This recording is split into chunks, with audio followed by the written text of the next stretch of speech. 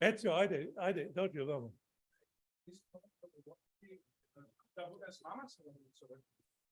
Čuj, daš ćeš kratku izjavu tamo za televiziju. Dao sam već. A si dao već? Da. 15 minuta. Ne, da se dalo kako da to pobjedimo, ne? Ja bih mogao malo uvesti, da vidimo po raznim tačkama na procinu, da vidimo i što profesor isto kaže. Dobro. To možemo nakon Da, kad hoćete vidjeti. Profesor rekao, ne znam, ovi dvojica, rektori... Molim? I dvojica će se vama sjediti, ja mislim. Da. Dobro, ja idem tamo onda i onda postoje... Onda ćeš doći vamo, ne? Nakon openinga. Ja sam to. Ja.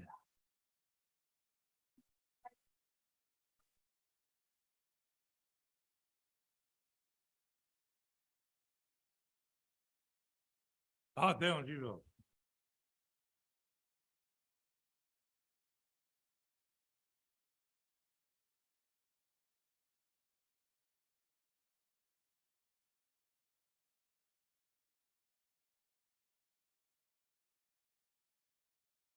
Chiese Francia, chi è Francia?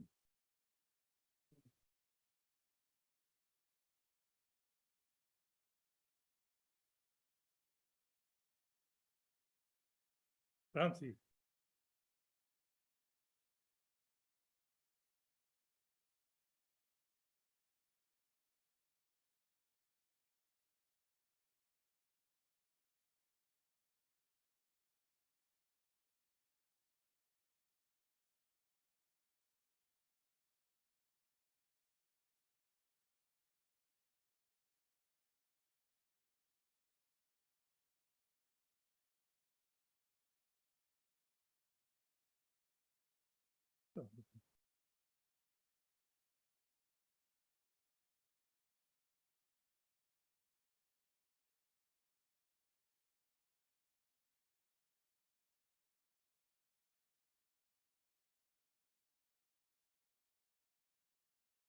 Ja. Recimo, recimo.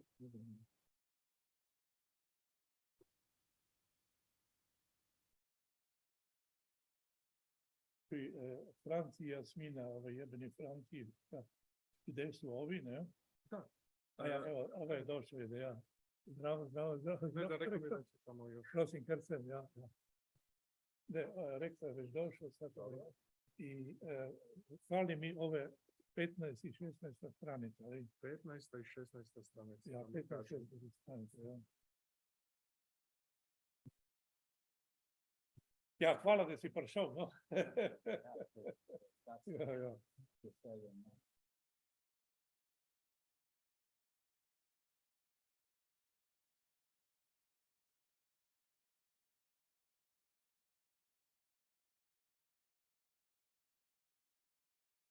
A ti si šepec? Ja, dober dan. A, ja, ja, tako vidim sem, ne? Britanski produčujejo vina noter v Novi Ljubljani. Ja, ja, poznam. Sedi se vse, ja.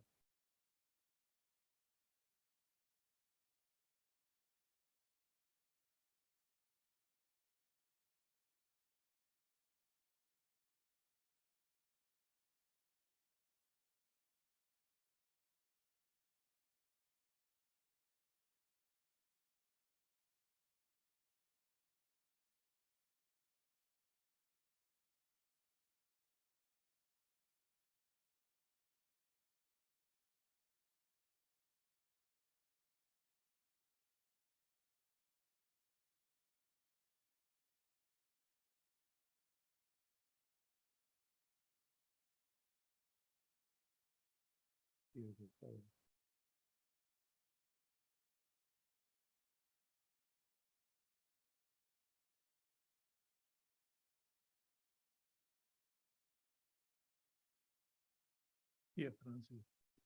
Sporoča, da prihaja zdaj. Kako? Sporoča, da prihaja. Ja, ja, dobro.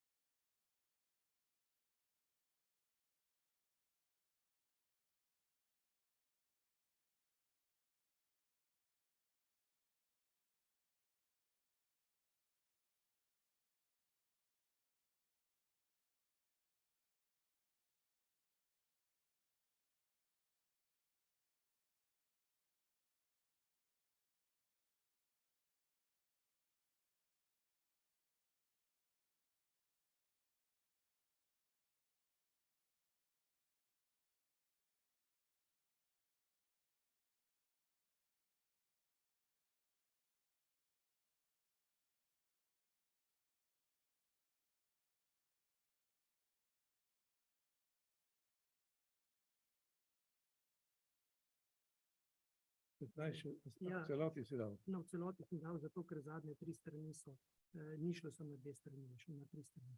Dobro, Zbir poliks. dobro, kaj tole pa... Tole pa odpade, ne? Tako to odpade. Ja, dobro. Kaj začnemo?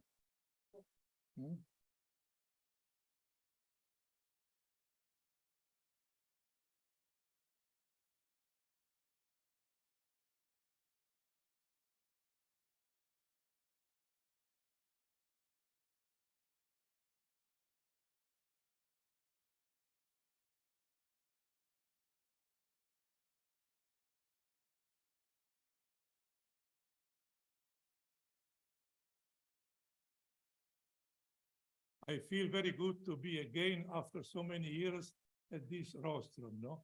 But not having the lecture, but to warmly welcome you. Good morning to all. I warmly welcome all the participants to the concluding conference of our project named Academic Network Supporting EU Policies Towards Western Balkans, with emphasis on regional cooperation based on reconciliation, named ANETREC. I wish all of us a successful work today and tomorrow, and of course, a pleasant stay in Maribor. Besides our colleagues from the partner university of the ANETREC project from the Western Balkan countries, Croatia and Slovenia, are with us directly or through the online connections, also our colleagues from the universities in Bulgaria, Romania, Hungary, Ukraine, Odessa, and United States of America, Harvard University, who accepted our invitation to prepare their pertinent contribution to the conference. I would like to express our gratitude to them. I thank the Central European Initiative from Trieste for giving a financial support for the realization of the conference. With us is Mrs. Nina Kodelia, already arrived. Nina, dobro jutro, the Deputy Secretary General of CAI, who will later inform us on the role and mandate of CAI in developing regional cooperation in the Western Balkans and Eastern Europe. When we convened our conference, we did not know that is today in Skopje, far away of us, Northern Macedonia, also the Brdo Briuni conference, gathering the governmental leaders of the Western Balkans countries and other relevant politicians. Perhaps it will be interesting to compare later the official viewpoints concerning the EU policy toward Western Balkans with our non-governmental one. However, this is the reason. Where is now? It's okay. This is a reason that Mr. Oliver Varhelyi, our old friend, the Commissioner of the European Commission for Neighborhood and Enlargement, could not come in person to this conference, but he sent to us the message, the address that you will see. Georgiana, good morning, that you see on the screen.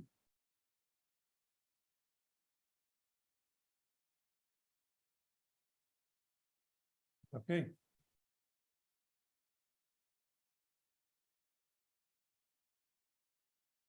Bude člen, no, da ne bo skakal se zdaj. Ja, člen se za stolico, pa bude člen, yeah. Okay, it's okay. As you see, this guy is very nice guy, no? Yeah, and he sent the following address to us. Distinguished professors, ladies and gentlemen. First of all, thank you all for your valuable work in support of the EU enlargement policy and regional reconciliation in the Western Balkans. Your support is strongly needed as you give the intellectual basis in the region for this complex and challenging transformation process. Your support, I repeat, is strongly needed as you give the intellectual basis in the region for the complex and challenging transformation process. Please allow me to shortly outline our work and priorities for the next months, for which I ask for you continued support. Enlargement is a top priority for the European Union today. Following the Russian war of aggression against Ukraine, the European Council gave candidate status and EU perspective to the three Eastern partners, Ukraine, Moldova, and Georgia. At the same time, EU leaders called for the acceleration of the accession process of the Western Balkans. This is a historic opportunity to integrate the Western Balkans into the EU, and we have a plan how to make it happen. It remains a formidable challenge that requires political will and hard work on all sides, the EU institutions, the member states, and the accession country. But it is doable now. The technical process for the negotiation is in place. The new methodology that this commission developed provides the right framework. It is a political driven process with fundamentals in the center that ensures predictability and credibility for the negotiations. We can use the structure to significantly speed up the process if the accession countries are delivering on reforms. The EU will need to take all the decisions in relation to enlargement without delay, no matter how small, no matter how big. Every time there is delivery on the side of the Balkan countries, there has to be a recognition and a decision in the enlargement process by the EU. We also have a plan to accelerating the economic growth and bringing forward the real integration of the region to the EU. We will present this growth plan for the Western Balkans, growth plan for the Western Balkans, the name of the document, together with the annual enlargement packages later this autumn. The plan is based on four pillars. First, bringing the Western Balkans closer to the EU single market. Second, deepening regional economic integration. Third, accelerating fundamental reforms. And fourth, increasing the pre-accession funds. The new growth plan comes on top of the implementation of the euro 30 billion economic and investment plan for the region. The implementation of the EIP is well on track.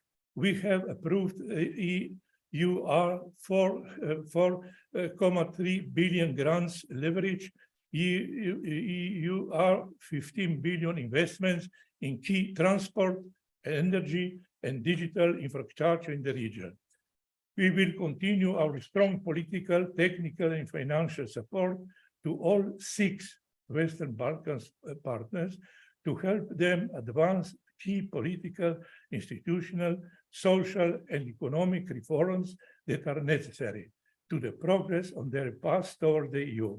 I wish you fruitful discussions and exchange on these important topics. Thank you.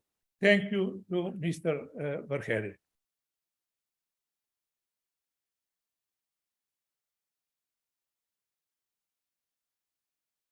I have a pleasure to invite our respected rector of the University of Maribor, Professor Zdravko Kacic, to address the participants of the camp. Please, Mr. Rector. Would you go to the rostrum or it's okay here? Okay. Yeah. Thank you very much, dear Professor Emeritus Dr. Stilo Deletak, dear Associate Professor Dr. Mita Shepets, dear distinguished guests, ladies and gentlemen. It is my great pleasure to welcome you on behalf of the University of Maribor on this event.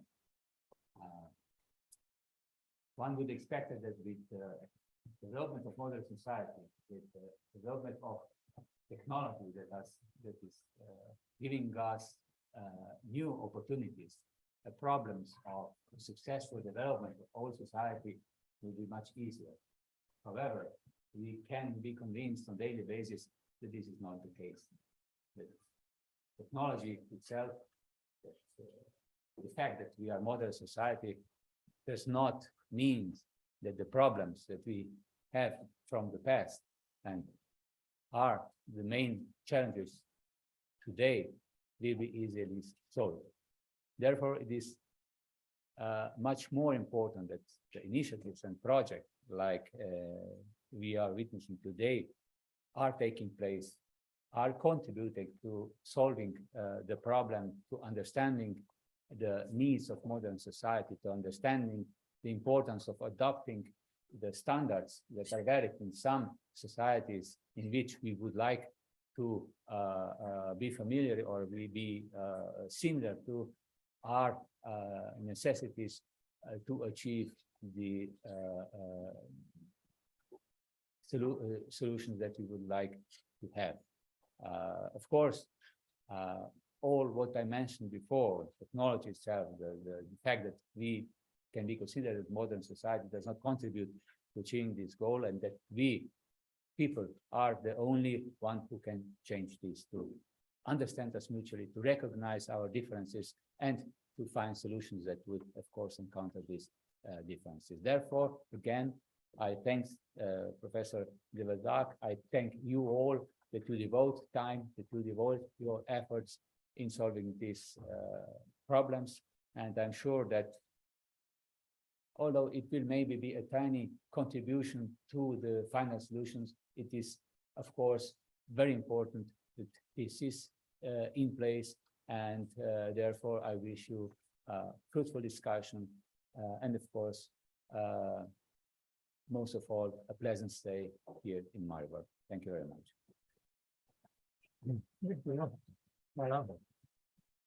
Next speaker is Associate Professor Dr. Michał Szepec, President of the Academic Council of the Faculty of Law of our university. Please, Michał.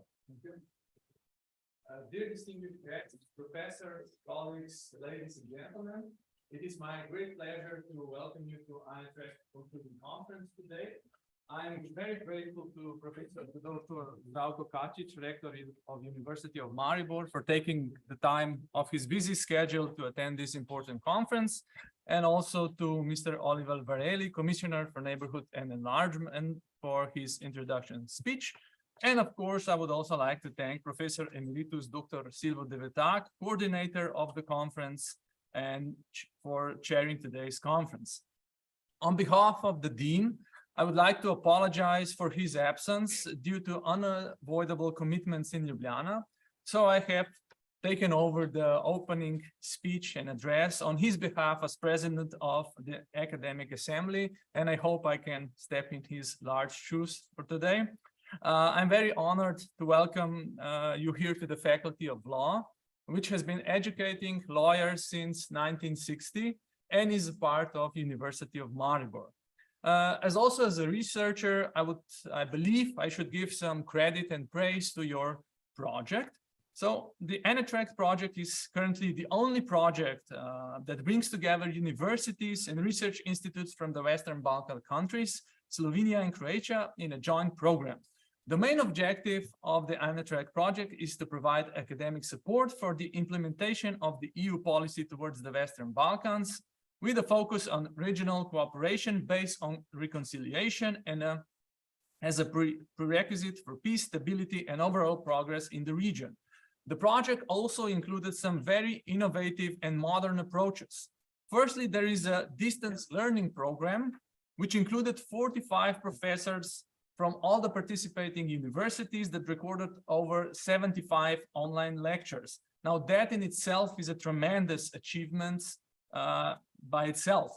And secondly, there is the students, how should we say, research that was prepared in an essay form. So 40 best essays from students from all over the Balkan countries, and of course, Croatia and Slovenia, were presented in ANETREC Summer School in Bitola in North Macedonia.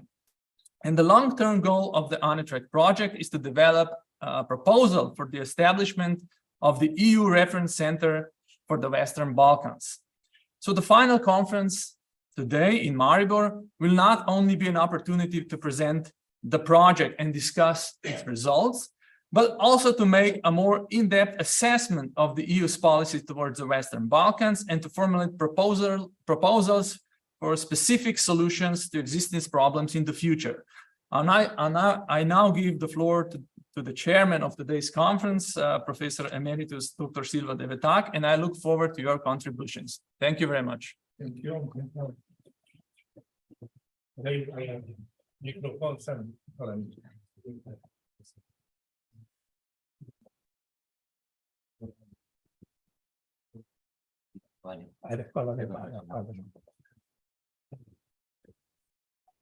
So now we can continue in accordance with the program of the conference. I see the first speaker is Silva de Verdaak. Okay, he will sit down and read, and read the contribution.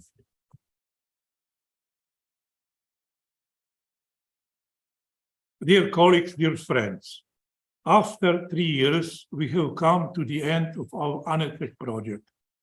It brought together more than 80 professors, researchers, librarians, IT experts, and administrative staff from Western Balkan countries, Slovenia and Croatia, who took part directly in the realization of the project program or expressed their willingness to cooperate in the similar activities in the future. We are proud that the ANETREC is currently the only project, as we know, which combines such high number of universities and individuals from this European turbulent region. We are very sorry that our colleagues from Kosovo could not join us at this concluding conference. The main goal of the academic network supporting EU policy toward Western Balkans, with emphasis on regional cooperation based on reconciliation, ANETREC, has been the academic support to the process of implementation of the EU policies towards Western Balkans, with emphasis on regional cooperation based on reconciliation as a prerequisite for peace, stability, and general development of the region. Details about the project are on the ANETREC project website that you have see on the screen.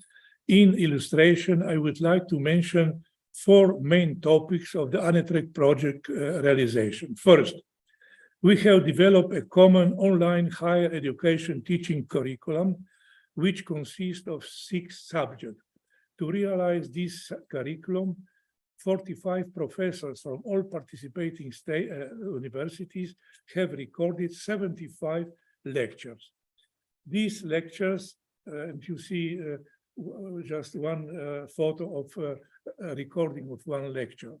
These lectures are since the summer semester of the 21-22 academic year, available on the project website page that you can see on the screen, to use them as online lectures at the participating universities. The subjects could be held independently or as a part of existing study programs. Universities have also the option to accredit the curriculum as a whole. We do hope that the realization of this program in education could have a long-term positive impact on spreading the spirit of reconciliation, tolerance, and cooperation among the countries and nations of Western Balkans, Slovenia, and Croatia. Besides the ANETREC project, and after the end of ANETREC project, the study materials gathered and the willingness of over 80 professors to participate in the proposed or similar topics in both education and in research represents a good basis for future development of different forms of study and research programs, which should the EU firmly support.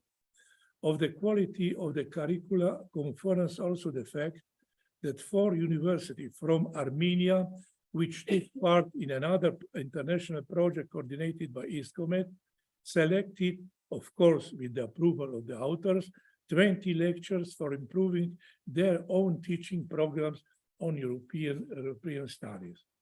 Second, as encouragement for student research of different aspects of EU policy towards Western Balkans on the problems of these countries in relationship with the EU and the relevant state of affairs in their societies, we carried out a public call to students to write essays on these questions. The best 40 essays we publish in the ANETREC publication that you can see here. This is a really unique publication bringing together students from all these countries, from Pristina to Belgrade, Zagreb, and so on and so forth. The best 40 essays we publish, as I said, in this publication that you can find also on the website that you can see on the screen.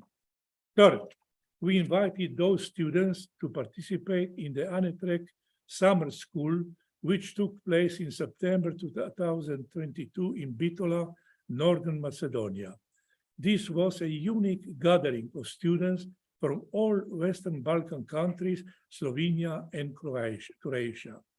There, under the guidance of professors, they organized debates on the content of their essays.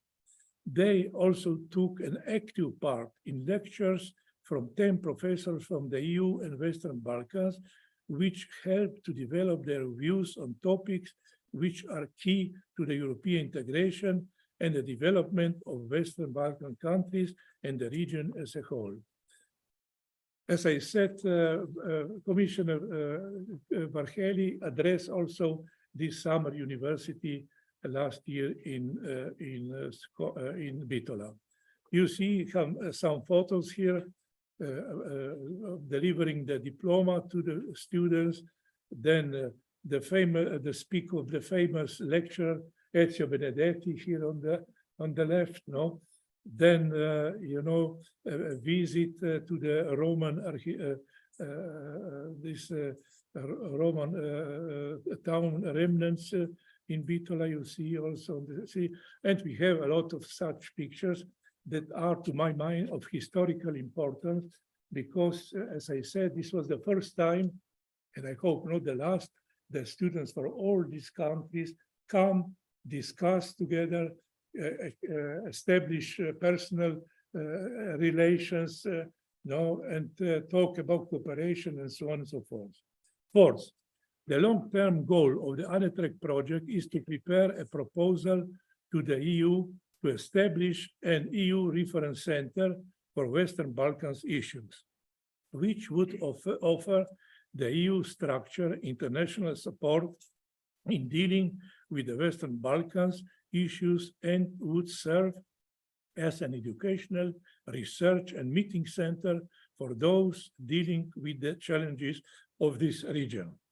The success of realization of this proposal is, of course, dependent on the engagement of the government of the country that would wish to host such a reference center. Of course, I hope that the Slovenian government will support this idea, but it is up to them, not to us. Dear colleagues, the ANETREC concluding conference is an opportunity to not only present and discuss the result of the project in the context of the evaluation of the EU policy towards the Western Balkans, but also for proposing to the relevant international factors our suggestions on how to supplement their policy in the future. In this regard is on our program, tomorrow, the discussion and adoption of the Maribor Declaration titled Supporting Reconciliation and Regional Cooperation, in fact, promoting reconciliation and regional cooperation in the Western Balkans as essential preconditions for the effective European integration of this region. This is, as I said, this opportunity to develop our proposals. Drafting the recommendation included in this declaration proposal, we confine ourselves to three basic prerequisites, which are the result of the experiences we gathered during the implementation of the ANETREC project. Namely, firstly, a consistent process of reconciliation within and within Western Balkans countries and in their relations with neighbors, what is a fertile ground for developing regional cooperation, is the most commendable prerequisite for ensuring the effective realization of the EU enlargement policy tenets and thus ensuring long-lasting peace, security, democracy, and sustainable economic development across the entire Western Balkan region. Secondly, the academia within the Western Balkans and neighboring countries could play a key role in shaping and implementing projects and initiatives that contribute significantly to the reconciliation process and consequently facilitate specific regional cooperation efforts.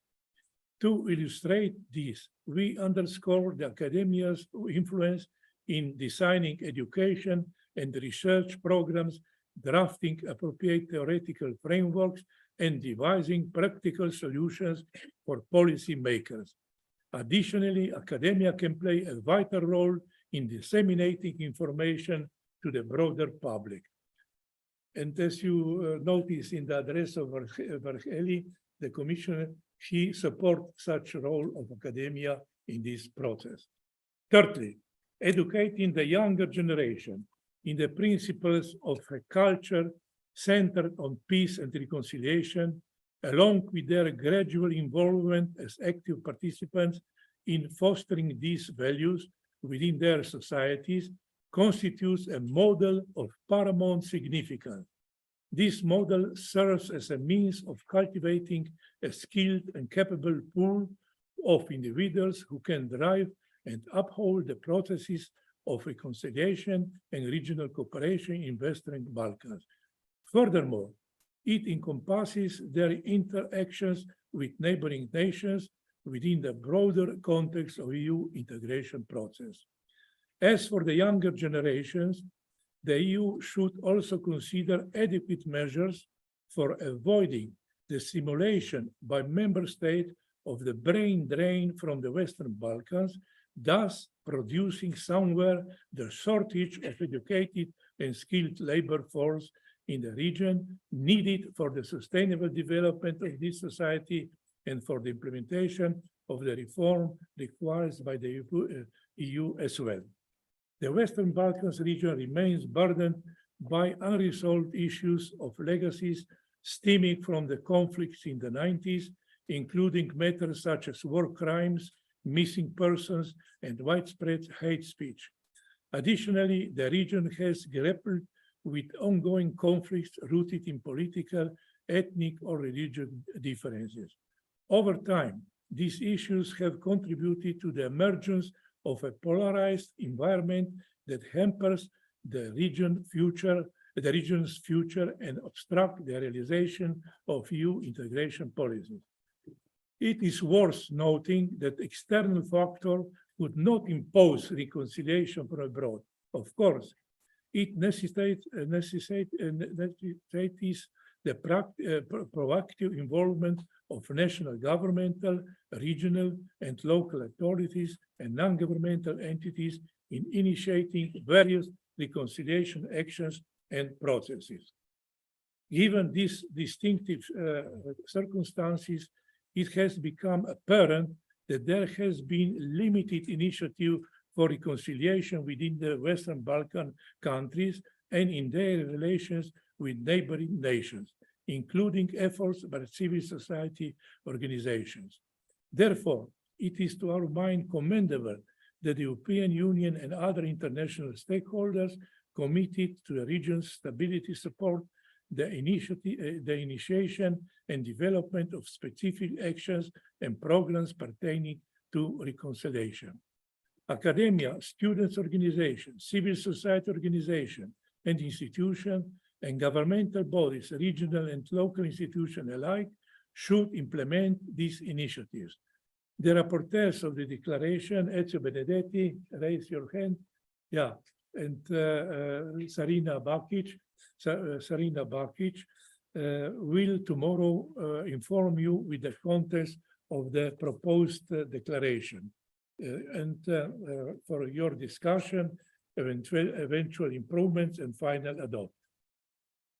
Dear colleagues and friends, in concluding, I must say that we have realized the ANETREC project during the terribly deteriorated international circumstances when the armed skirmishes in eastern Ukraine since 2014 developed in June 2022 to the full-scale war.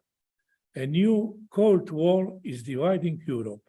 However, the current Iron Curtain is, in inverted commas, is today going about 600 kilometers to the east from the previous one.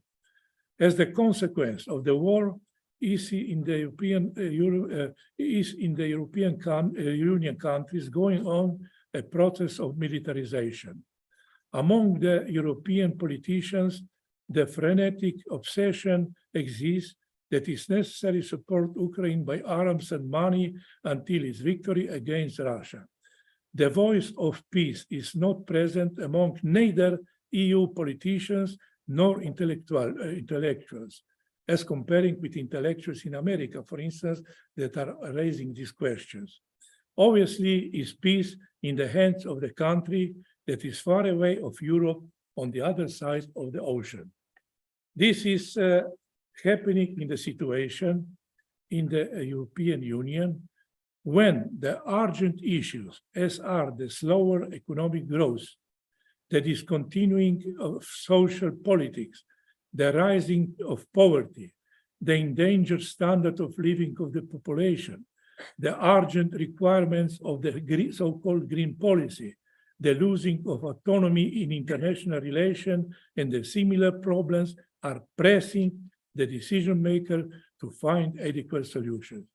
Moreover, we could not exclude, to my mind, neither the nightmare that Europe could be pushed to the front line of the disastrous USA-Russian nuclear conflict if the war will continue without hindrance.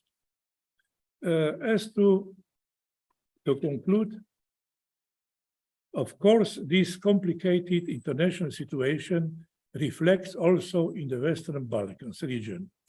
It is present especially in the confrontation between the EU, USA, and UK on one side, and Russia, China on the other side, regarding their political, economic, and security influence and presence in the region. However, the philosophy of the ANETREC project has been, and I hope would be also in the future, that the EU and other relevant international factors should support primarily, without any discrimination, the European integration of the Western Balkans countries, and in this context, the stability, democracy, and the rule of law, the friendly regional cooperation, and sustainable development of this European region. I do hope, my dear friends and colleagues, that we have, with our ANETREC project, modestly contributed to this goal. Thank you very much for your attention.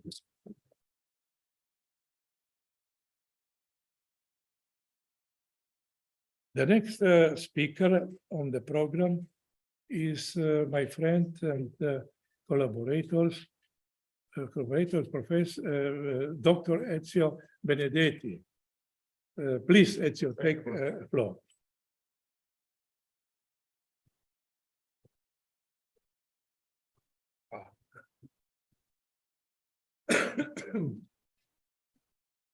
Thank you, Professor Deretak. Good morning, everyone. It's a pleasure being here. I know many of you, many others probably we will know better today and tomorrow. I hope we will have a fruitful today of discussions, and we will be able somehow to elaborate consistent and but Ezio, I must praise you and say, yeah, he came late in the night, last night, to Gorizia, Italy, then took his wife to the railway station, this morning, and then continue the way to Maribor, not to lose our conference. Bravo, Ezio. Thank you. Okay, continue. So, I trust that we can have this is a great opportunity to have a fruitful and consistent discussion among us, and to elaborate, as Professor stressed already, a relevant declaration, final declaration of the ANETREC project, addressing EU authorities, local, national, regional government, and so on and so forth. But before we go in this relevant, and I would say the most important part of our conference, we agreed to set the scene somehow. What's going on? What is the current situation in the Western Balkan countries? In other words, which are the main achievements and especially the main challenges faced by the region today? So we cannot disregard the fact that the situation in the Western Balkans is strongly and in a relevant manner connected to what is happening in other scenarios, especially considering the war in Ukraine.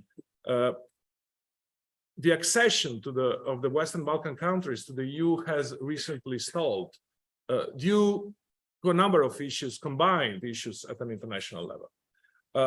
Some of these issues are relevant or more relevant for the EU, some others are more relevant within the region itself.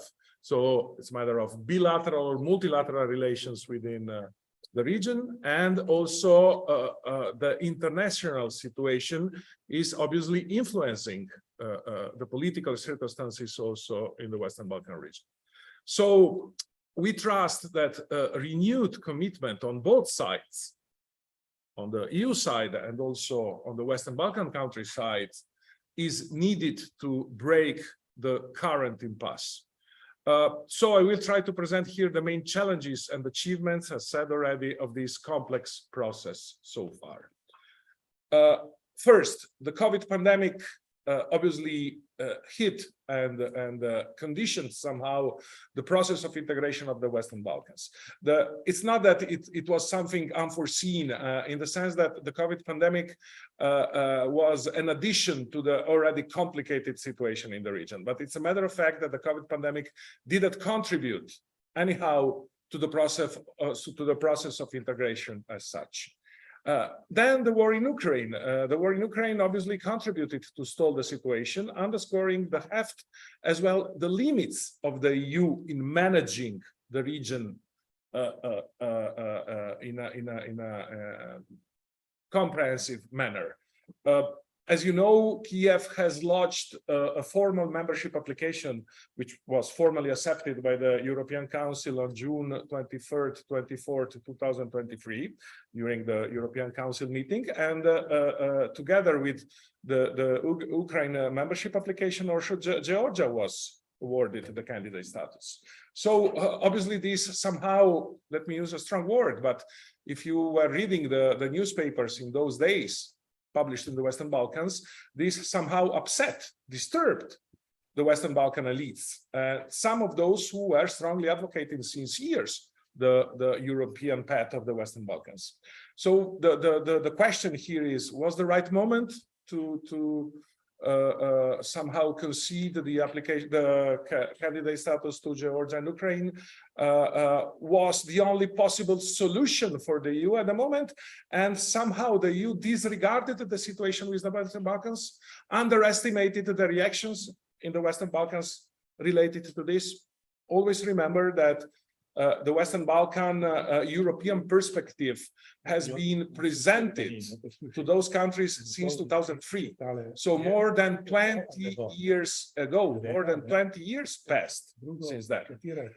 Some of the Western Balkan leaders, you can read some declarations by Vučić rather than by Kurti, but also by Edi Rama in Albania, consider this as a sort of betrayal or a sort of underestimation, at least, of the priorities which were supposed to be given to the Western Balkans.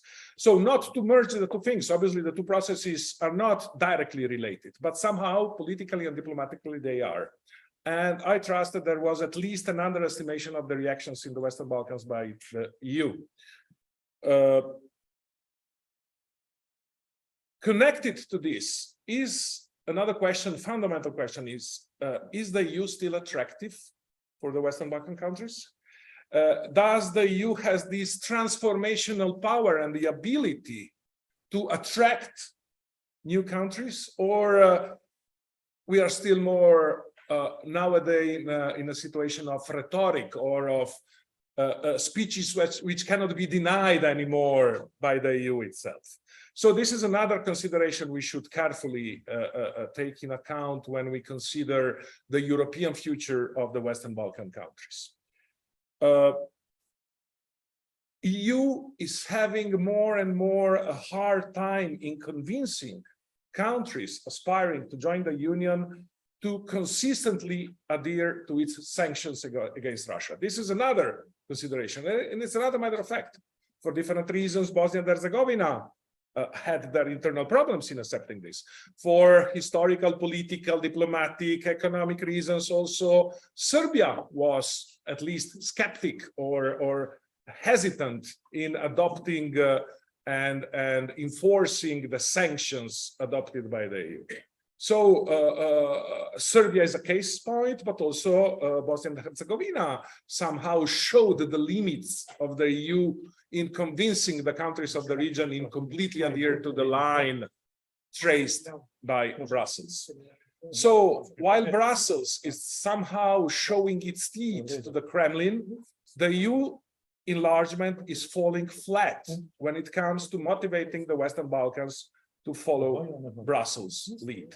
And politically, this is also, again, a very, I would say, self-evident consideration if you read the newspapers published in the last 6 months in the Western Balkans. Perhaps in Bosnia and Herzegovina, we can remember the positions of Milorad Dodik, the leader of Republika Srpska, currently one of the 3 members of the state's tripartite presidency, who has effectively vetoed any punitive measure against Russia. And in parallel, the fact that he's threatening succession from the federation. These 2 elements are politically interconnected somehow. Maybe Sarina will better than I can do illustrate us these internal problems so far, but we must not disregard that also what is happening within not only Bosnia and Herzegovina, in Serbia, also in Kosovo, in Albania, and in other countries of the region, Montenegro perhaps, is directly related and connected to a wider picture, a wider perspective we should have at least over Europe, not to enlarge even more the perspective, I repeat. So, what are the main achievements? Is everything only negative? No, it's not. I mean, in 20 years, many things have been done. Less than one was expecting, obviously, but the situation of the 6 Western Balkan countries is absolutely not comparable to the situation they were living 20 years ago, by a socioeconomic, by a political point of view, by the point of view of rule of law, of the enforcement of democratic institutions, and so on and so forth.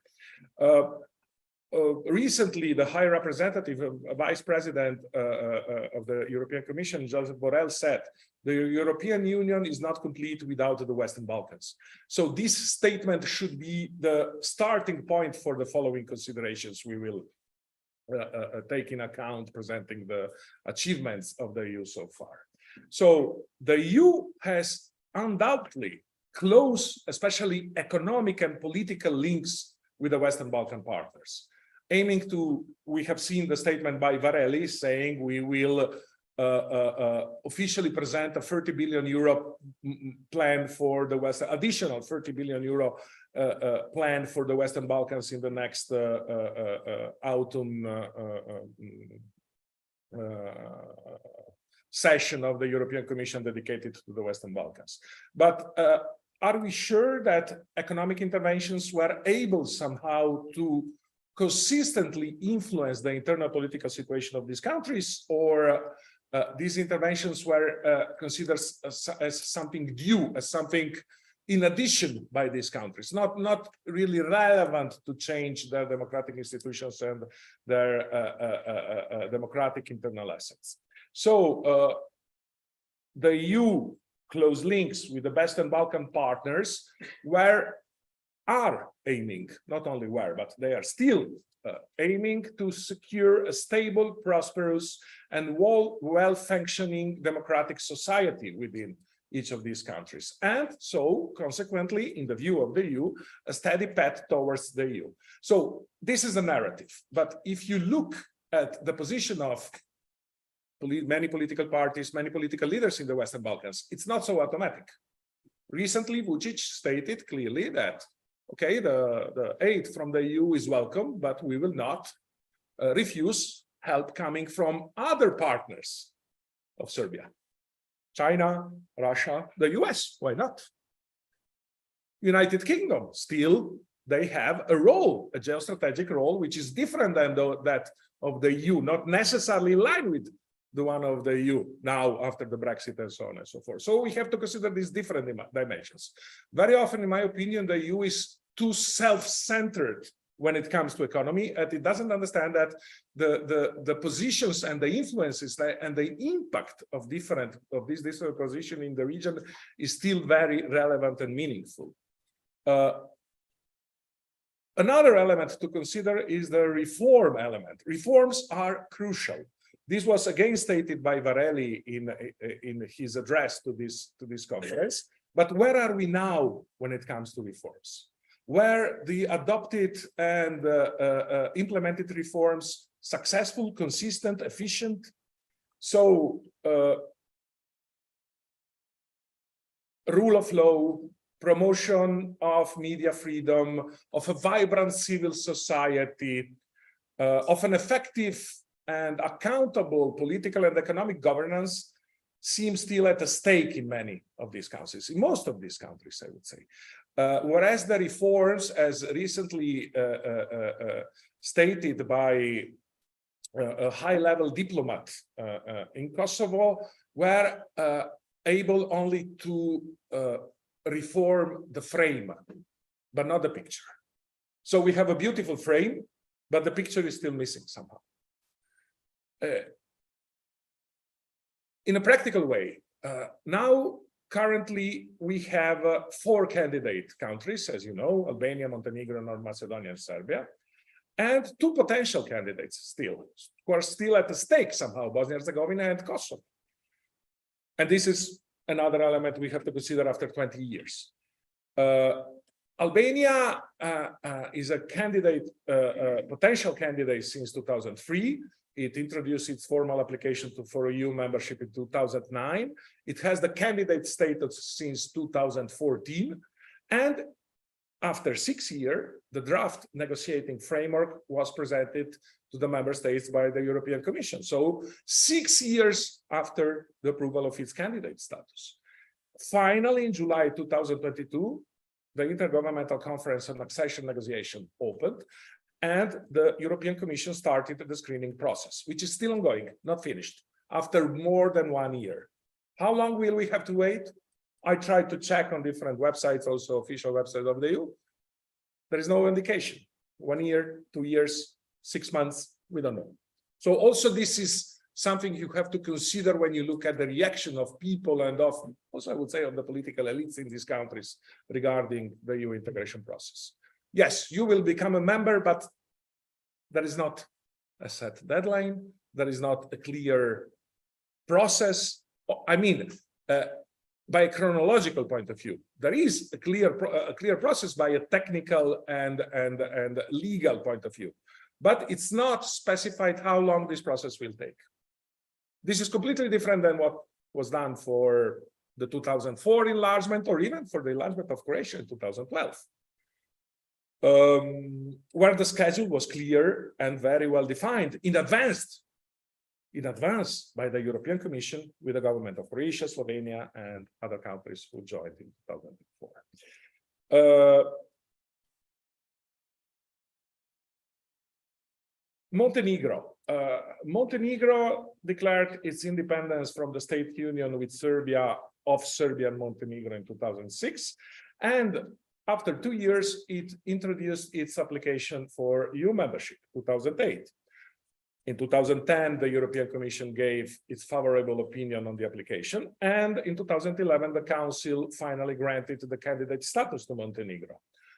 The accession negotiations started in 2012. After more than 10 years, almost 11, yes, it's true, all the 33 chapters were screened and opened, but only 3 are provisionally closed. So you can see here clearly in the Montenegro case how thorny the road can be, how difficult, how long this process is, for different reasons, Not all of them somehow directly related to the political will of the EU or to the internal problems of the EU, even to some clear and consistent mistakes and obstacles which can be identified within these countries. Montenegro has also its own internal problems. Nevertheless, is considered to be the front runner of this process by the European Commission. So a front runner who in 10 years was able to close only 3 chapters. Consider also this, how long it will take for the other 30? 30 years, 40 years? Hopefully less, I would say, but this is the current situation. North Macedonia, this is a case which was very, very relevant and very important, also considering the complicated bilateral relations between the North Macedonia and Bulgaria, which were recently settled, let's say. The matter of fact that Macedonia is a potential candidate, as 4 other countries, since 2003, since the famous Thessaloniki European Council meeting, where all the countries of the region were granted their European future. The Stabilization and Association Agreement entered in force in 2004, the first in the region, and together with it, the EU membership application was introduced by the Macedonian government. In 2005, the European Commission gave a positive opinion. The Council granted the candidate status, and for 10 years consecutively, since 2009 to 2019, the European Commission reiterated recommendations to the Council to open the negotiations. These recommendations were disregarded for several reasons: the opposition of Greece first, then the Bulgarian case, and so on and so forth. The matter of fact is what? That we had to wait 2020 for the Council's decision to open the negotiations with North Macedonia, and for the adoption of a draft negotiating framework between North Macedonia and the European Union. Finally, last year, again in July, together with Albania, the Intergovernmental Conference opened, and the European Commission started the screening process of the 33 chapters to which the North Macedonia government should adhere and should follow on relevant reforms in different sectors. Very recently, it was 2 days ago, the Macedonian parliament rejected the decision to change the constitution in order to be able to adopt the proposed reforms. So you see another obstacle.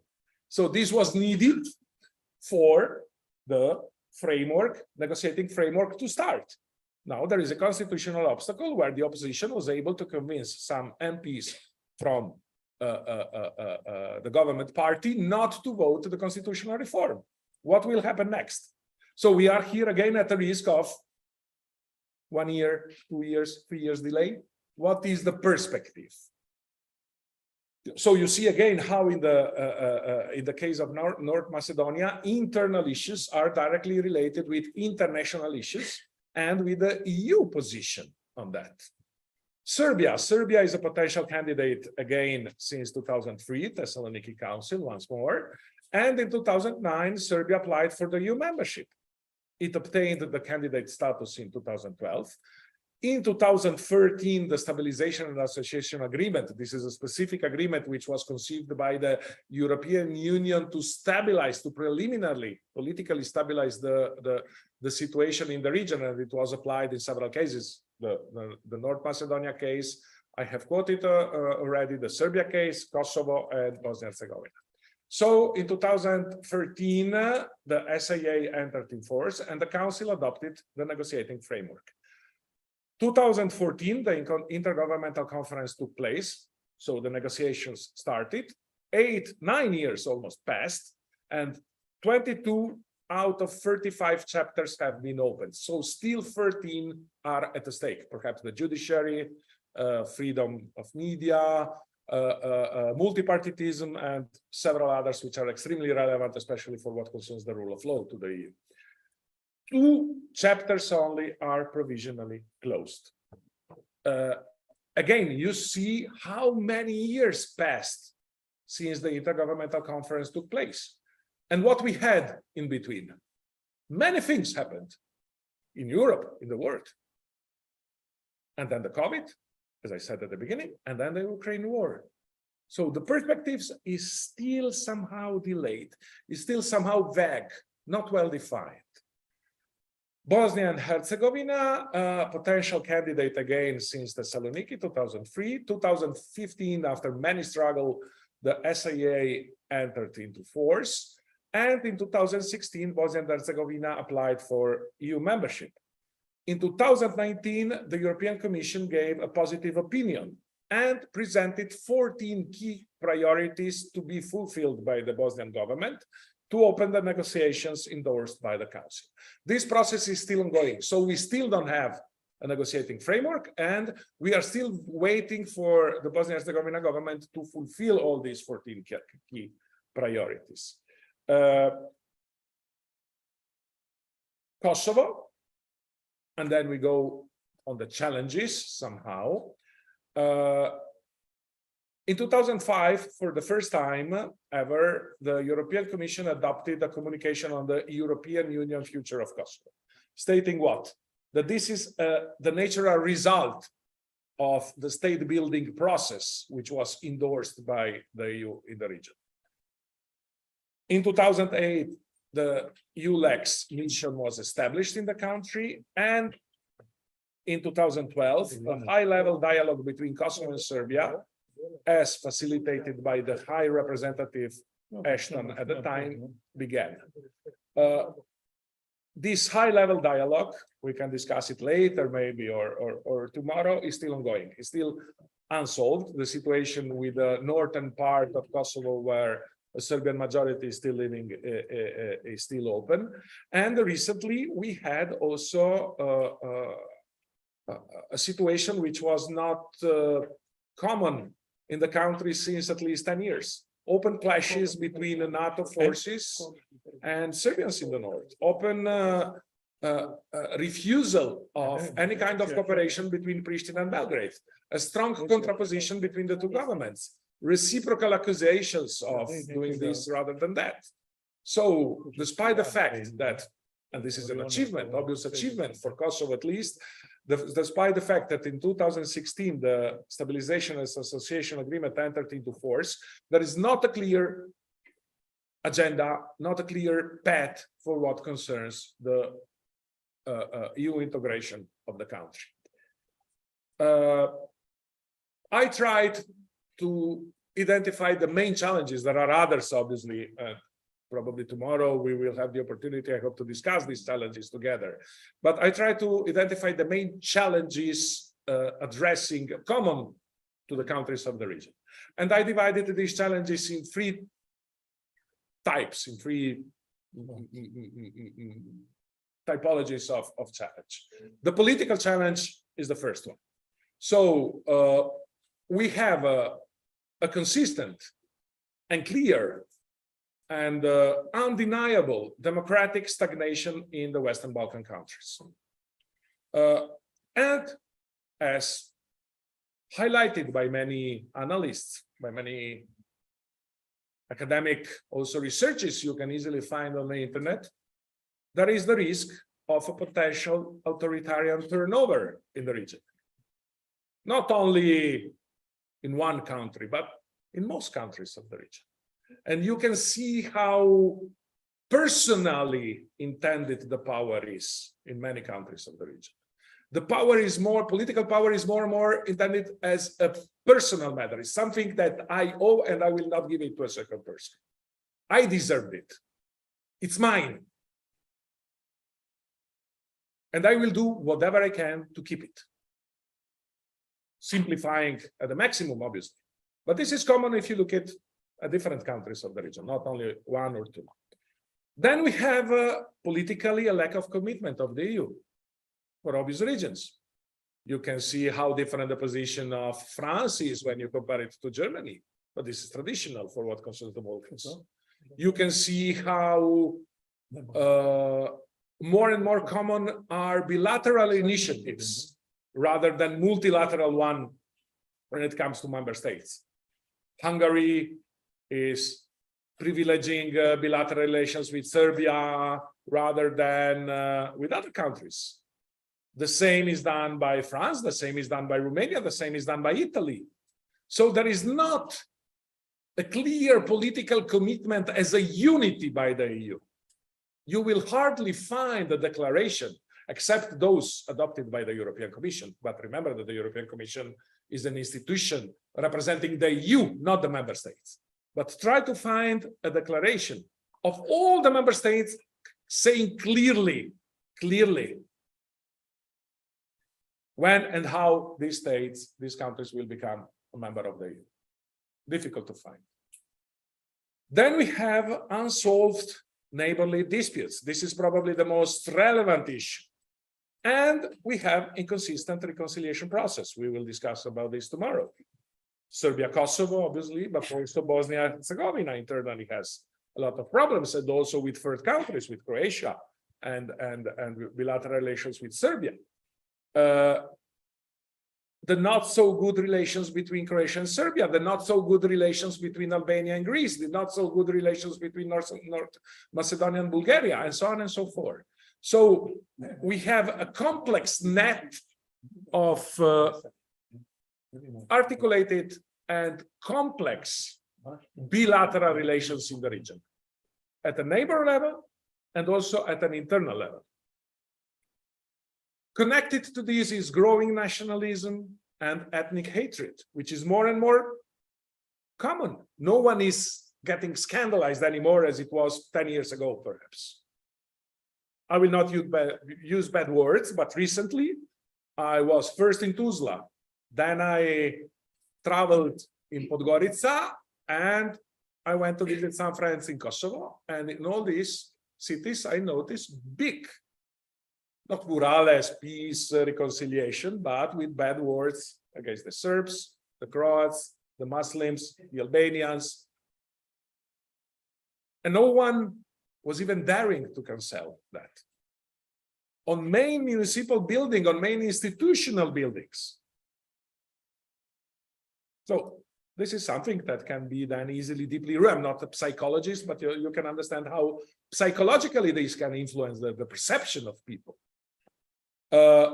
Democratic freedoms opposition. This is obviously connected to point one, to democratic stagnation and potential authoritarian turnover. The matter of fact is what? That the parliaments are more and more exaggerated from their role. We are facing what recently Chomsky defined as false parliamentarism or fake parliamentarism, where the parliaments are only the cathedrals, but empty cathedrals where democracy should take place, but that the political decisions are taken somewhere else, not anymore in the parliaments. Both the opposition and the majorities are simply executing the orders coming from somewhere else. And this is clearly going against the concept of rule of law as it is intended by so-called Western or liberal democracies traditionally.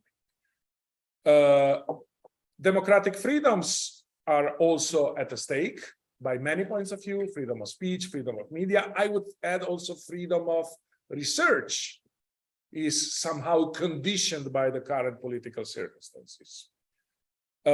Free and fair elections, this is still a challenge, and very often, even if the situation is much better than in the 90s, we are facing, or at least reading, some criticism to how free and how fair the elections are in the region.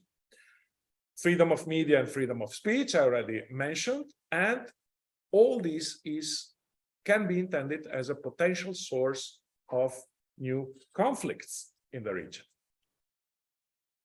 Institutional challenges, the second level. So first we had the political challenges, now we have the institutional challenges.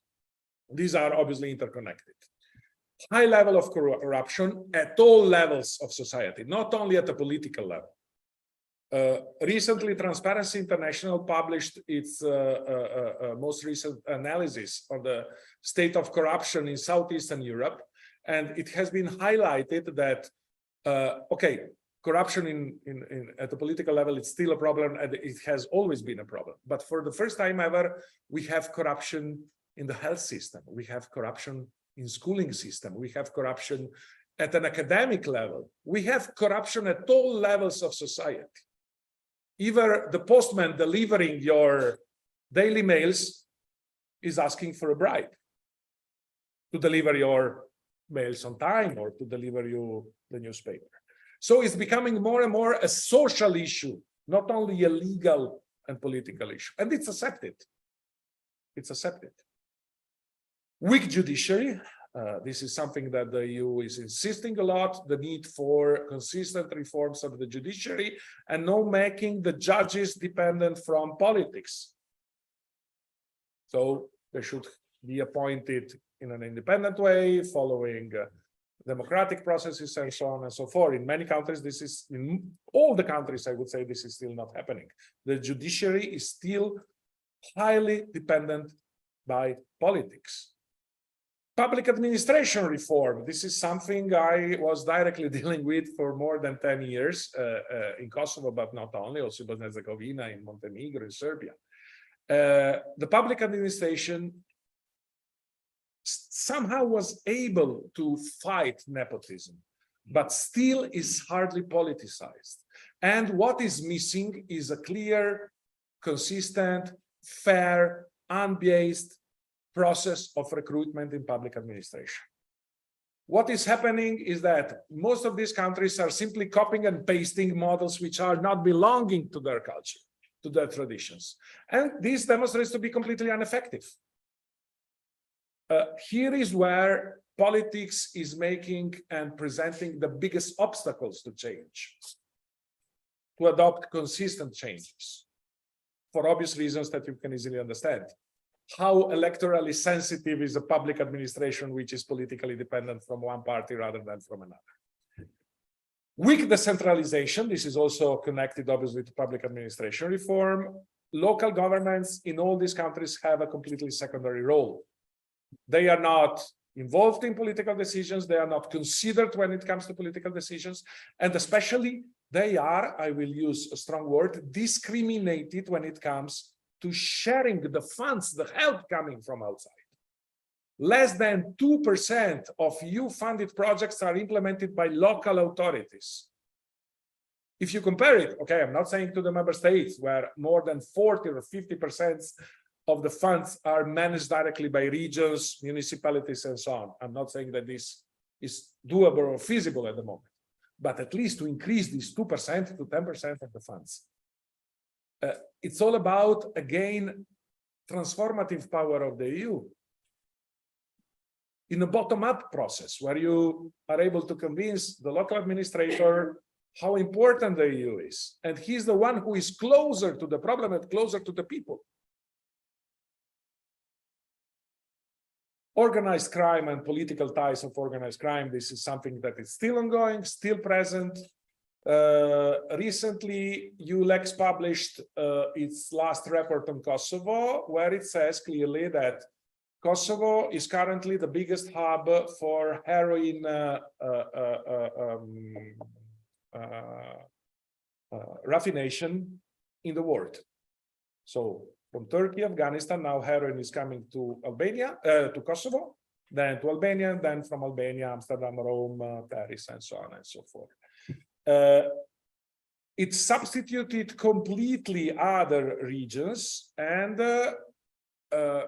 organized crime is more and more transforming, according to this EULEX analysis, not only in Kosovo, to something similar to what happened to Italian mafia, perhaps.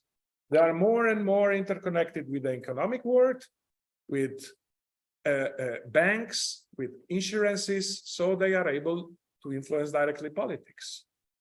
They are not anymore those sitting with a gun under a tree.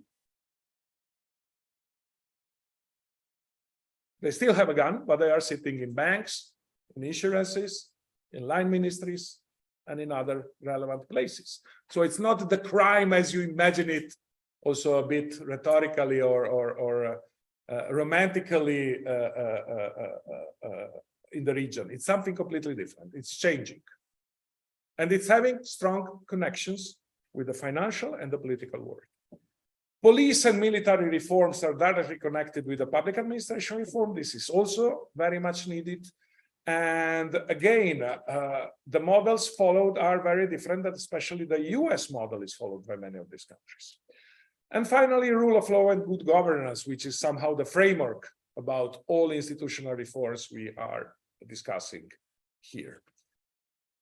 Then the third level of challenges, I'm going to finish in 5 minutes. The socioeconomic challenges. The current socioeconomic situation is directly linked, and it's the product of the wars of the 90s. This is undeniable in the sense that the wars provoked some social consequences and some economic consequences which have a long period of influence, which are impacting the region in a long-term perspective. So high unemployment rates, social consequences of the wars, low foreign direct investments and low incomes, brain drain of well-educated youth, which was also mentioned by Professor De Wetack, incomplete transitional justice process, weak reconciliations and the tenets of the wars, environmental challenges. Don't forget that environmentally, this region is considered to be by UNEP, the Environmental Protection Agency of the UN, as one of the most sensitive regions in the world, not only in Europe, for what concerns the environmental threat for its citizens. Some of the cities of the region are among the most polluted cities in the world, not only in Europe. This is directly connected also with climate change, obviously. Low public investments in research, in education, social injustice and destruction of welfare, and finally, growing poverty. These are all challenges that Western Balkan societies should be aware of and should be able somehow to tackle and to face. And I must say that this is very often disregarded by the EU, whereas also in the welcome speech by Mr. Varelli, he is insisting on digital transformation, he is insisting on energy, and he is insisting on transport. You don't see any of these elements quoted or directly mentioned when it comes to high-level economic decisions adopted by the EU. There are some strategic decisions which are extremely important. I'm not saying that infrastructures are not important. I'm not saying that digitalization in public administration is not important. I'm not saying that energetic networks are not important, but they should be accompanied by something else, where these elements are included. So more attention to research, more attention to education, more attention to welfare, more attention to climate change, more attention to environment, and so on and so forth. What are the future prospects? The first element is a paradox, somehow I would quote. The war in Ukraine can have a positive impact on the region, could speed up the integration process. If the promises made in June last year, when Ukraine and Georgia got the candidate status, will be respected by the EU, the two processes should at least go in parallel. Probably the EU cannot afford anymore to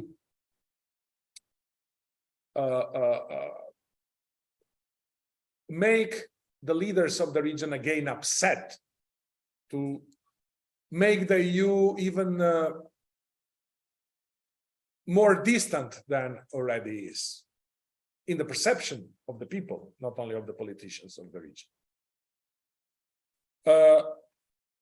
Second, very practically, the starting of accession talks with the North Macedonia and Albania would be another logical step in the way forward. Third, the EU should forge a common cause with the bottom-up democratic movements in the Balkans, and especially the Serbia-Kosovo dialogue should be enhanced and relaunched.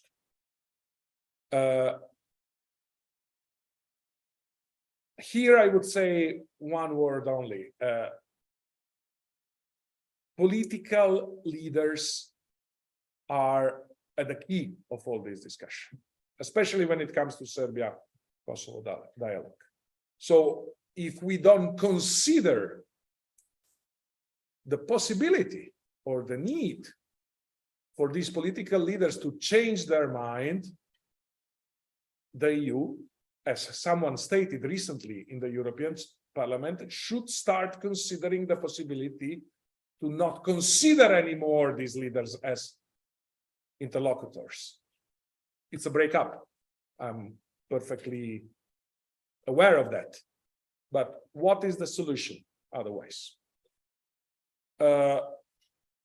Another important element, in my view, is the visa for Kosovo citizens and the accession, to grant the accession to the Council of Europe of Kosovo to avoid further instability.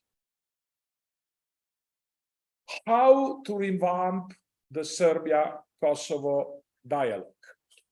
It's not obviously easy. It's a very complex undertaking, but the first element which is needed is a consistent and united approach of the EU, which is still missing. And both parts are playing on that, Kosovo on its side and Serbia on its side, for its own interest. You will not find, except again the European Commission statements, which are generally very vague, a clear political position of all EU member states on this question.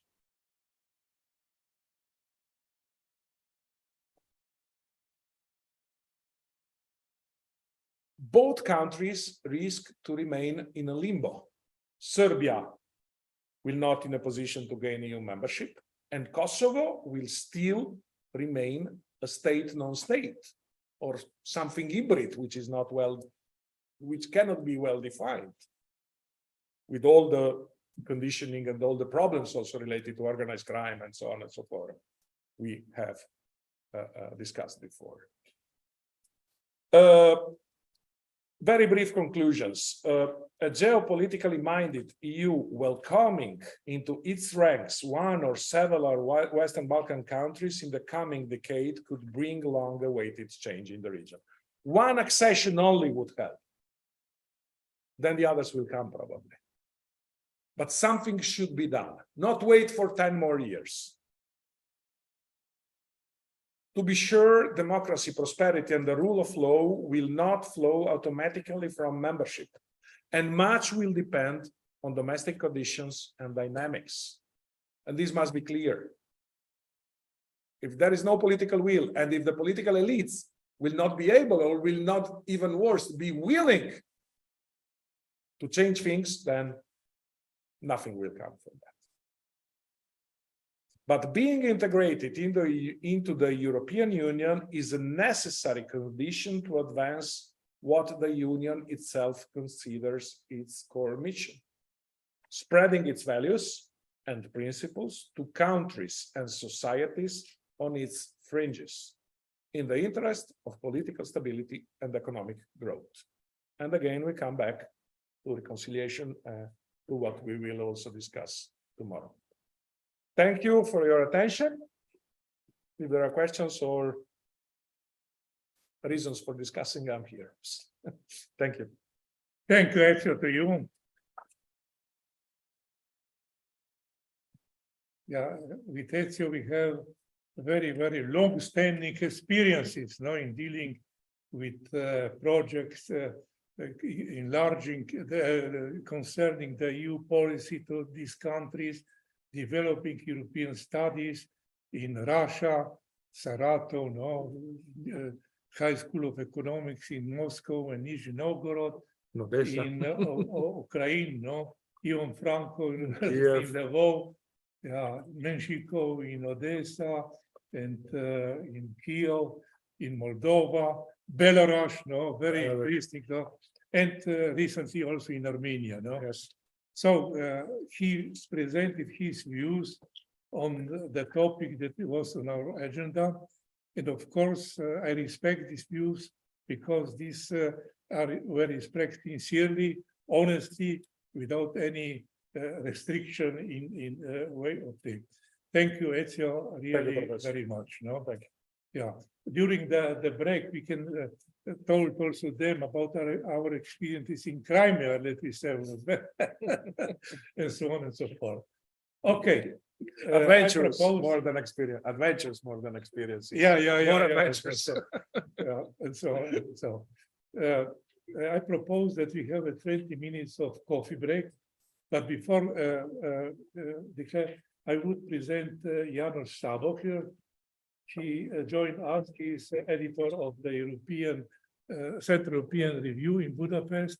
And tomorrow he will present his review and also offer to publish 7 to 8 these contributions in the next issue. Thank you, Janos. No?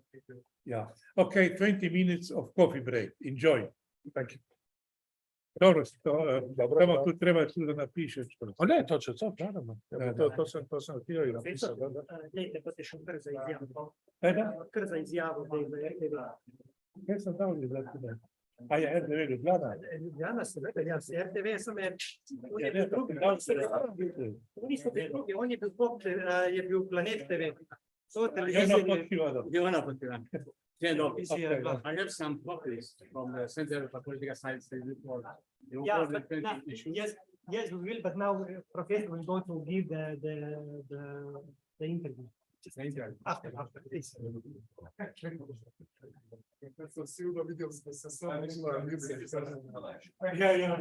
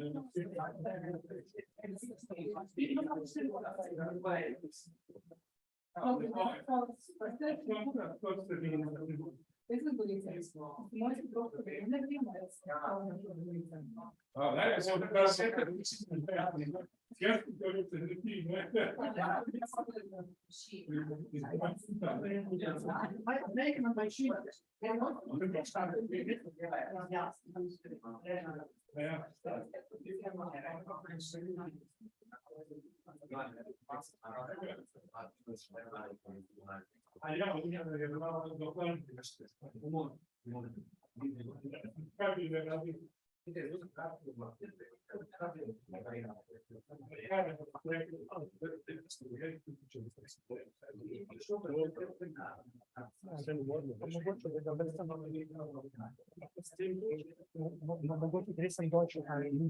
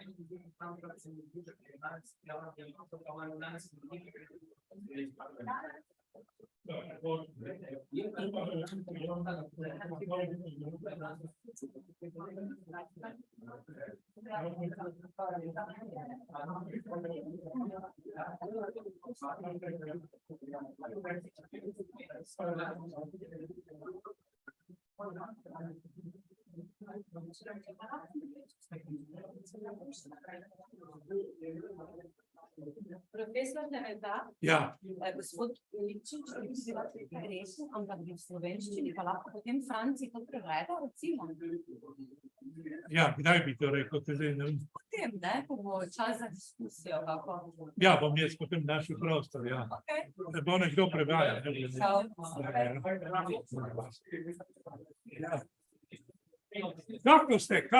Kako ste Nadja, a? Ja. Dobro, kako v Plovdiv, Đukanđiju, ja mislim, ja isto v Đukanđiju, nije iz Plovdiva, ne. Ne.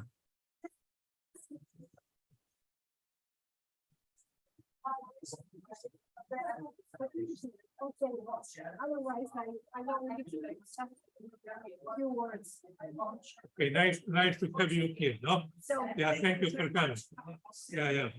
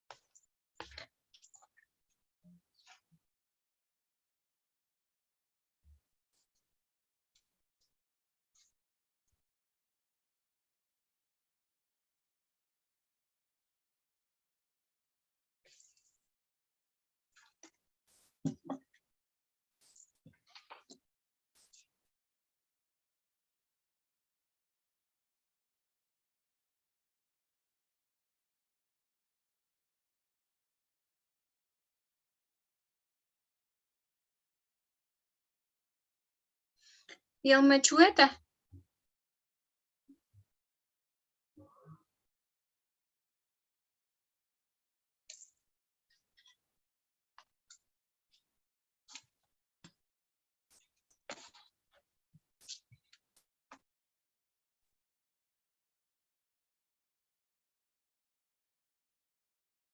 Jel se čujemo?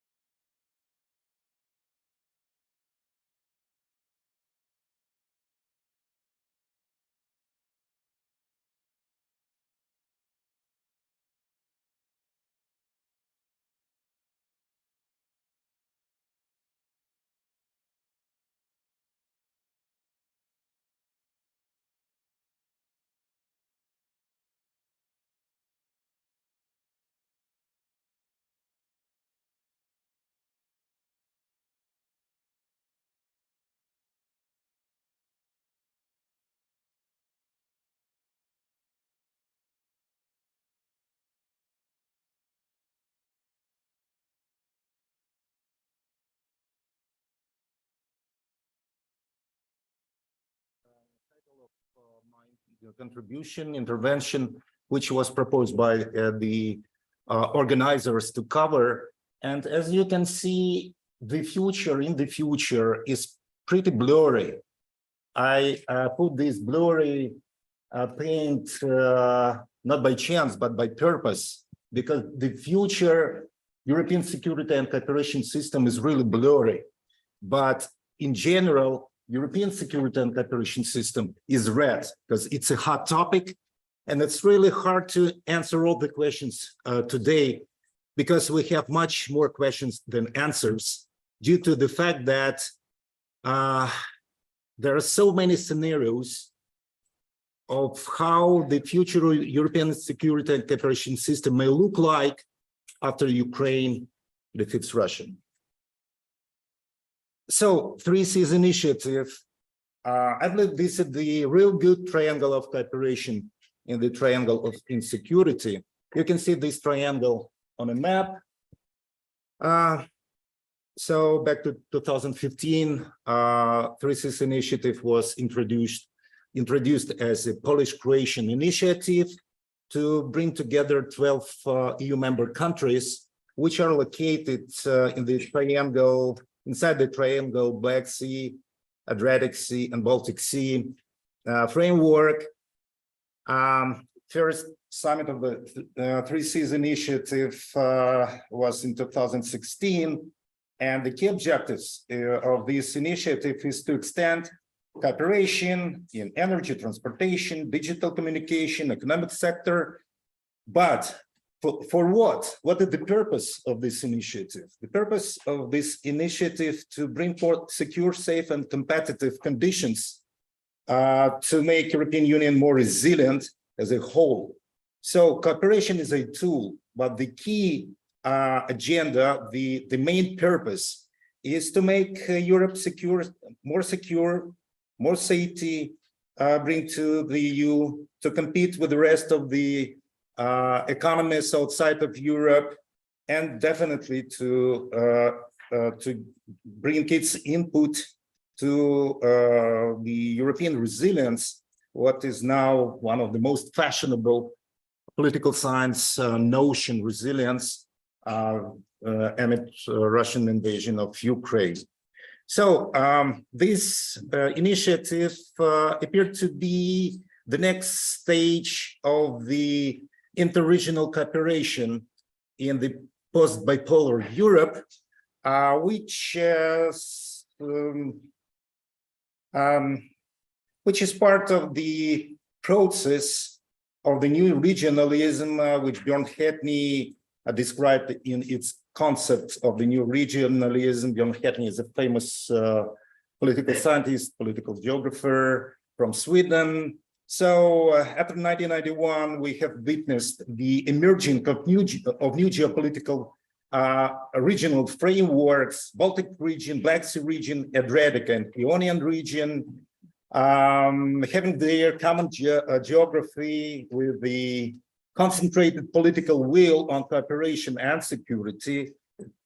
Those three geographical regions emerge as geopolitical systems where regional organizations appear to be the key agents of new philosophy of coexistence after the Cold War ended. So in the Baltic region, we've got councils of the Baltic Sea states, Adriatic and Ionian Initiative, Black Sea Economic Cooperation emerged in the Black Sea region. And finally, in 2015-16, we've got the functional continuation of this political system of development on the regional levels. So what is more important, all the three or even four regional initiatives and organizations in all three geographical and geopolitical regional spaces do share common strategies: peace, stability, and prosperity. It leads to security. And if we go through all the institutional and conceptual frameworks of all four initiatives, which are part of the institutional documents, organizational charters, will find the very deep coincidence and matching of the main priorities and goals. BSEC, Black Sea economic cooperation, peace, stability, and prosperity, to turn Black Sea into the zone, into the space of peace, stability, and prosperity. Regional stability, 3 priority areas: safe, secure region, sustainability, prosperous region. It's a Baltic Sea vision.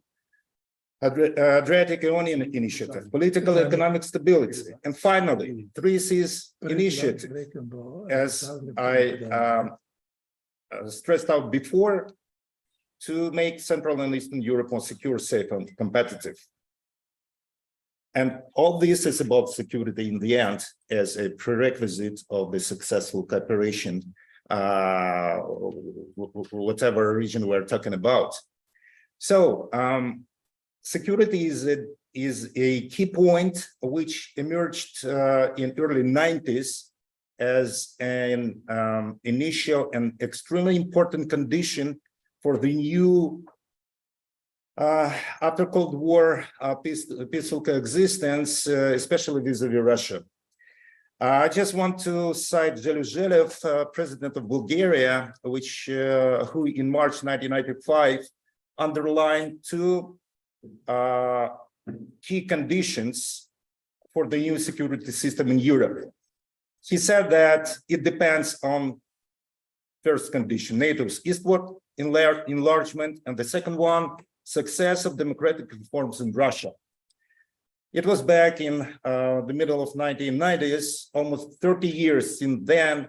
We do understand and we can confirm that those conditions are still active, valid as never before. And unfortunately, the ongoing war in Ukraine confirmed this maxima from the Bulgarian president. So what happened next to all of these regions? Actually, we have Adriatic Sea region, Baltic Sea as more or less stable geopolitical spaces, which able to engage both into NATO and into the European Union, all the countries which are involved now into the common framework of the European Union. We have 12 European Union members, which may feel themselves more or less secured under the umbrella of NATO, military umbrella of NATO, and nuclear umbrella of the United States. And as we can see, the 3 Seas Initiative countries, member countries, did approach Russia and the post-Soviet space as such in order to warn Russia that they're not going to be, they're not going to tolerate the new division lines in Europe, and they're definitely not in the sphere of the Russian influence anymore. Even if Russia is trying to destabilize Western Balkans, even now, playing around with Serbian government and political leaders, with Hungarian government and political leaders. But this is definitely not the situation with the Black Sea region. Unfortunately, only 2 countries from the post-socialist system, Romania and Bulgaria, were able to join NATO and European Union just recently. We have, of course, Turkey as a NATO member country, but Turkey is playing its own geopolitical game vis-a-vis Russia. It's another story. And in the end, we've got the new war, I mean, the terrible war, dramatic war with a lot of tragedies, not in the Baltic Sea, not in the Adriatic, but exactly in the Black Sea region, because Russia is extremely vulnerable, as they think, in its geopolitical space and zone of influence from the side of the collective West, what is another narrative to talk about, but maybe not in my presentation, but in general. So unfortunately, the Black Sea region continues to be the zone of turmoil. Unfortunately, the Black Sea region and many Black Sea littoral states were not able to go through the full and complete process of democratization. Unfortunately, as a Ukrainian, I may blame Ukrainian political elites since the early 90s up to now, which were not able to develop just fundamental democratic principles and values in order to get rid of the Russian soft power, Russian influence, to get rid of its military invasion, to be much closer to NATO and European Union even before 2008. 2008 was a crucial moment for the Ukrainian Euro-Atlantic integration anticipations. Unfortunately, the summit in Bucharest was not successful for Ukraine. And there are many confessions now from the Western politicians who did say and who did confess that they missed Ukraine back in 2008, not given its European Euro-Atlantic real firm and well-designed roadmap towards the club of the most democratic countries in the world. So for this, in the end, I have outlined once again that the concept of democracy played and still plays a key role in the definition of a zone of peace. Unfortunately, no democracy in the Black Sea region, no peace in the Black Sea region. For that, in the end, the Black Sea region appeared to be more vulnerable to security threats and, unfortunately, from the side of Russia, in comparison to the Baltic and the Adriatic regions, especially after integrative waves of institutional democratization in 1997, 2004, and 2007, we're anticipating the new wave of enlargement in 2030. I do believe that this is not just a gift or gesture of welcoming note from the side of the Western societies to engage Western Balkan countries into European Union. It's a geopolitical need. This is the need of valuable expectation to see Europe as a prosperous region and organization for the many decades to come. And as we can see, the wave of enlargement of the democratic values and space is still in the process to cover exactly the post-socialist parts of the former Eastern Europe, in order to approach as much closer as possible to the former boundaries and frontiers of the Soviet Union. It's a good news and it's a good sign for the Western Balkans, but it's a bad sign for Ukraine, because unfortunately, Ukraine is still locked inside the post-Soviet space. And it's really hard for the Western allies and partners of Ukraine to fight for Ukraine in this geopolitical framework when Russia has any problem with invading Russia without no proper reaction from the side of its Western allies. We do think that, in ideal terms, it's still allowed for Russia to work more closer and aggressively against the former Soviet Union republics. So why Black Sea region matters in the framework of the Three Seas initiative, and not only. It does matter because the Black Sea region falls into the concept of the wider Black Sea region. And I was doing the Black Sea studies for many decades now. And in the geopolitical terms of the new regionalism, Black Sea region was always part of the wider Mediterranean region, which which is more than important from the strategic military point of view, having this access to the Black Sea and to the Mediterranean and vice versa through the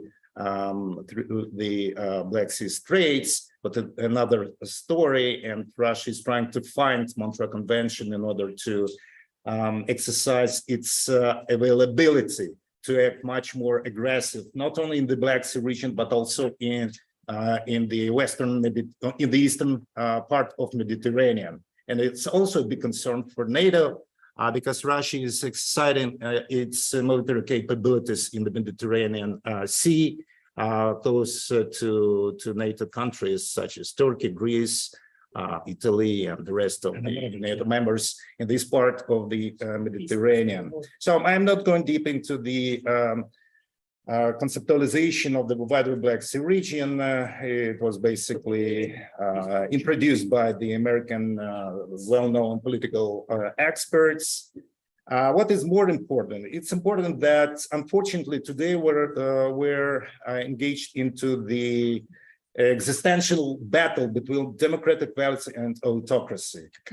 And I would like to say that both Euro-Atlantic and European integrations became powerful aggregators to the geopolitical ambitions of Kremlin and provoked an aggressive hard power strategy towards those post-Soviet states who appeared to be outside of NATO. And it was the period of 2004 to 2007, because it was the starting point for the Russian hybrid war against Ukraine in Georgia, and the hybrid aggression against the collective West, which 3 Sea Initiative member countries are integral parts of. And it was resulted once again in an invasion into Georgia and then into Crimea and to Ukraine in general. So I would like to say the banal, expression that security challenges and responses are pretty much connected to the military capabilities and military framework nowadays in Europe.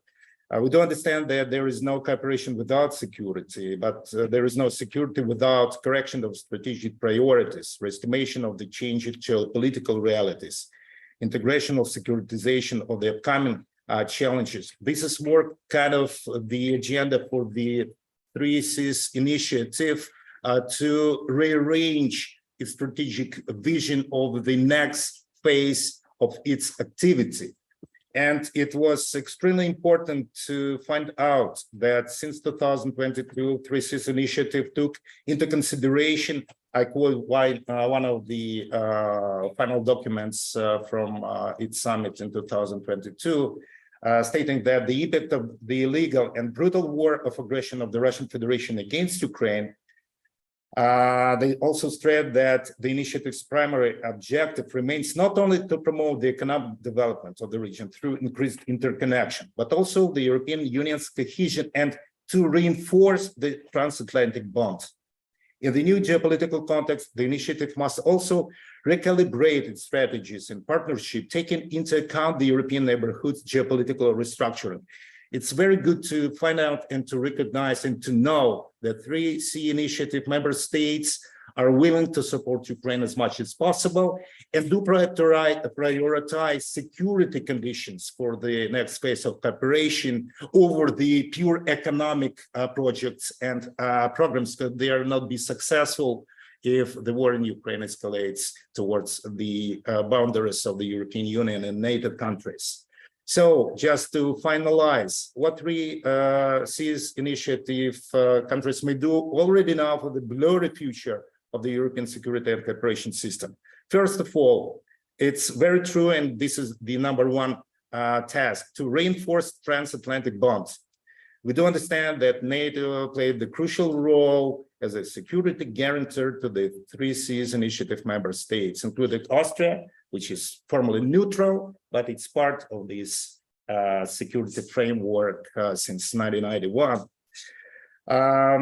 3SI should ensure unity also inside the EU, taking into account the, let's say, Hungarian factor both in NATO and the EU, which hampers a lot in terms of reapproaching to the common strategy vis-a-vis Russian aggression in Ukraine.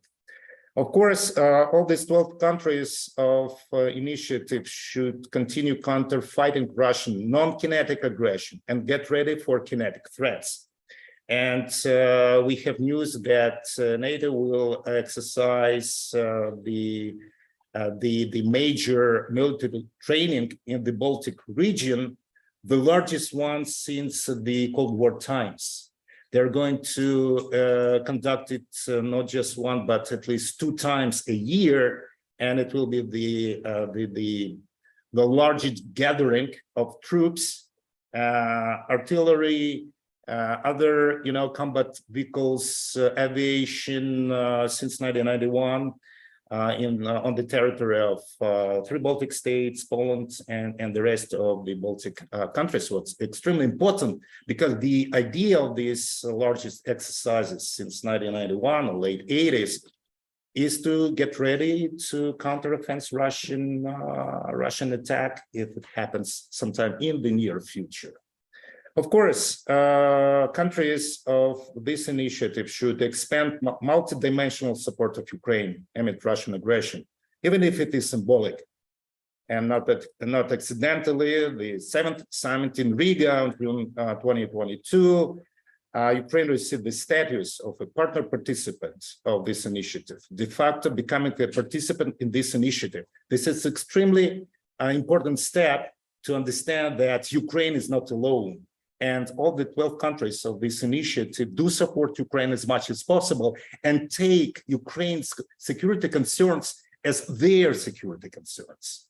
And that's what we were also hearing about already earlier this morning, in your speech, Silvo, in the speech of Ezio.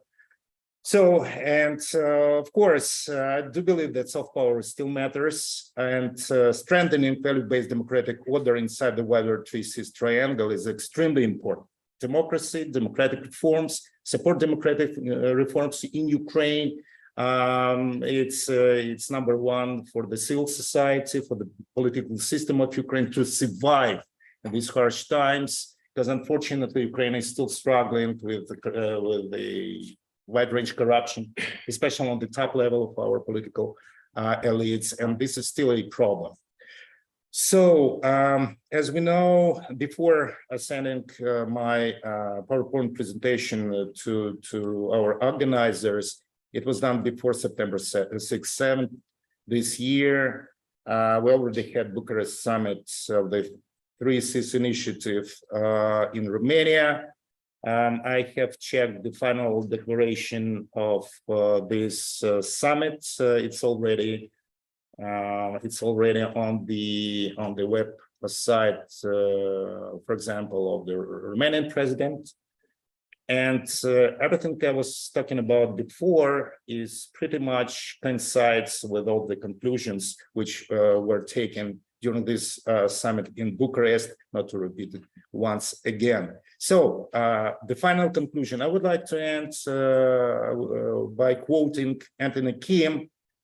He's an editor of the Index of Economic Freedom, the Heritage Foundation, and one of his contributions the last October last year, he concluded his own vision of the future of 3-Seas initiative as follows.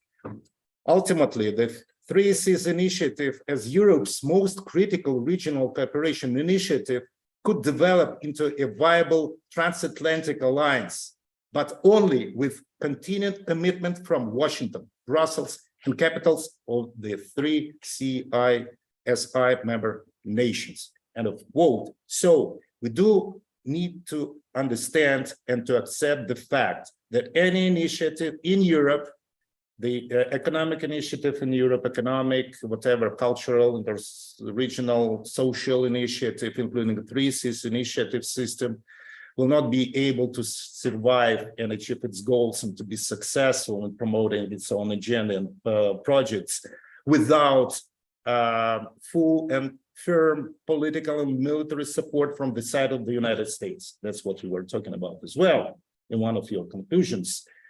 NATO capabilities, Brussels, the EU capital, should be much more tougher on pushing countries of the Western Balkans, and not only to bring about democracy to those regions. And that is extremely important. Unfortunately, the war in Ukraine is still going, and we do really need support of Western Balkans to confront this aggressor. Thank you very much. Thank you, Sergey. Thank you. I do think that it is a very important initiative. This was the reason also that we invited you to speak about it. But my opinion is that this cooperation would have a political and security value in the future construction of the peace and cooperation security in Europe, if the eastern borders of this initiative will not be transformed in a new Iron Curtain. This is the global problem, not only European, but we have to see to this problem in the context of the broader international relation, in the fight for creating a new multilateral societies and so on and so forth. Okay, any other questions concerning this? No. Dejan, have you established no connection with Bitola? Yes. Zagreb? Yeah. Okay, then the next, thank you, Sergey. Thank you. The next speaker is Elena Tilovska-Kečigi from Bitola, Northern Macedonia. Elena, are you in the, yeah. Yes, I'm here. Respected Professor Devetek, respected colleagues, it is such a pleasure to see you once again. I'm sorry I'm not capable to come there, but I'm happy to see you all once again. First of all, I would like to congratulate on the accomplished project and the excellent organization of this conference. I hope this is not the end of our cooperation, and this fruitful cooperation will continue on with other projects as well. Now, I would like to discuss the importance of peaceful and stable Western Balkans for the security and stability of Europe. To begin with, we can ask the question, why should the Western Balkans be so important strategically when there are countries with so many historical, political, and economic problems? We could simply answer with another question: what kind of interest would possibly you have, or any other country from the Western Balkans? Well, I would divide the interest and importance into geographical, economical, and geostrategical. Geographically, the Western Balkan region is the bridge that connects the southeast of the European continent with Central Europe. This is not a new route. It existed even in Roman times, and it connects the whole continent as one. Also, in regards to the European Union, the Balkans are not only the main route of connection, but they're part of the European continent, and they're at the center. Therefore, the region geographically is of crucial and strategic importance for the European Union and the entire continent. Also, the geographical position of the Western Balkans gives the region an enormous strategic importance in regards to security and stability of the region and the continent, but it holds geostrategical importance in regards to other powers, economically and in regards to security. They hold up a large space in the trade and labor market. So economically, the interests are both sided. The Western Balkans are the largest trade partner with the European Union, largest foreign investment, trade, and transit route. So the Western Balkan countries' economic and political prospects and their future within the European Union should remain one of the top priorities, especially for the European Union. The importance of regional cooperation within the neighboring countries is crucial for the stability of the region. Regional cooperation is the most important principle for the political stability, first of all, the security and the economic development of the Western Balkans. Many of the challenges are not only faced by the countries themselves, but they also have a cross-border dimension, which involves the neighbors and the neighborhood, meaning it affects not only the other Western Balkan countries, but also the wider neighborhood.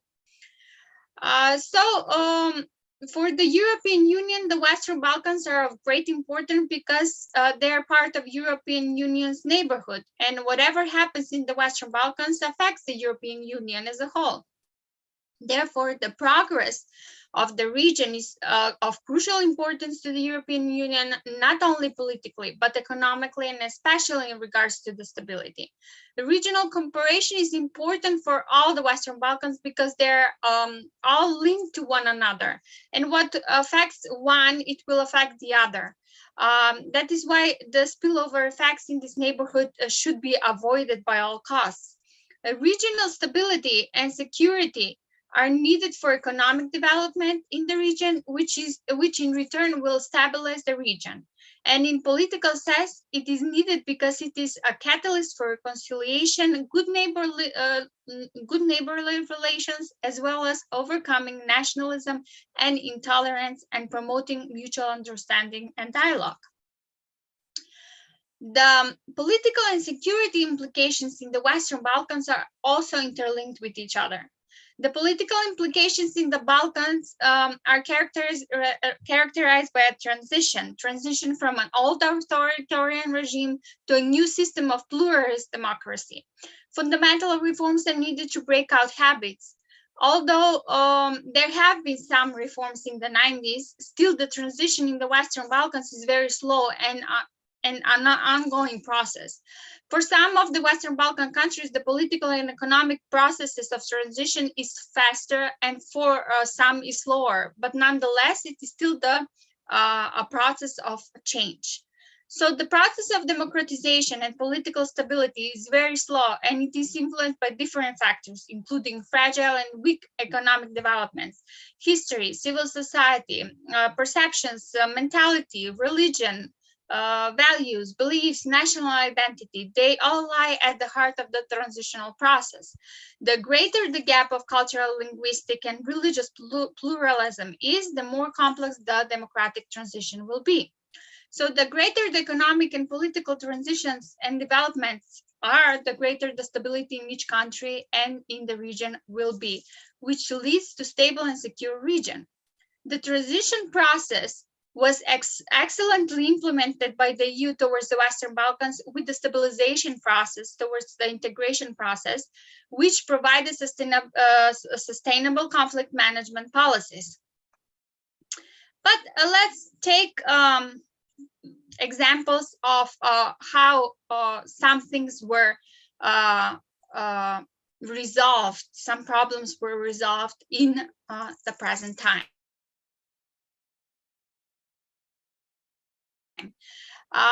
Let's take, for example, the Prespa Agreement. The name dispute that dates back to 1991 and ex-Yugoslavia, when North Macedonia declared its independence as the Republic of Macedonia. Athens objected its recognition due to the shared name with the region in North Greece claims. The country joined the United Nations in 1993 under a provisional name, the former Yugoslav Republic of Macedonia. Following a 19-month Greek trade embargo, Macedonia amended its constitution and changed its flag in 1995. But all of this was not sufficient for Greece, so it blocked it from joining NATO or beginning accession talks with the European Union until the name issue is resolved. The year 2018 turned out to be decisive. North Macedonia was finally ready to make amends with Greece and added a geographical qualifier to their name, leading to a remarkable shift in the deadlocked negotiations. The Prespa Agreement was an important success because it solved the problem by common consensus, creating and facilitating good neighborly relations and shared development in the European perspective. Another example we can use is the Montenegro-Kosovo border demarcation agreement from 2018. The problem between Montenegro and Kosovo is a territorial dispute between the two countries that began in 2008. Specifically, the problem lies in acknowledging the border demarcation, which in reality began with the independence of Kosovo. The two countries shared international border that previously represented the border between the two federal units. From 2009, they began negotiations and decided that it is in their interest to have an expert commission on this issue. But due to parliamentary crisis in Kosovo, the ratification of the commission's decision was prolonged. The demarcation issue became the basis for more serious discussions in 2017 and in March 2018. The agreement has been ratified by Kosovo Parliament, and the border follows defined territory by the Yugoslav State Border Commission of 1946. The Border Commission came out with the joint statement, which served 2018.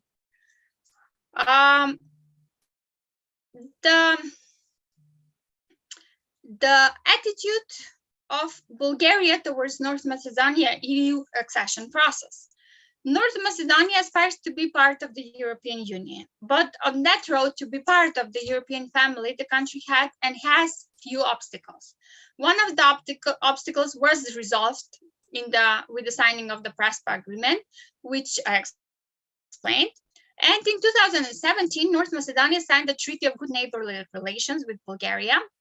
But in 2020, when the Council of the EU adopted the decision to open accession negotiations, Bulgaria said that until the issues are resolved, North Macedonia cannot be an EU member.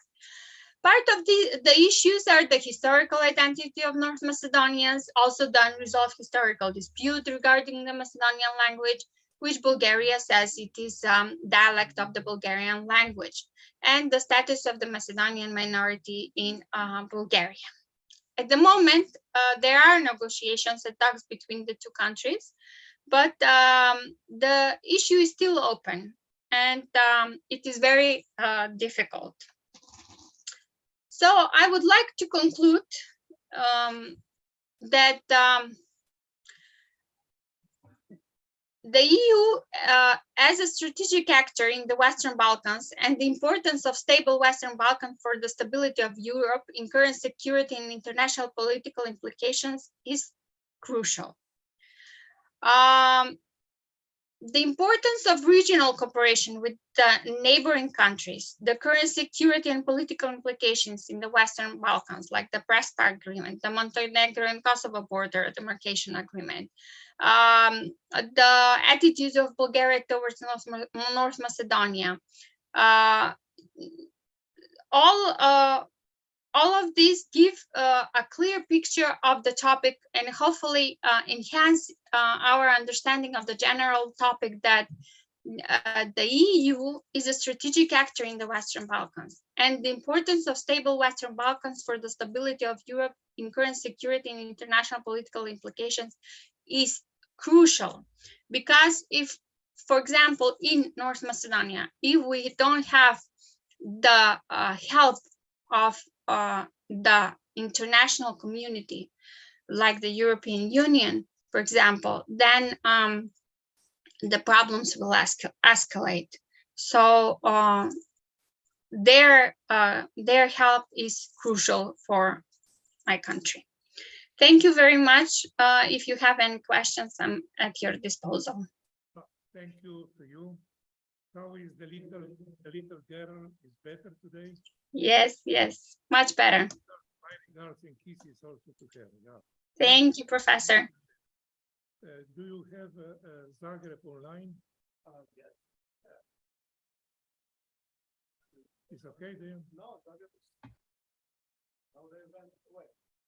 No, they're gone. You don't have? No, they're not here. Okay, then. They're not here. It's okay or not? They're not here.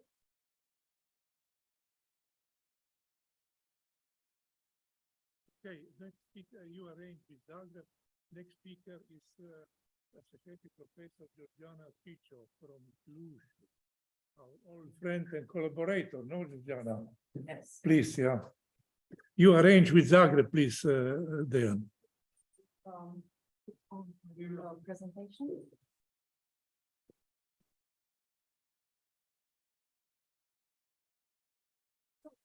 I think it's a presentation.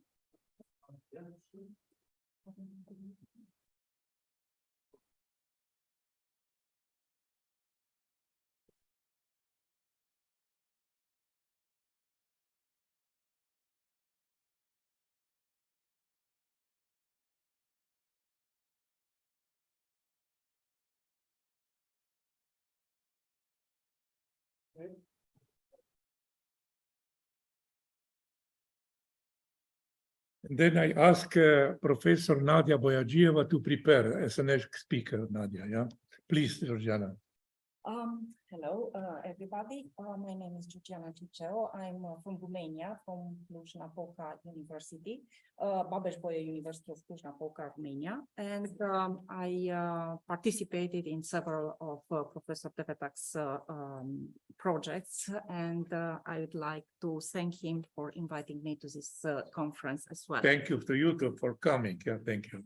Okay. Please, Georgiana. So the topic I was invited to tackle today is about the Romania's standing within the European Union, with both positive experiences and also some problems that are still burdening the position of Romania in the European Union. So with regard to this topic, I would like to start by showing you how Romanians do perceive their standing within the European Union. So as you can see, we are among the most enthusiastic supporters of the European Union, still not so much enthusiastic as we were before entering the European Union, but still we are above the European Union average in terms of support for the European Union and also with regard to how we perceive the European Union. But we also have a very low respect with regard to our institutions. And according to several experts, the support for the European Union is sort of a compensation for a lack of trust in the national institutions. So as you can see, both the national parliament and also the government stand in a quite low regard. Yes, only about 23% of the Romanians tend to trust these fundamental institutions. And this is a pattern that perpetuated also over the years. So not even after entering the European Union, we could not manage to increase our trust in the national institutions. Also, as confederal constructions that we have right now in the European Union, and when everything that is taking place in relation with the European Union is mediated by the national institutions, this lack of respect for the national institutions tends to also place a burden on our standing in the European Union. But I will come back to this in the section of conclusions. With regard to what happened to Romania since its accession to the European Union in 2017, as you can see, we performed quite well in some respects, and we are still far behind in others. So we have relative youth population, so in the same of a similar percentage as the European Union. But we and also we have a gender pay gap well behind the European Union average. but we have a far bigger percentage of people at risk of poverty or social exclusion, and we didn't manage to improve this indicator. Also, we have a quite high percentage of early school leavers, and this is an ongoing problem in the discussions with the European Union, because we cannot improve these indicators no matter what we have tried up to now. Then, in terms of economics, we have an inflation rate that is far above the average of the European Union, but we also have some negative indicators. I think from the economic side, we are faring quite bad. So we have youth unemployment rate at 22.8%, which is well above the average of the European Union. And we have a GDP per capita at 10,000, so less than half of the European Union average, which is really very, very low. Also, with regard to other economic indicators, so gross debt of the government, here we are quite well with regard to the average of the European Union, but in terms of government deficit, we are doing not that well. From the environmental perspective, here again, we have some positive achievements, and also we have some negative achievements as well. So with regard to greenhouse gas emissions, we are doing quite well, but some explanation for this positive indicator is because the industrial output dropped very much. So practically we are not polluting that much as we used to do this way. But as you can see, starting with 2022, the electricity prices skyrocketed, and we are now at an average which is far above the average of the European Union. And also we are faring quite bad in terms of recycling rate of municipal waste. So here so we are at a quarter of the average of the European Union, which is really, really bad. And there are a lot of ongoing infringement procedures that Romania has in relation with the European Union. With regard to Romania's accession to the European Union, so these are this is a brief outline of how we managed to exceed in the European Union. What I would like to draw your attention in particular is this Znagov declaration. So one day before we submitted the formal application to the European Union, there was a huge gathering of all political parties and the organizations of the civil society and so on. And they signed this declaration according to which all political forces in Romania are supporting the integration of the country. So this was a very good move at that time, because practically everybody was expressing its agreement for the European Union. And also we still have widespread support in the society for the integration in the European Union. So practically in terms of far-right extremism and things like this, we are not so exposed as other countries in the European Union in general, in our region in particular. So with regard to this Znagov declaration, yes, as you can see, all those who signed this declaration, and there were the representatives of all political parties in Romania at that point, and also all the organizations of the civil society, the most important organizations of the civil society.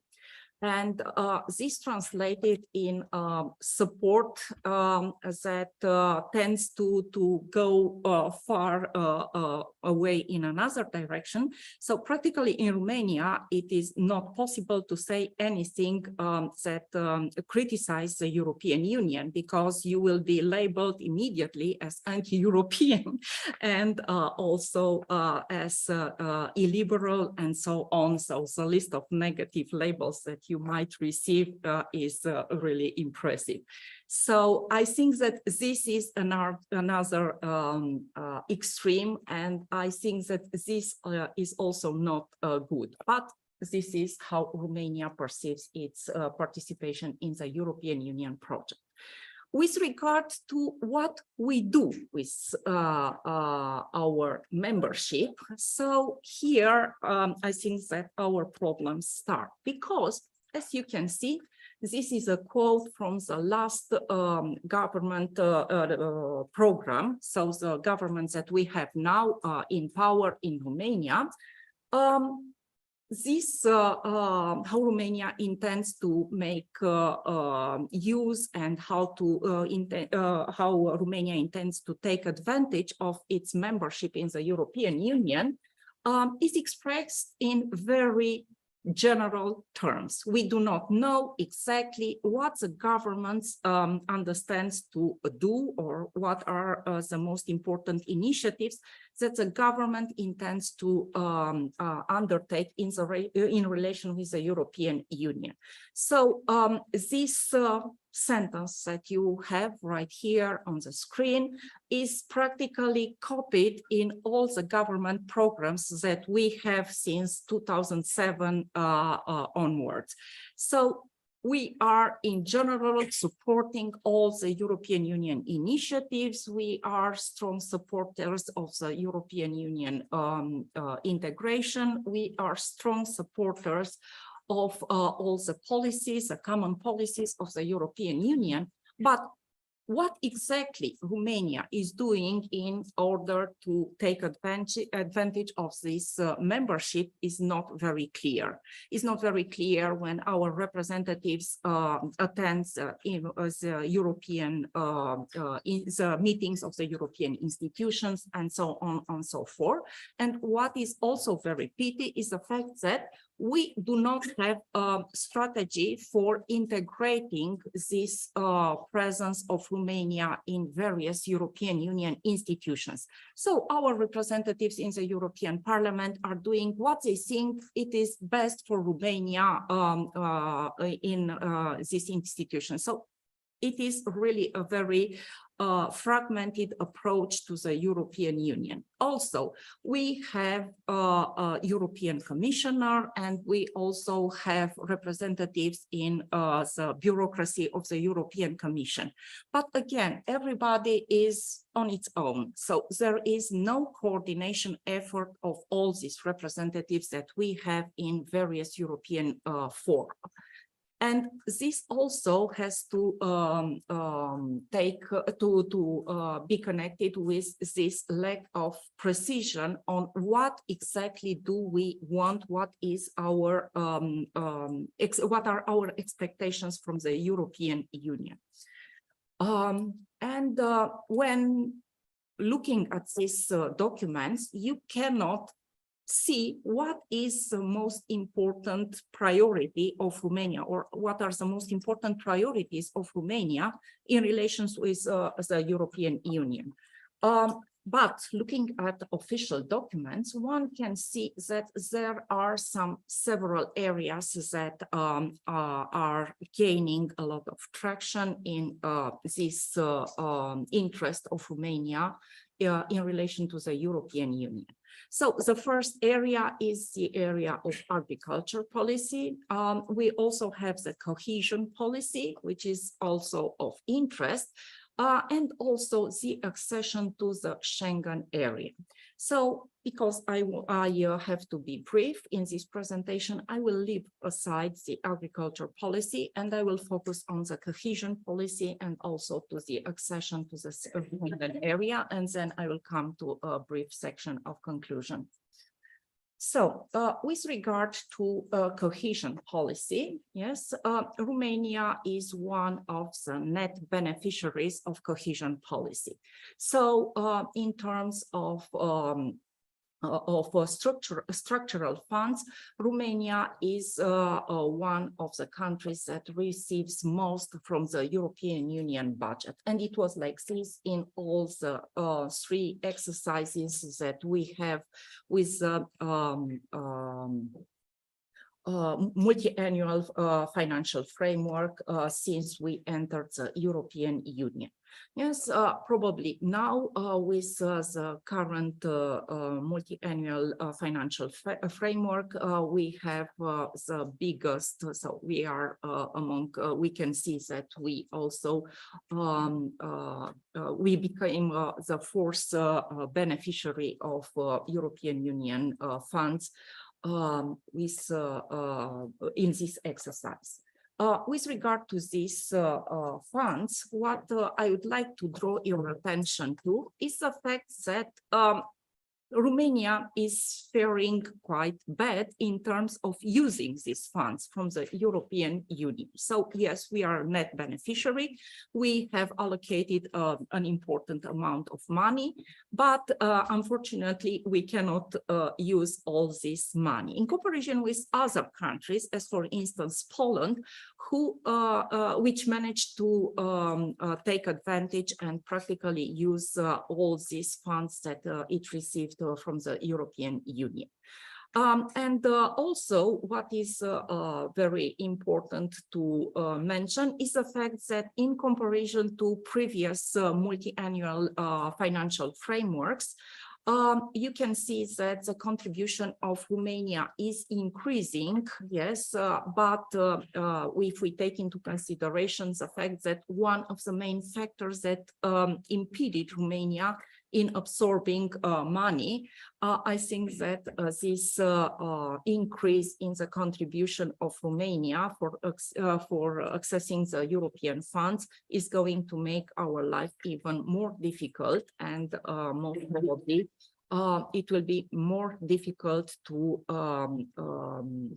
make use of this European money.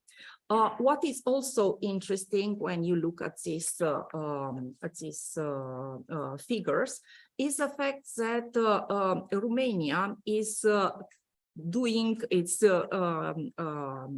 consuming this money after the financial framework is coming to an end in those N+1, N+2, N+3 years when the funds are still available.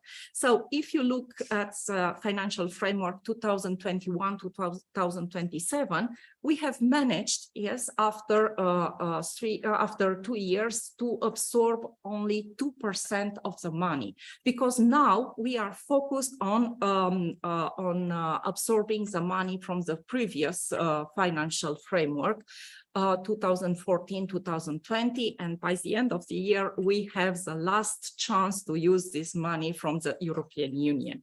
So practically, this planning is really very bad, and this is connected with the fact that practically we have a disconnect between the policy, so what the European Union is intending with this money when they are allocated to our country, and what we do understand to do with this money, because here there is a split between the policy and also these programs, and we cannot manage to bridge this gap between policy and programs, and this also is reducing the efficiency of the Romanian funds allocated to Romania. Okay, so then with regard to this cohesion policy, in brief, we can state that Romania is this EU funding is a larger source of public investment. is also a sort of money that Romania is receiving and is using to buffer some of the crises to which the European Union was exposed in the past years, and also is contributing to the level of investment. As a matter of fact, the European Union are the most important part of the public investments that we are doing right now in Romania. So without this money, European money, probably the amount of public investments in Romania will be much lower. Yes, so moving to the accession to the Schengen area, this is one of the most painful issues for us in the relation with the European Union right now. It is an issue of importance for us because it is part of our participation in the common internal market. So we cannot speak about this without speaking about the free movement of goods and free movement of labor, but somehow we cannot make use of these provisions of the treaty. Also, this accession to Schengen area is very important in terms of economic development and facilitation of our exports. Right now, the lorries full of merchandises are staying for hours or even for days at the border between Romania and Hungary. And so is the situation with the lorries coming from Bulgaria or Turkey or other countries from Southern Europe. It is also very difficult because Romania has become an important point of transit for weapons and other goods, export goods from Ukraine. But unfortunately, all these good intentions are hampered by the fact that we have no free access. So this accession to the Schengen is very difficult because we are not part of the Schengen area. With regard to the situation that Romania is having with in respect to Schengen, I would like to mention the fact that ever since 2010, we are said that you respect the technical conditions for joining the Schengen area. Somehow the political issues are still not settled, and right now we have a fierce opposition from Austria with regard to our participation in the Schengen area.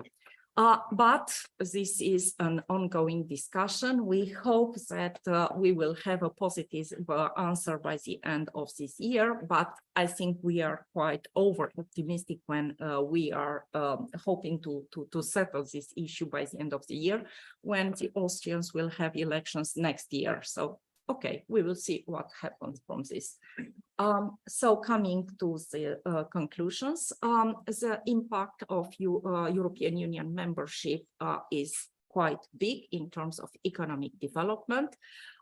It also has spillover effects in the sense that it facilitates policy enforcement, especially with regard to the common policies of the European Union. It helped us a lot in terms of domestic capacity building, and also it is allowing us to take a more strategic and long-term approach. On the negative side, we still have a disconnection between policies and programs, and we also have difficulties in making full advantage of EU membership due to the weak administrative capacity, internal regulatory barriers, and limited co-financing capacity. Thank you very much. Thank you, Georgiana. Very good. The next experience with you came from Bulgaria. Nadia, please, yeah.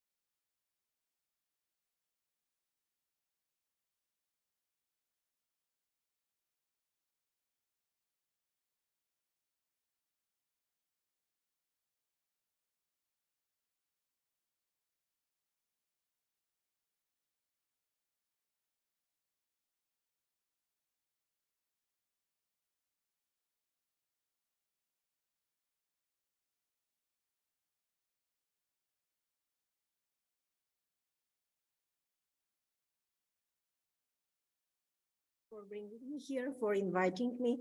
This is my first visit to Slovenia, and I'm happy to be among scholars from all over the Balkans and I think Europe as well. And thank you especially for the nice and generous invitation of Professor Devetak and the much needed help, organizational help that France provided for all of us. So today I'm going to speak about achievements and dilemmas in the European integration process of Bulgaria. It's, as you can see, it's a very broad topic. It's maybe I can write a monograph on this topic, but as a part of European Union, Bulgaria made I would say, a long and big progress being a full member of the European Union starting from 2007. All right, so my presentation, initially my presentation, here, all right. Thank you. So in my presentation, I'll be discussing, in short, Bulgaria's process of integration into the European Union and other European institutions. I'm not going to go into details about geography. We all know very well geography. We are all from the Balkans. But I put a map here to illustrate a few words about Bulgarian as a parliamentary republic with a government headed by a prime minister. We also have a newly established institutions since the end of the Cold War, the presidential institution, and the powers of the president in our country are very limited, consisting mainly of vetoes over some key appointments. Sorry about that. I'm getting accustomed. So as I started, Bulgaria has been a member of the EU since January 2007 and also a member of NATO since 2004. It has also been a member of the Council of Europe and was a founding member of the Organization for Security and Cooperation in Europe. And the country has held the seat on the United Nations Security Council 3 times since 1989. So Bulgaria proceeded to normalize its relations with what was then known the European Economic Community as early as 1988, when it established relations with the European Economic Community. In November 1990, Trade and Commercial and Economic Cooperation Agreement first regulated economic relations between the European Economic Community and Bulgaria. The movement towards the European Economic Community and EU was broadly supported by the public, although here I would say not unanimously. In March 1993, Bulgaria signed a European Association Agreement with the EU, and the agreement entered into force on the 1st of February 1995. A year later, the European Union Council instructed the European Commission to prepare an assessment of Bulgaria's readiness to join the Union. Bulgaria's application in the EU for membership in the European Union, supported by an unanimous vote of the Bulgarian Parliament, was submitted on the 14th of December 1995. And subsequent events that brought Bulgaria into the EU occurred mainly under the two governments. The government of the Union of Democratic Forces under the then Prime Minister Ivan Kostov, which laid the foundation of the process of accession negotiations and set down the direction and the pace, and that of the Prime Minister Simeon Saxo-Burgota, who actually signed the Bulgarian accession treaty. The European Commission's task in this instance was different from that during the enlargement in 1995. The enlargement that brought Austria, Finland, and Sweden into the European Union. When judging Bulgaria and other former communist countries, the Commission had to do more than just evaluate the candidate's capacity to apply to a acquis communautaire, because the Copenhagen criteria include broad political and economic provisions. We all discussed this, and especially in the morning session, they require the Commission to look ahead and assess whether the candidates for entry can reach EU standards. This is the main problem and process today when it comes to the countries from Western Balkans. When judging progress in the consolidation of democracy and the rule of law, the Commission concluded that several applicant countries, including Bulgaria, had to make further progress before gaining entry. The Commission recommended that accession negotiations start with Hungary, Poland, Estonia, and Czech Republic and Slovenia. Those countries at that time were judged closest to fulfilling the Copenhagen criteria. Negotiations with them, as well with Cyprus, whose application the Commission had already supported, began in March 1998. So Bulgaria and Romania entered almost 10 years later. So the Commission at that time in 1998 emphasized that the door remained open to Bulgaria, Romania, Latvia, Lithuania, and Slovakia, and that they would be invited into partnerships with the EU to help speed up their preparation for membership. A lot of hope and a lot of hope for those countries. So in July 1997, the Commission placed Bulgaria together with Romania, Latvia, Lithuania, and Slovakia in the second wave of the EU enlargement. The Commission found that all countries had made good progress in their transition to a market economy and their ability to withstand competitive pressures and market forces. This included Bulgaria, which had just come out of a severe financial crisis. The Commission noted the structural economic reforms still had a long way to go, especially in the banking, financial, and social security sectors. in the Commission assessment, Hungary and Poland came closest to meeting the conditions, with the Czech Republic and Slovenia not far behind.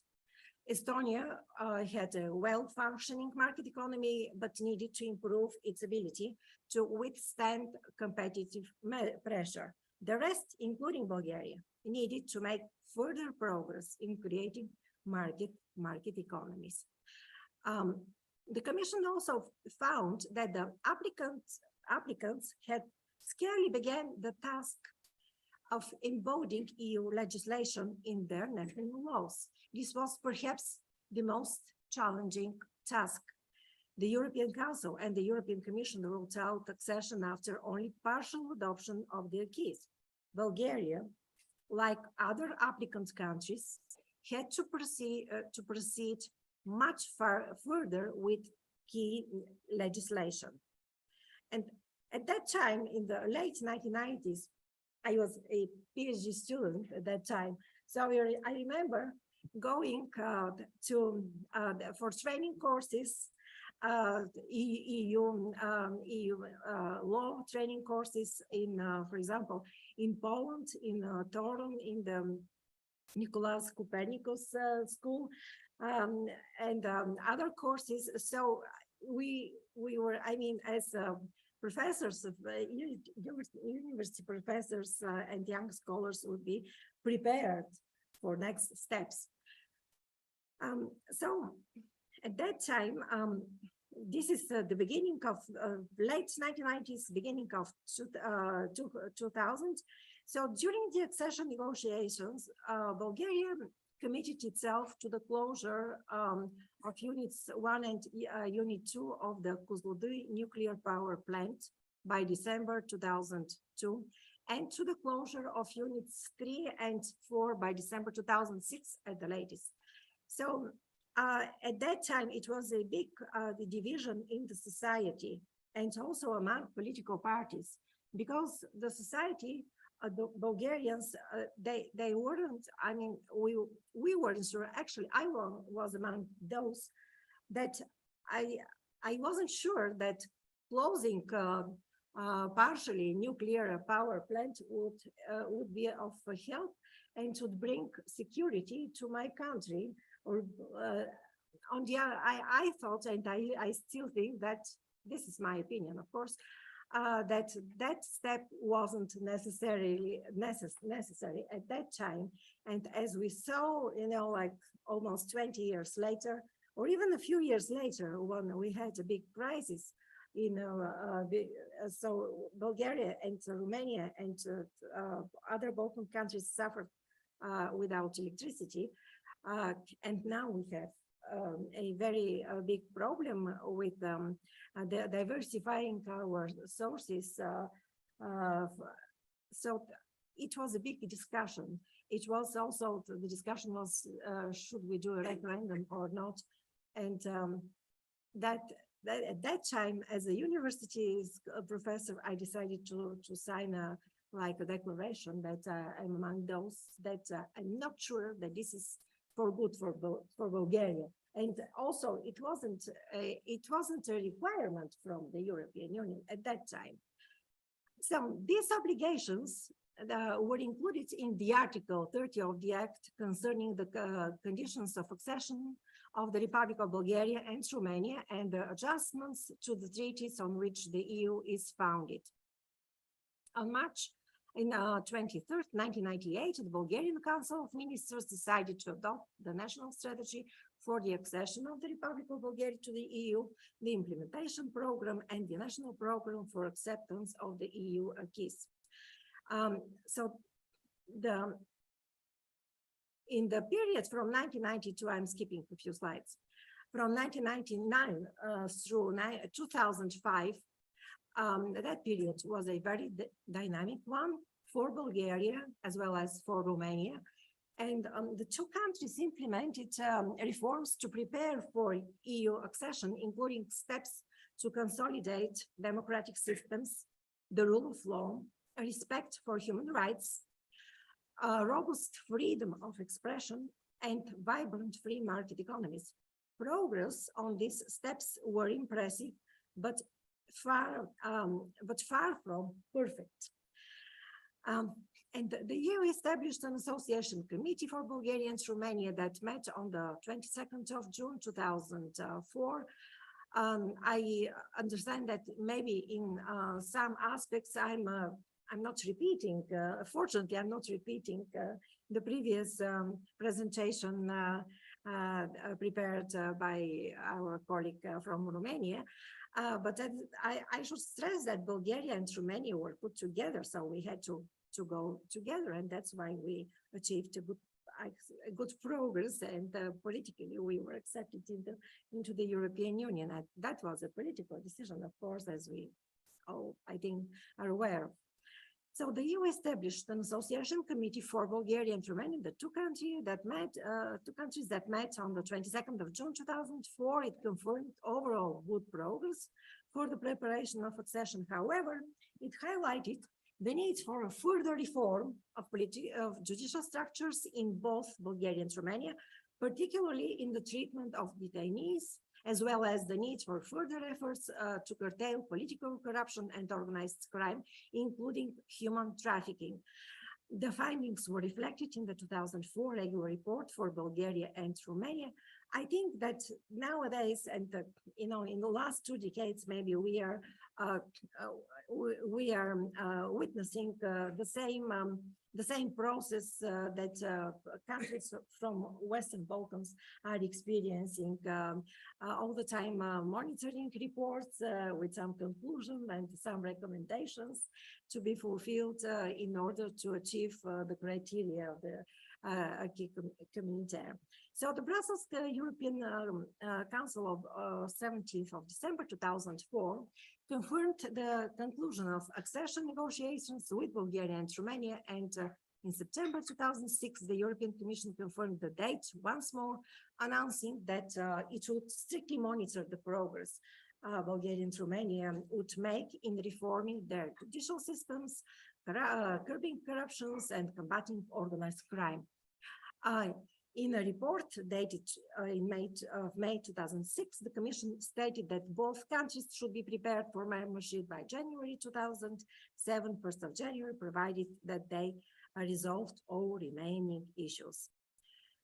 So the long process for Bulgaria ended on the 13th of April 2005, when the European Parliament voted by a large majority in favor of signing the Treaty of Accession of Bulgaria to the EU on January 1st, 2007. Signature was endorsed by 522 votes in favor, 70 against, and 69 abstentions.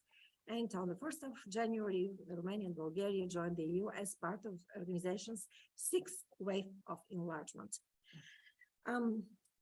I should mention Bulgarian presidency in my longer presentation that I prepared as a text already.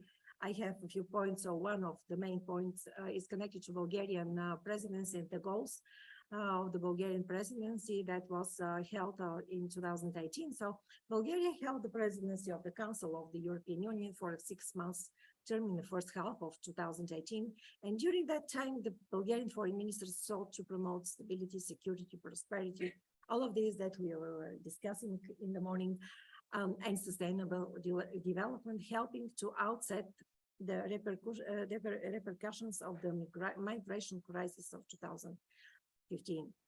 So the main goal of the Bulgarian presidency of the EU Council and the Western Balkans was connected to the Western Balkans, to the progress that countries of Western Balkans made.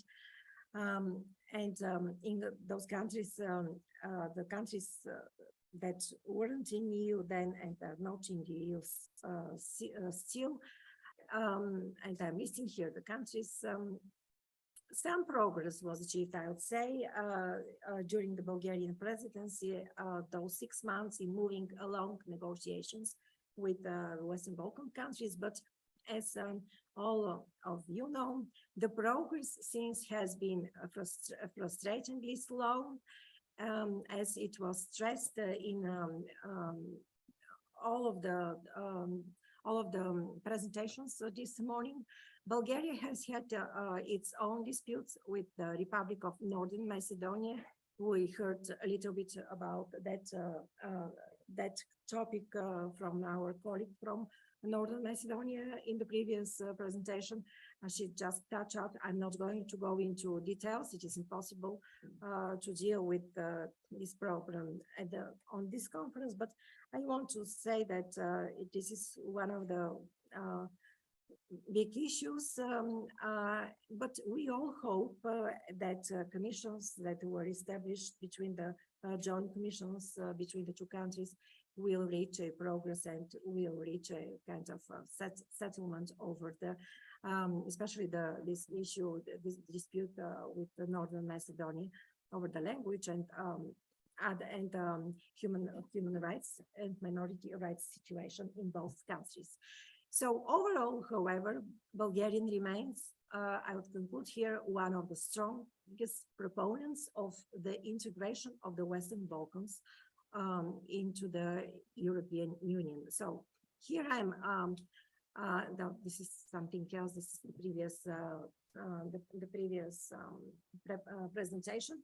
So I had in my next, part of my presentation, it's not included here, but I'm dealing with the problem with of Schengen that our colleague already discussed, and if I have a chance, I'm going to contribute to that problem, during the discussions or in my, if I have a chance to publish my presentation. Thank you very much for your attention. Thank you, Nadia.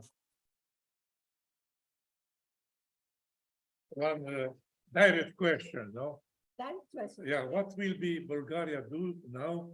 Because in Macedonia, obviously, the French proposal to recognize in the constitution the Bulgarian minority will be not accepted. What will be the stand of Bulgaria? Well, Stop the negotiations? Well, I'm not a politician, No, I'm okay, but what scholar. is your opinion? I think from what I follow until now, although I'm not following closely that particular issue, and I'm not part of the commission because there is a commission by historians and kind of political and members of certain political parties from Bulgarian side and the same from the side of the Northern Macedonia. So it depends a lot what this commission will propose and what discussions will be held in that commission. So this is commission, it is a bilateral commission. So, and also it is very important what our president and the presidential institution will how to say, will propose on the topic because until now I think that especially the presidential institution and some of the Bulgarian parties, I wouldn't say nationalist parties, I would say parties that care a lot about human rights and minority rights issues, they are not supportive of such a decision. But I mean, with the exception of such proposal, I don't know. It is a very complicated issue. We as scholars, I mean, the institutions where I'm teaching or where I also have other affiliations in other institutions. We're discussing this issue on not on everyday basis, but very often.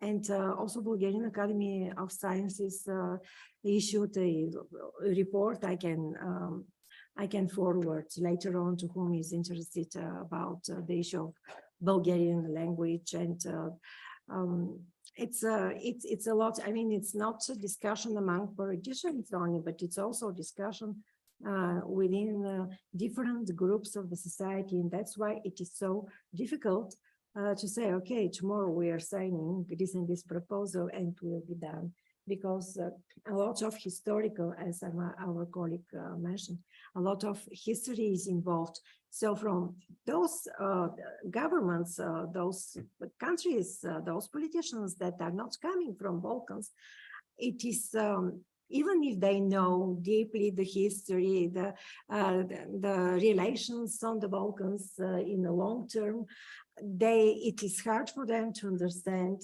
what is actually going on in between countries, between societies, between politicians. And this is our task, I think, to also to explain others, politicians, journalists from outside of the region, for whom, for example, such problems like accepting Western Balkans into EU, it is a very important issue, but it's not, you know, the most important issue on earth. But for us, because we are here, it is extremely important issue. So that's why the perception is very different from the side of people who live here, who come from the Balkans. I mean, all over the Balkans, not only Western Balkans, because we are connected. That's why those countries who belong already to EU and to NATO, that who belong to so-called Euro-Atlantic civilization, global Euro-Atlantic civilization, it is in our national interest to bring Western Balkans into the EU for political reasons, for economic reasons, and many other reasons. In other words, to establish a common security area. Thank you, Nada, thank you. This is how I Yeah. would say it is hard to say yes or no, or to set a deadline. Thank you. Before lunch, Janez Ujcic, wish to say some words to us. Yeah, he is the president of International Research Center of the World War II in Maribor.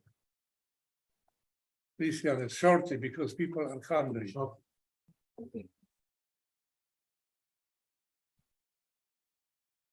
It's okay. Company zdravo. Zdravo, Peter.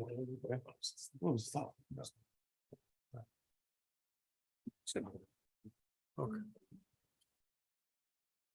Ladies and gentlemen, dear colleague, dear Professor De Vetak, my name is Janez Ujcic. I am director of International Center Second World War, Research Center, Second World War, and I must congratulate for excellent conference with good idea, smart idea, and I hope that will be in next time already. Mogoče bi lahko profesor samo dva stavka še povedal v slovenskem, da bi prevedel. Seveda, ker bom prevedel, Boš ti povedal. Vaša konferenca ima seveda zelo, po mojem mnenju, skromnem, ker nisem znanstvenik kot vi, pač pa gledam na razvoj Evrope, mogoče bolj z očmi nekoga, ki je bil včasih v politiki, v žurnalizmu in v menedžmentu. In mislim, da so takšne konference izredno dobrodošle. Da bi bil seveda pravi namen teh konference takšen, da bi bile konference odmevne tudi v javnosti, v domači in mednarodni javnosti. Kajti šele takrat imajo te konference pravi odmev in pravi smisel. So, according to my opinion, this conference is very, very important, especially from my perspective as someone who has been active a little bit of politics and management. And what I certainly hope is that this conference will have an impact, not just here, but also broader in the public. To, kar je uspelo profesorju De Vetaku, da vas je zbral skupaj na tem zboru, na tem sestanku, veliko pomeni za nadaljevanje vašega dela. So what Professor Devetak achieved here with gathering you all here will be very and is very important for your work here. Slišal sem veliko novih idej, predlogov iz različnih držav, odkoder pač se danes tukaj. So I've heard a lot of very new and interesting ideas coming from different member states, which are represented in this conference. Nimam namena ocenjevati te ideje, ker ste vi boljši strokovnjaki kot sem sam, vendar bi rad povedal neko svoje osebno mnenje. So I do not have an ambition to evaluate your ideas. However, I would like to share with you my personal opinion. Po mojem mnenju se je Zahodni Balkan malo utrudil od čakanja v Evropsko unijo. So I think that the Western Balkan region has become a little bit tired because of all the waiting connected to European Union accession process. To je bila seveda mila beseda za tako oceno. Iz države do države so različne možnosti hitrejšega in počasnejšega vstopa v Evropsko unijo, ki v zadnjem času, v zadnjih letih, vsaj po mojem mnenju, ne kaže več neke idilične podobe novega sveta. So depending on the state, there are different possibilities of how quickly, of course, Western Balkan states can join the European Union. However, in my opinion, this process in the previous years has not been very idyllic, so to say.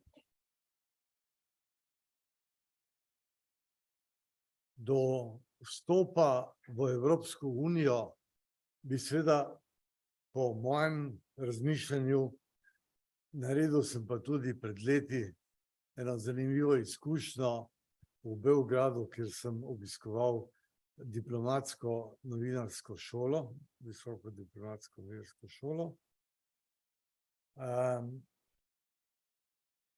da je treba vstope posameznih držav na Zahodnem Balkanu obravnavati v paketu in to čim prej, dokler se globalni svet in velike sile v tem globalnem svetu, kot so seveda Amerika, Evropska unija, Rusija, Kitajska in Indija, ne odločijo za drugačen pristop. So I will share with you now also an idea that I gathered somehow at the journalist diplomatic school in Beograd.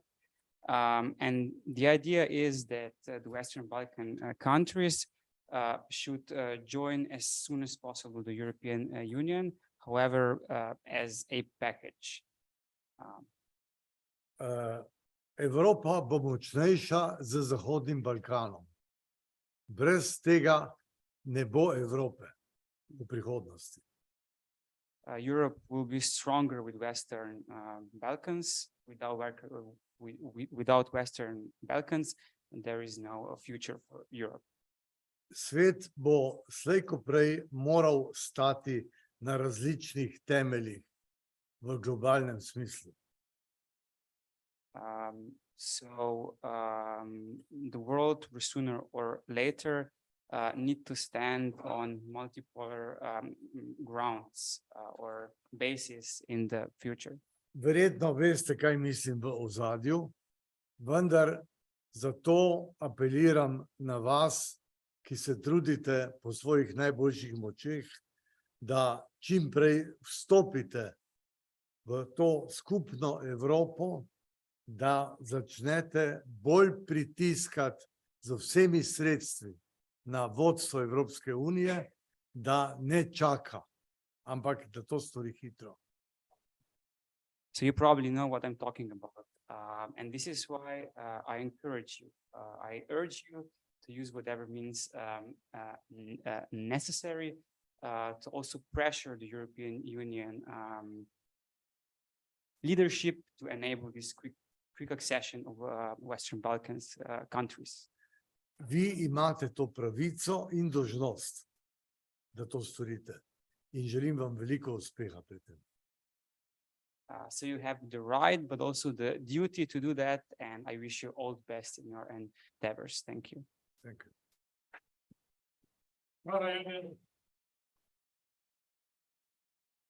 Good wishes, we will think about this. Yeah. Now, I invite all of you to the lunch, and please be back here in the room. Let me say now is what when. According to the schedule, to the program. When should we be back? Organizer, like big. 2:20 back. When? After the lunch at 2:20. 2:20, okay, 2:20 here, that will continue, no? Okay. Good appetite. Yeah.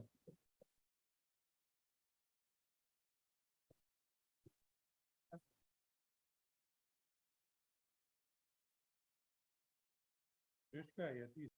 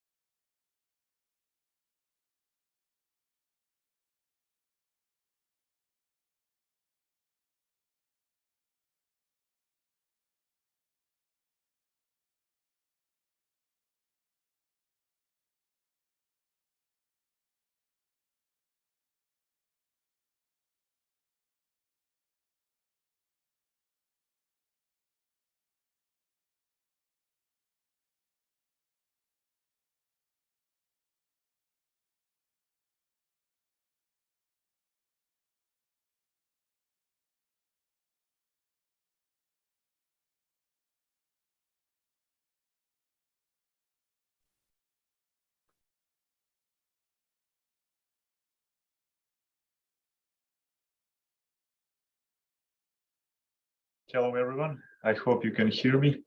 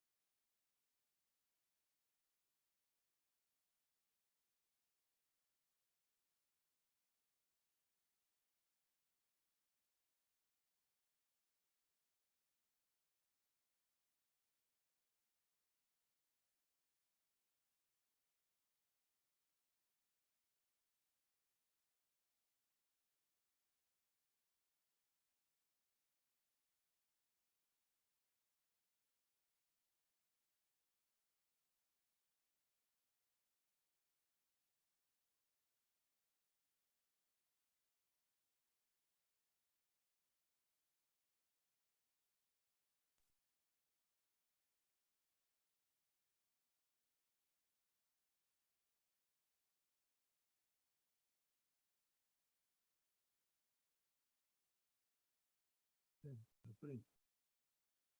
I shall go.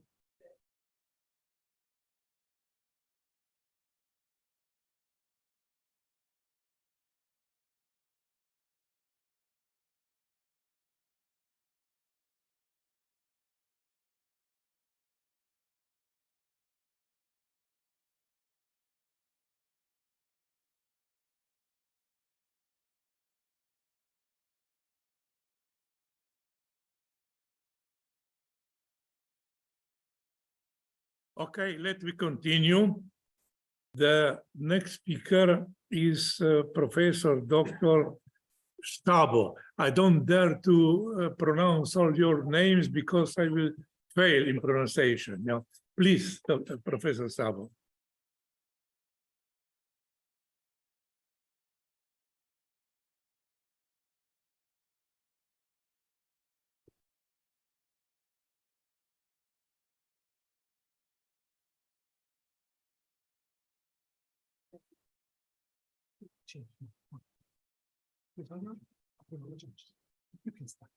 What is that, Papa Wang, Oh, it's very difficult. If you ask for. Okay, thank you very much. I've got a very interesting task to speak about the role of Western Balkans in the new European order and concerning the view from Hungary. And I thought that it is a very difficult question because what does that mean, new European order? What does that mean, a new type of international relations? What does that mean, Western Balkan in this situation? And how it is concerning regionalism of different type? And are there any concrete policies of Hungary in case of new European political order and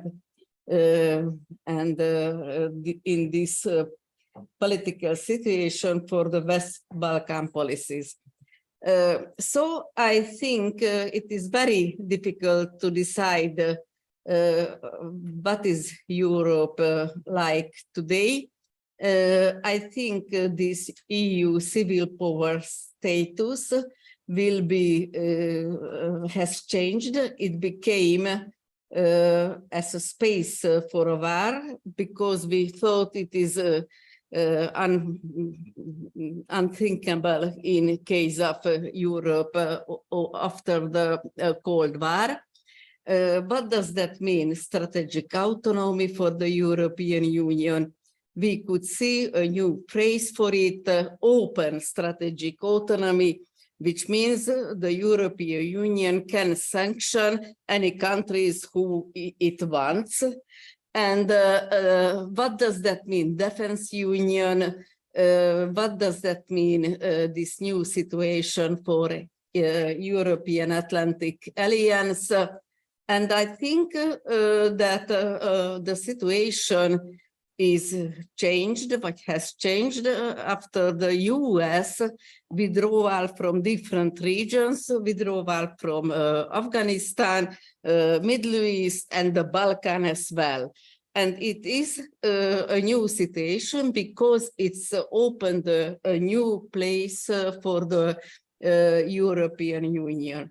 But the situation is very, very problematic because of the new arms race, a new Iron Curtain situation, the problem with the defense union because Western Europe and Europe cannot defend itself, and it has changed the configuration between China and Russia, and I think it is connected with new problems concerning Middle East and Africa region as well. The impact of Russia's war on Ukraine And concerning it with European order, I think it has caused a lot of changes, but these changes cannot be seen in the official EU policies because the external services of the European Union has not changed as it was earlier 2 years ago. We can see that the China-EU cooperation has changed because it was Merkel last action to write in the name of the European Union the comprehensive economic and trade cooperation with China, and it cannot be realized because of the US against this project. And the US security strategy has changed. The main enemy became China. And I think in case of the US and Russia, there are common interests in stopping China's power and China's political and economic investment in case of Ukraine, so they can cooperate across the war situation for these economic and trade aims. And it has caused stopping different sub-regional strategies like 3C initiative and Chinese Silk Road project in case of this Central and Eastern Europe. The regionalism has changed, and the most important that this economic and political regionalism has turned into geopolitical regionalism, which means that it's became this area for pace for a geopolitical competition between Russia and China.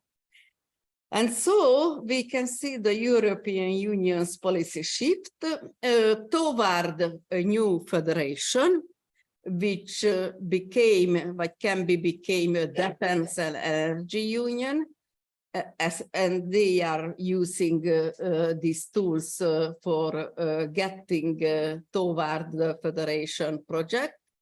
The European Union starting become from a normative power to geopolitical power, and this so-called institutional regionalism, which was the main buzzword for the European architecture, became the so-called pragmatic federalism, and it needs rebordering the EU.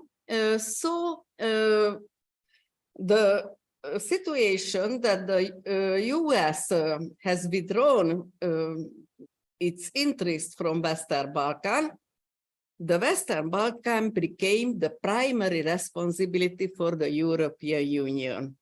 And so I think it's not so the very large heart of the EU which can turn this project into more quick situation. But there are another page of the situation. The Russian and Chinese views, the European order, are very interesting. They are not speaking about war in Ukraine. It is a special operation, and it is called a new phase of decolonization. And they are speaking as a prelude to the World War III. And it is in official political science documents. It is a struggle between the collective West, it is a new word for the European Atlantic situation, and the other part of the world majority. They are fighting in different political science documents for polycentric just world order based on civilization states. And it means that they want to include these all countries into the global order. They are not revolutionary actors, but conservative revisionist actors. And it is very interesting because it is a step from the so-called October Revolution theses, but they are very similar. The BRICS is a community of revisionist states, free form of international cooperation with classical diplomacy, without the involvement of international institutions, and it is a tool for separation of the West and non-West. So this part of the world seeing this war in Ukraine as a fight for decolonization and fight for sovereign internationalism. The main theorists who are behind this program are Lukyanov, Bordachov, Karaganov, and as well as Lavrov, because he is in all positions which are important in Russian political advisor communities. China is forming its international policy concerning this world order, as situation has changed and the Western state has changed radically. He is calling it political West, not a collective West, political West. The main feature of the new political West, the liberal authoritarianism, securitization, militarization, politicization of social sphere, emergence of radical value progressivism, critical theories in different universities. It has caused a qualitative change in Western countries. The European countries became countries of militant democracy, and the political West is against the global majority. And it is the situation when the conflict became an open confrontation. And the confrontation is called Cold War II, with one side, the liberal internationalism, and the other side is based on sovereign internationalism. And Eurasia is a center for global emancipation processes, engine of an alternative development situation. And in this situation, after the not so successful diplomacy actions of Macron, we can see a new political project, the European Political Community, as a tool for a new European order. And when we starting to find something about this political program, it is very difficult because behind it there is no any important question, and the most frequent and most detailed description is in the UK and France Declaration of Cooperation of last year. So I think it is a Great Britain, UK and France project. What does that mean? They are for peace and security, energy resilience, climate action, and interconnection in Europe. What is this? A concert of Europe, a new entente cordiale, League of European Nations, a new pole contrasting to loose federation of BRICS, or pragmatic regionalism. It is very difficult. And finally, I thought it is similar to the Bologna process in higher education. It is an intergovernmental coordination forum, which has no any institutional elaboration, intergovernmental in nature, but it has no underpinning by European Union programs and actions. And it is so-called international public governance model of foreign policies of different countries. And I think that after 30 years of Bologna process, we can say that it has gained some aims and objectives, but it is far from the original objectives. So I think it is very difficult to say what is this European political community. What does that mean for Western Balkans? I think we can see some data concerning the main important criteria for development. In 1990, Yugoslavia has 100 point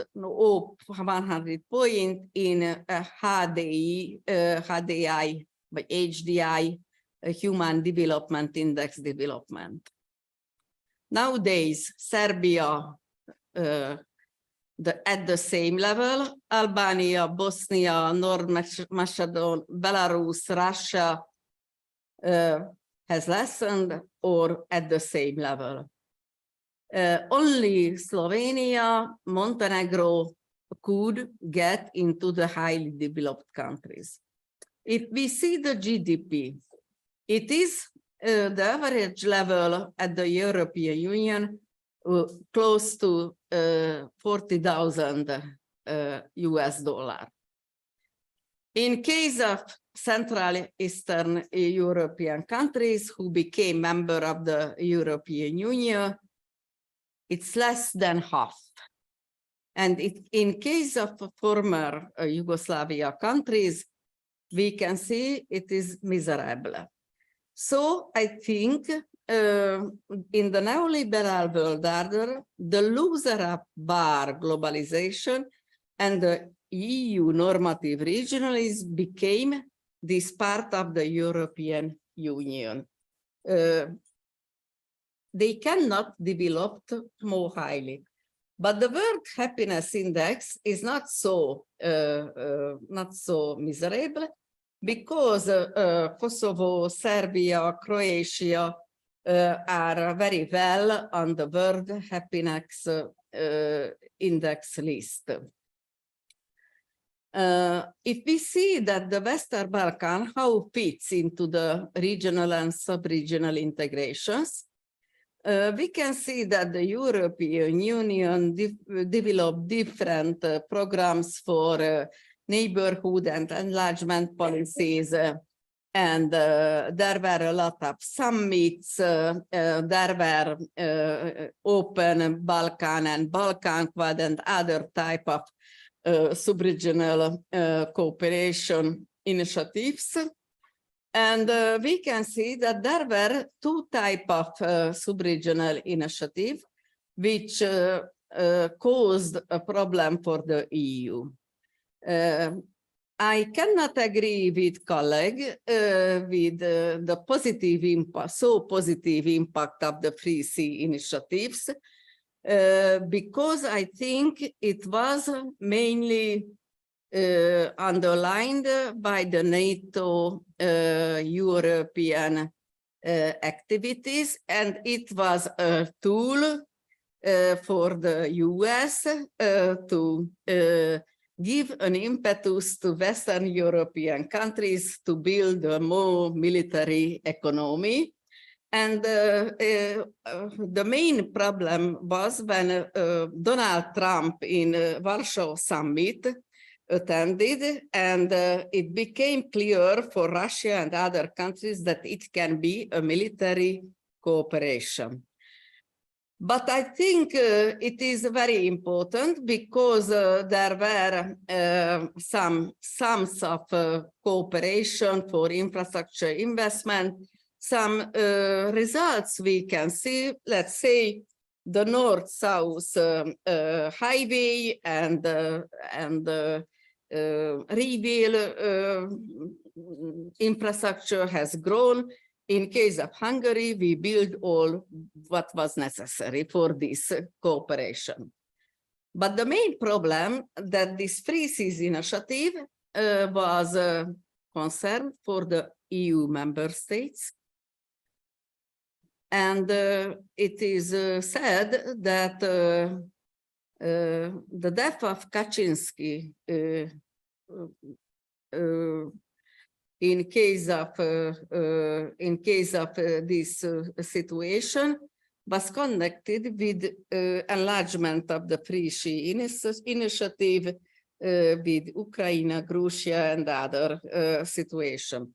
But it is a political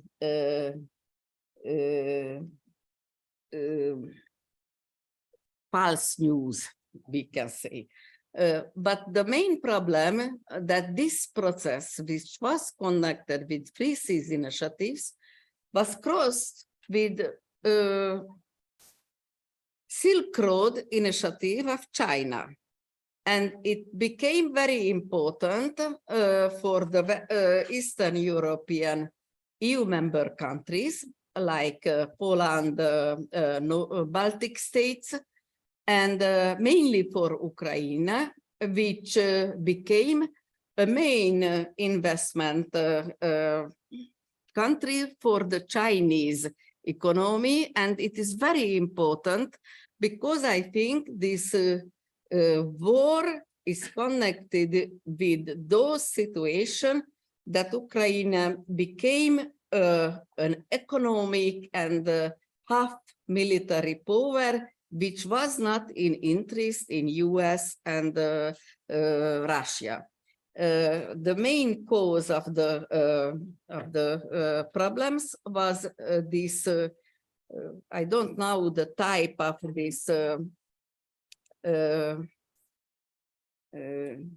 this plan, which is a heavy weight travel plan, which was signed by Ukraine, and the Trump government cannot agree this.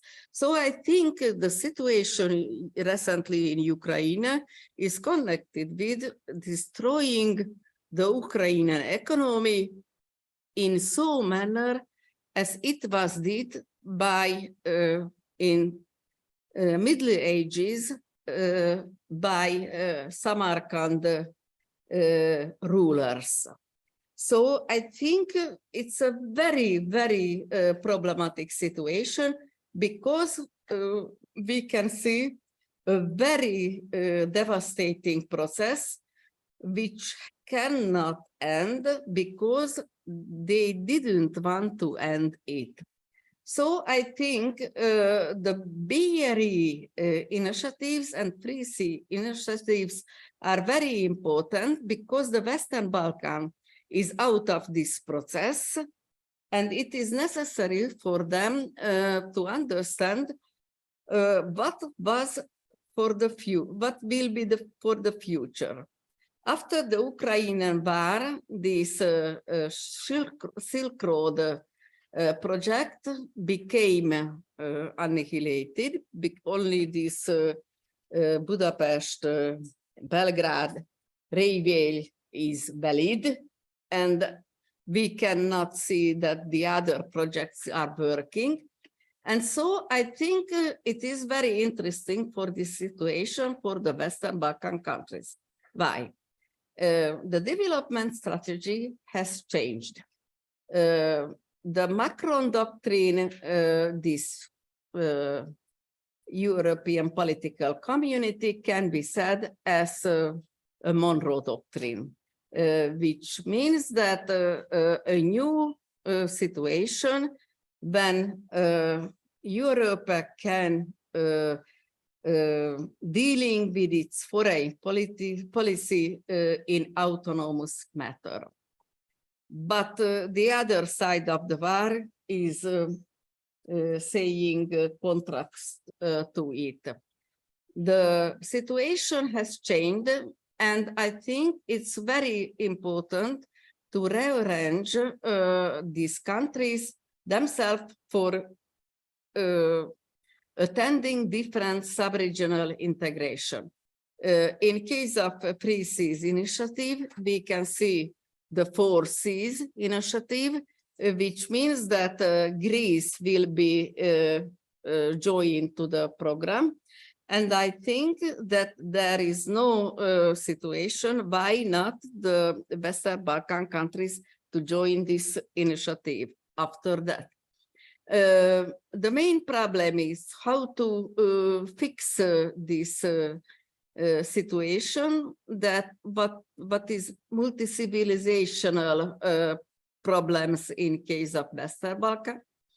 But if we can see what is in France or Germany, we cannot say that they can be deal with more successfully with Islamic and other civilization problems. The main question, how to build into the system level in the new European processes. I think this European political community is in very early stage. And if the Balkan countries deciding to develop to this formula a new type of institutional system, as to Bologna process, European University Association, or other type of organization, it can be form this process. The main question, how to build new stakeholder organizations, how to build new forms of networking, how rearrange sub-regional processes for integration. I think this is a very interesting new situation, and I think the most countries cannot thinking what to do in this situation. Let's say in Moldova, it was diplomacy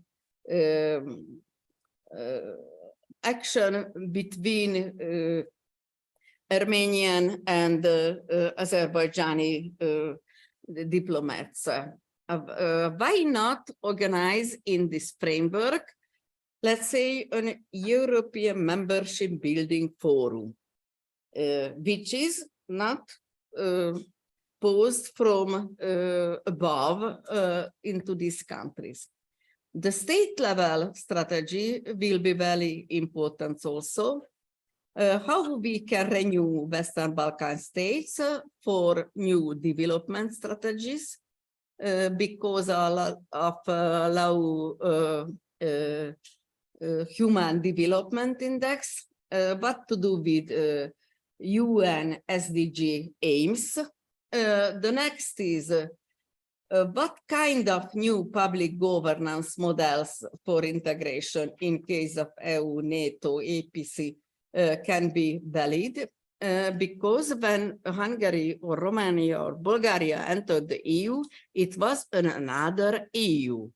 What kind of policy needing for these countries to develop a new nation branding, because the nation branding is very important to get membership. So the last question, what can do Hungary? Hungary is a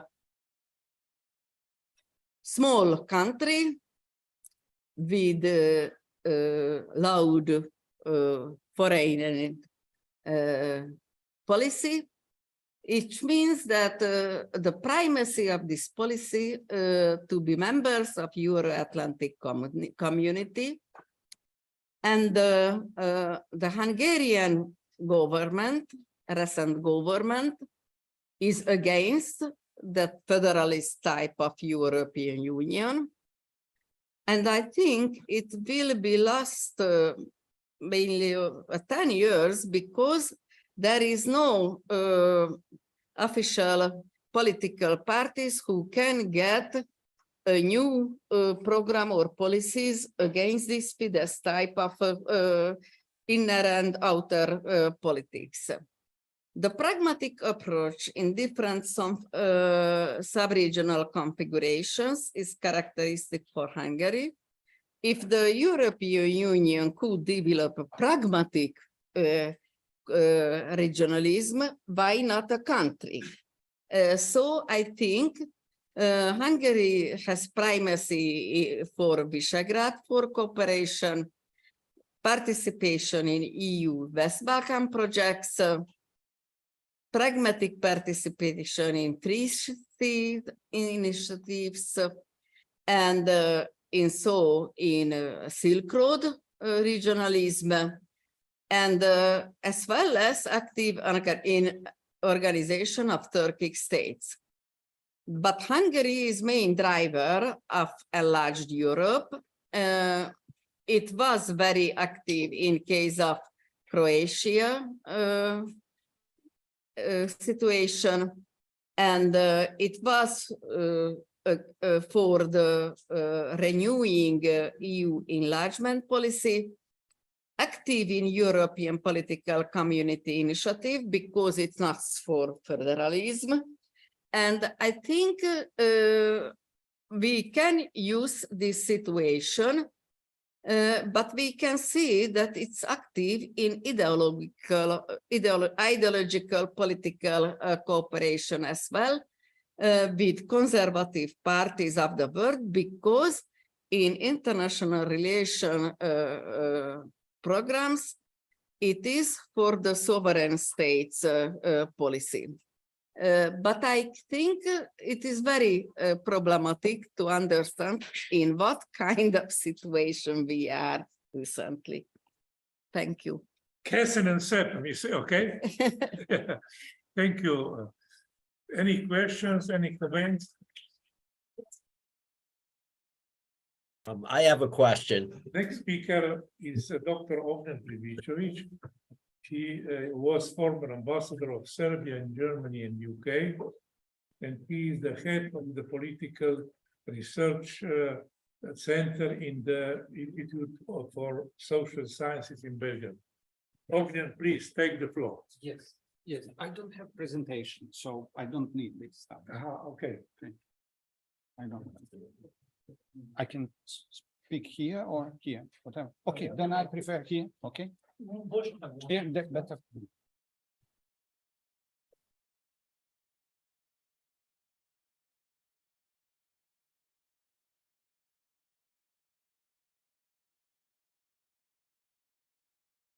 Okay.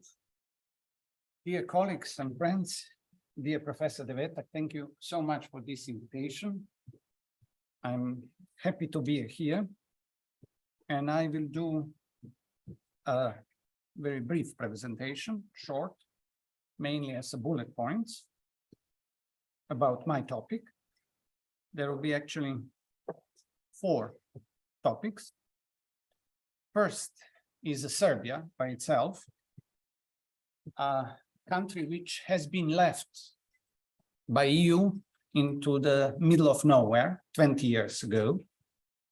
Second, EU has no idea what to do with the Western Balkans. Third, Russian invasion of Ukraine create a completely new situation for the world, and especially for us in Serbia. And the fourth and last one is that we are living in a completely new time, different time from only 10 or 20 years ago. Just half an hour ago, Professor Devetak and me were talking about his friendship with my uncle, father, 40 years ago. And this was completely different time. And I think we need a new categories, even to explain what is going on today. We cannot anymore talk about democracy, capitalism, socialism. It's a completely new world. So starting from Serbia, to underline again, Serbia has been left in the middle of nowhere 25 years ago. We all who were fighting Milosevic, and I was fighting Milosevic since '86. My first job was to be as a junior member of cabinet of President Ivan Stambolic, who was killed by Milosevic. And by the way, he was actually the fourth politician who was killed in Serbia in the last 20 years. Prime Minister Đinđić, whom I, of course, know more than well, he was killed. Milosevic, of course, died in The Hague. And then there was an assassination of a very close friend of mine, Mr. Vuk Drašković, who was leader of opposition. And in this assassination, 4 people were killed. And then 10 years or 8 years ago, one politician, Serbian politician, was killed on the north of Kosovo. So the main point, and I keep on talking about this, starting from my conversation with Margaret Thatcher in '92, and then with President Clinton and many other leaders, not only in capacity of ambassador, but mainly in the time when I was fighting Milosevic, was to explain that Serbia is different. Serbia is not Slovenia, not Belgium, not France, not even Hungary or Czech Republic. In which sense we are different? First of all, it's the Ottoman heritage, Turkish Empire heritage. Of course, not only we have this heritage in the region, but even harder, more difficult problem is with Kosovo, which self-proclaimed independence in 2008. And Serbia is not accepting this and will not accept this in future. And Kosovo is the key issue for Serbian politics to understand this. So Serbia is different case. This is the first point, so I will try to be very brief. Second point is that EU has no policy towards the Western Balkans and to Serbia. I remember myself when we overthrew Milosevic in 2000, that appeared probably hundreds times on media in Serbia talking that we will be in EU next week. And now it's 25 years and we are not.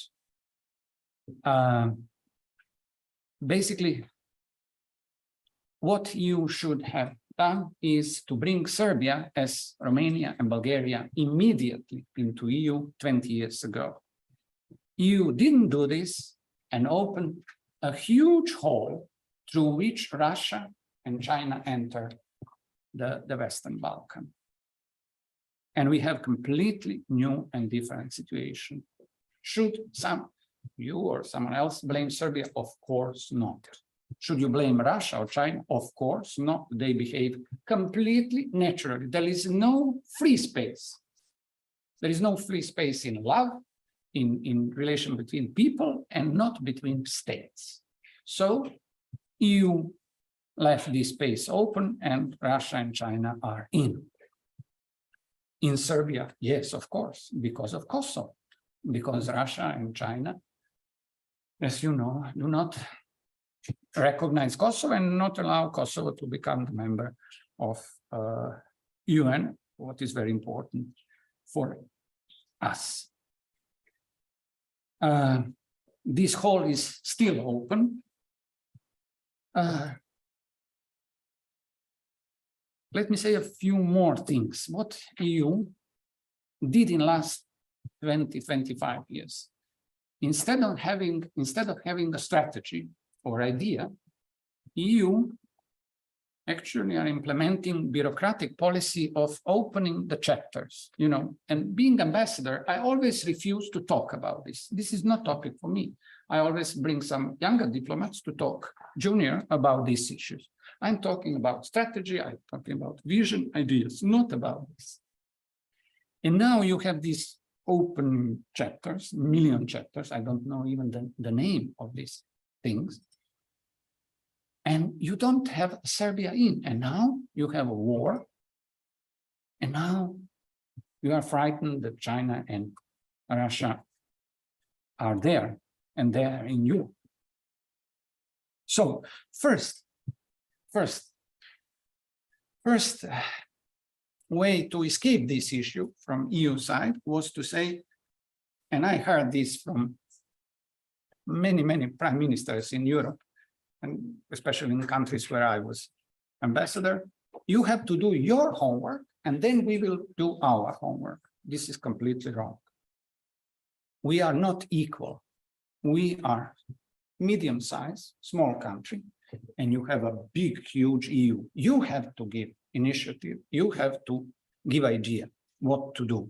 Unfortunately, this idea, of course, was wrong about you have to do your homework. And I can tell you that Serbia tried to do best. Of course, it's not good enough at all, but I doubt that we can do much better than we are doing without help of EU, without help. And I talk about this 30 years ago to all media in US, in UK, Germany, and France, that we need EU backing us and West countries.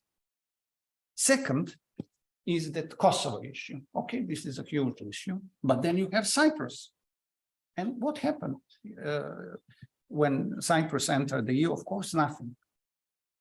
So also this argument is not very strong.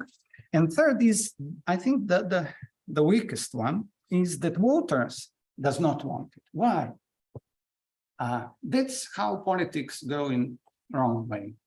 Actually, politicians are listening what voters think, and instead of being real leaders and to try to invent their ideas, not to talk about that you should not ask people, let me say, in Düsseldorf or Venice or Lyon, you know, what they think about Europe. Where is the Europe? We all know where is the Europe. Geography is geography, which means Serbia belongs to Europe, same as Belgium, as Spain, you know, so there is no need to ask voters about this. Unfortunately, those are the arguments against the Western Balkan countries and the Serbia. And unfortunately, to underline this again, EU does not have strategy, no idea, not even now, what to do. What has been changed? Of course, wars happened. Russia invaded Ukraine. And this invasion created completely new situation. Unfortunately, I'm afraid that it's going to last. If not war, conflict will last decades or decades. Cold War lasted more than half a century. Probably this conflict will be the same, half a century. And it will change completely new framework. So what EU did, finally, after 20 years, now you can see prime ministers of the main countries and the Brussels leaders of EU who are talking, we have to do something with the Western Balkans. Problem is that mainstream is already gone 20 years ago. Mainstream is always very important, again, in the terms of love, people, families, but also states. And now we will see. US is actually the only country which still has this idea of strategy, and US strongly supports us. And US understood that when war started, the only one issue we have is geography. All other issues put aside. Geography, how many soldiers do you have, how many tanks, how strong economy is, and Serbia is important country. We usually in Serbia think we are a small country. No, we are medium-sized country. And in this situation, we are very important. And fortunately, US understood this, and we have a new momentum right now in the relation between Serbia and in US. And I think this is very, very good. And finally, I think it's point 4, just a second. Yes. I think just a few points about this, that we are living in completely new time. I think this is the most important. New time is created by new technologies, by mobiles, by computers, by all these things, which actually brings our civilization into very different stage and bring us a many new problems. And one of the first victims is that not only the people, but also the states are losing sentiment for strategies, for ideas. Unfortunately, we don't have any new idea, any new strategy. And now war, actually, the worst thing could happen. And war actually bring us to the basic things, to the things of life and death, strategy, ideas. And at the very last, as I said at the beginning, I think we should all, especially youngsters, think about new categories, how to define the situation, because all the ideas of capitalism, socialism, liberalism, conservatism, losing point and sense. We are living really in a completely new world, which will be shaped mainly by this Russian invasion of Ukraine and the new relation between big powers, including, of course, China. And we have to think in a different way, and of course, in a positive way, to escape the sum of the worst scenarios like Kissinger's scenario. We have 5 to 10 years more. So we have to work very, very strong. Again, youngsters to find a new ideas and new solution for this new situation. Thank you so much. Thank you. Next speaker is Todor Lakic, will speak from Podgorica, Montenegro. Is the connection okay there? Give me a second, please. Hello, everyone. I hear you well and sound, and I hope that you can see my presentation. Just give me a second, please. Second.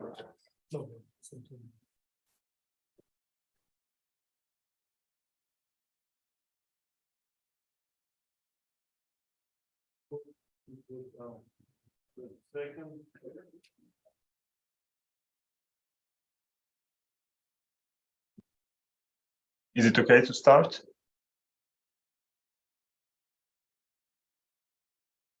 Any minutes, any second.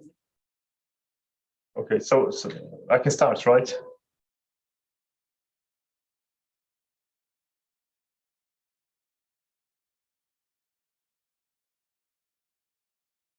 Is PowerPoint presentation.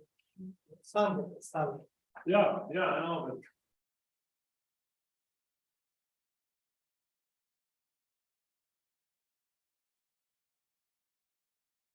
Okay, otherwise continue with Boston. And we will- no, I have to, but I just need the picture of Mr. Is up, but just the presentation, please, just a second.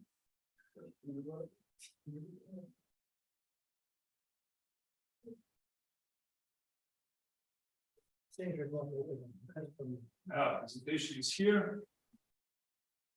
Okay, Todor, Do you hear me? Yes, I can hear you. Can you hear me well? Okay. Can we hear you? Can you say something, please? 1, 2, 3. 1, 2, 3. We lost. Man.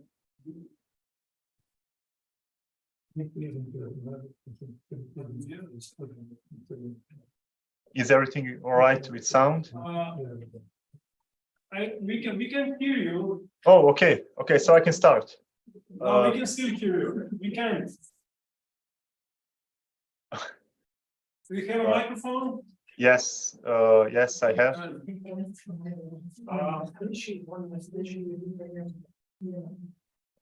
Yeah, try please to connect with Boston and we will later then what going to do. We are okay. Try to connect with Boston. Just a second. Can you stop the presentation, please? Okay. Yeah. So we can try it now. Okay. Yeah, but we can still hear you. I don't have your sound. I don't have your sound. Okay, now I share presentation and I still don't hear you. He can hear us. yes, I can hear well. Please be so kind. Ask Professor Kramer in Boston if he's ready. I hope he is hearing you. I can hear all of you. What is the reply from Boston? I can hear everyone. And Yeah, me too. Everything is working so fine here. Can you say something, Mr. Kramer? yes, I can hear everyone fine. No sound. Can you hear me? Okay. No sound. You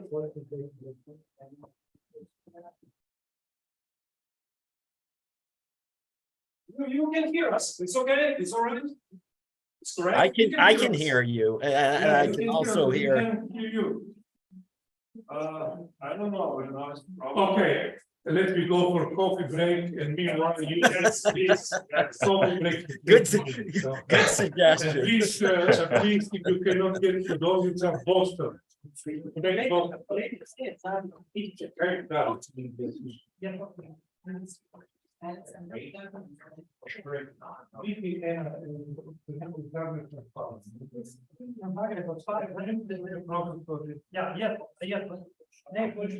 Now I see only myself.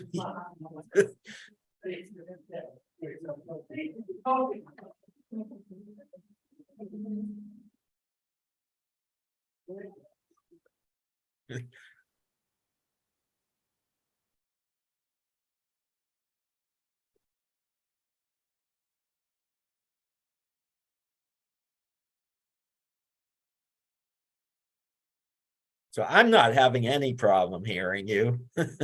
Yeah, I hear you, Mr. Kramer, well and sound. I don't know what's the problem. Yeah, I don't know what's going on with that. You can give your presentation to me. Okay, now we hear you. Now you hear us. Okay, good. Good. Just a second. By the way, am I going to be able to share my presentation, or are you going to have to move the slides? Because I'd rather have it so that I share it. I can hear you, Mr. Kramer. Will I have sharing privileges for my presentation when I give mine? You have. Okay. Okay, good. Thank you. Mr. Lakic, can you talk something? 1, 2, 3, European Union. Oh, it's okay. Yeah, okay, good. Bravo. Okay. I'll go get some coffee. I as a technician here need to apologize to you because of that inconvenience that happened. So I'm responsible. I don't know, something went wrong when you put presentation, but now it's okay. We will begin after 20 minutes. Okay. 20 minutes. We need to make a coffee break, so please, 20 minutes. Wait. Okay, but sorry, if anyone here has to apologize, it is me for not being able to come to Maribor these 2 days, but this Mayor or some emergencies, a job were occurred, and I couldn't make it to come there. So once again, I'm sorry. No, you don't need to worry about it. Thank you. So 20 minutes break. Okay.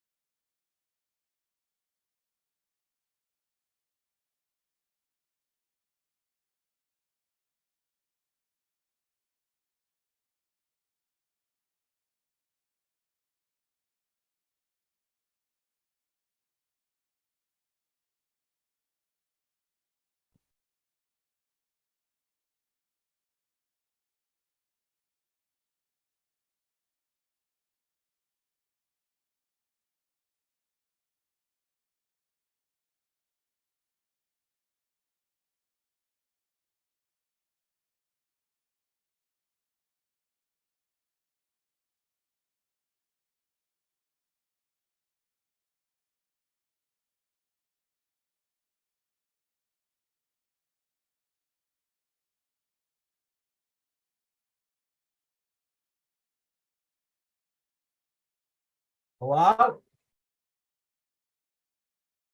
Hello? Hello? Little Nadia? Hey, you little Nadia, how are you? Oh, okay.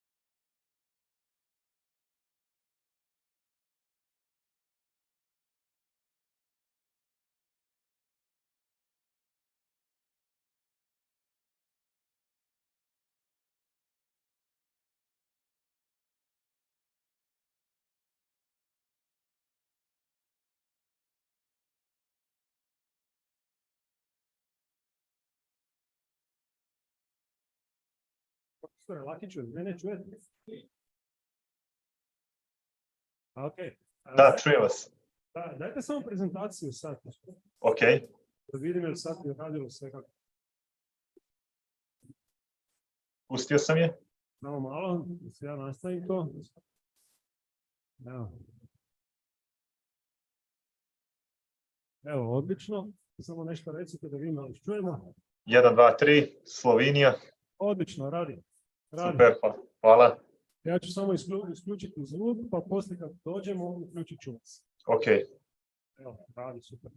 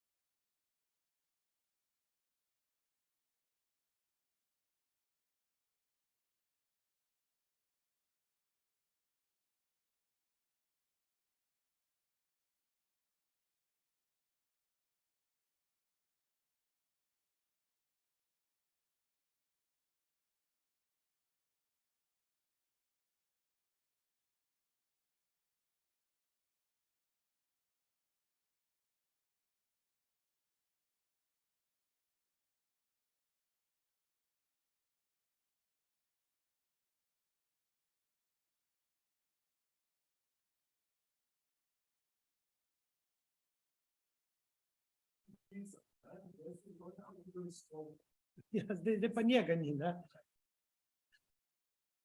Ja, ja. Čakaj, pet Boston, no, daj Boston unga, no. Evo, profesor, Je. Kar začnite, Lakić je tukaj. Okay, Todor, Še enkrat, daj. Todor, do you hear me? Yes, I can hear you very well. Da li me čuješ dolu pod Gorico? Da, Podgorica vas čuje dosta dobro. Čuje, vse je rekel. Evo, izvoli, Todor. Hvala puno. Thank you very much. Hello, everyone. Good day to all. It is my pleasure to talk at the ANETREC concluding conference. I'm very sorry for not being able to come to Maribor today and to be with you live. The topic of my presentation is the subject of foreign security and defense policy in the negotiations between Montenegro and Serbia with the European Union, perspectives and challenges.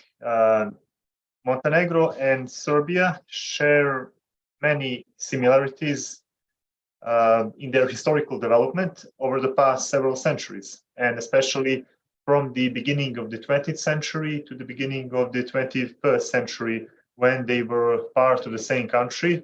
Both of them were part of the Yugoslavia. Bearing this in mind, it is not surprising that both of these countries face the same problems and difficulties in their negotiations with the European Union, to which they both aspire for at least 10 years. These problems are structural, some of them are inherited and some of them are new, and they are related to the issues of rule of law, independent judiciary, corruption, and crime. However, in the field of the common foreign and security policy, Montenegro and Serbia differ diametrically, which is one of the rare points of conflicting circumstances between the two countries towards the EU negotiations. One of the classic topics in the consideration of the foreign and security policy of Montenegro and Serbia in relations to the EU is the relationship between the two countries and Russia. Montenegro is a classic example of a state that owes its 3 centuries of existence to the help of Russia, whether we talk about Russia of Romanov or Soviet Russia, which, along with the religious factor and the 20th century communism, contributed to the extremely strong Russophilia in Montenegro society. The last 2 factors, religion and communism, contributed to no less Russophilia in Serbian public opinion.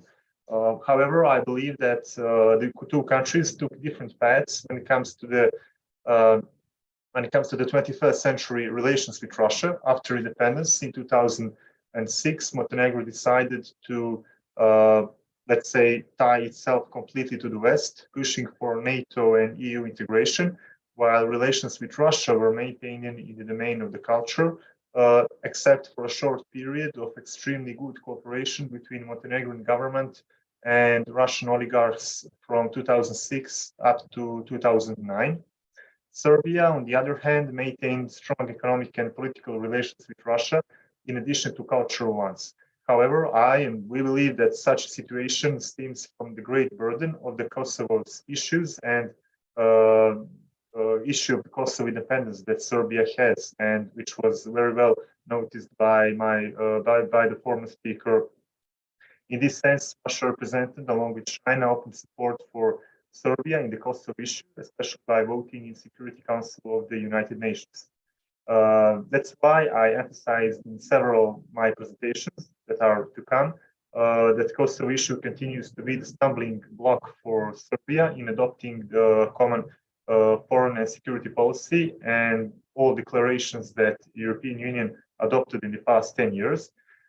Taking into account the principle of territorial integrity, but also close relations with Moscow and Beijing, Serbia records very low results in the adoption of the EU foreign policy positions, which in some years after the beginning of the Ukrainian crisis in 2013 were only slightly above 50%. Apart from Chapter 35 for Serbia, that is the Kosovo issue, the crucial chapters that are great stumbling block for Montenegro and Serbia in their EU accession negotiations are chapters 23 and 24. That is the chapters about corruption and the rule of law. But when it comes to the common foreign and security policy, Montenegro has no bigger issues in this area, which we'll talk about later. And for Serbia, the chapter 35 itself is an obstacle to adopting the common foreign and security policy. Montenegro, considering that it has no open foreign policy issues, except for the minor bilateral issues that Montenegro has with Croatia. Montenegro had no obstacles in the 100% adoption of all declarations of the Council of the European Union, and thus harmonizing its foreign policy completely with the European Union. That's why I called Montenegro a good European student. Montenegro started its negotiations with the European Union in 2012. As I pointed out earlier, the phase in which Montenegro, for economic reasons, was committed to cooperation with Russian oligarchs was largely over by 2012, when Montenegro started its negotiations. Therefore, in the last 10 years, Montenegro did not try to build or is trying to build a foreign policy alternative to the EU negotiations. Our economy is largely based on the trade with the European Union and on all financial assistance that Montenegro gets from structural funds. In the field of the foreign and security policy, Montenegro was pro-European since 2006. This is evidenced by the annual reports of the European Union on the progress of individual candidates countries. The reports related to Montenegro are without exception positive in this area, and Montenegro is for several years in a row now 100% aligned with the common foreign and security policies and all declarations that were adopted by the European Union. And not only declarations, Montenegro also accepted all measures that the European Union adopted, especially the measures in terms of sanctions against Russia or Russian politicians or private entities and so on in relation to the Ukrainian war. In fact, Montenegro actively worked on membership in NATO since 2009. So that's why I concluded that membership in NATO in 2017, but also Montenegrin recognition of the Kosovo's independence in 2008 were the crown of alignment with the common foreign and security policies. Because if we analyze the period of the last 10 years of the common foreign and security policy of the European Union, we will see that when it comes to the Balkan, the issue of Kosovo's independence and the issue of NATO in terms of relations with Russia were the main issues for all Western Balkan countries that were negotiating with the European Union. So that's why I say that these are the crown of the alignment with the CFSP.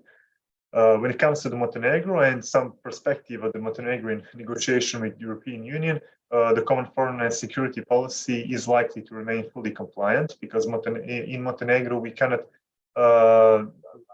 since I'm from Montenegro, right, I cannot see the intention of at least 2/3 of political elites to change anything related to the common foreign and security policy, but we will talk about that later on. When it comes to the much bigger and much more important topics, that is Serbia and the CFSP, there are some major obstacles that Serbia has in this process. Serbia started its negotiation process in 2013. The year the process began is indicative, considering the beginnings of the Ukrainian crisis, which reached its full extent in 2014, prior to the war in 2021. Although the EU has clearly defined a unique approach to the Russian Federation in connection with the Ukrainian crisis, Serbia has refused to agree with the EU's declarations towards Russia, as well as the restrictive measures and sanctions with which the EU calls partner states to comply through foreign policy declarations.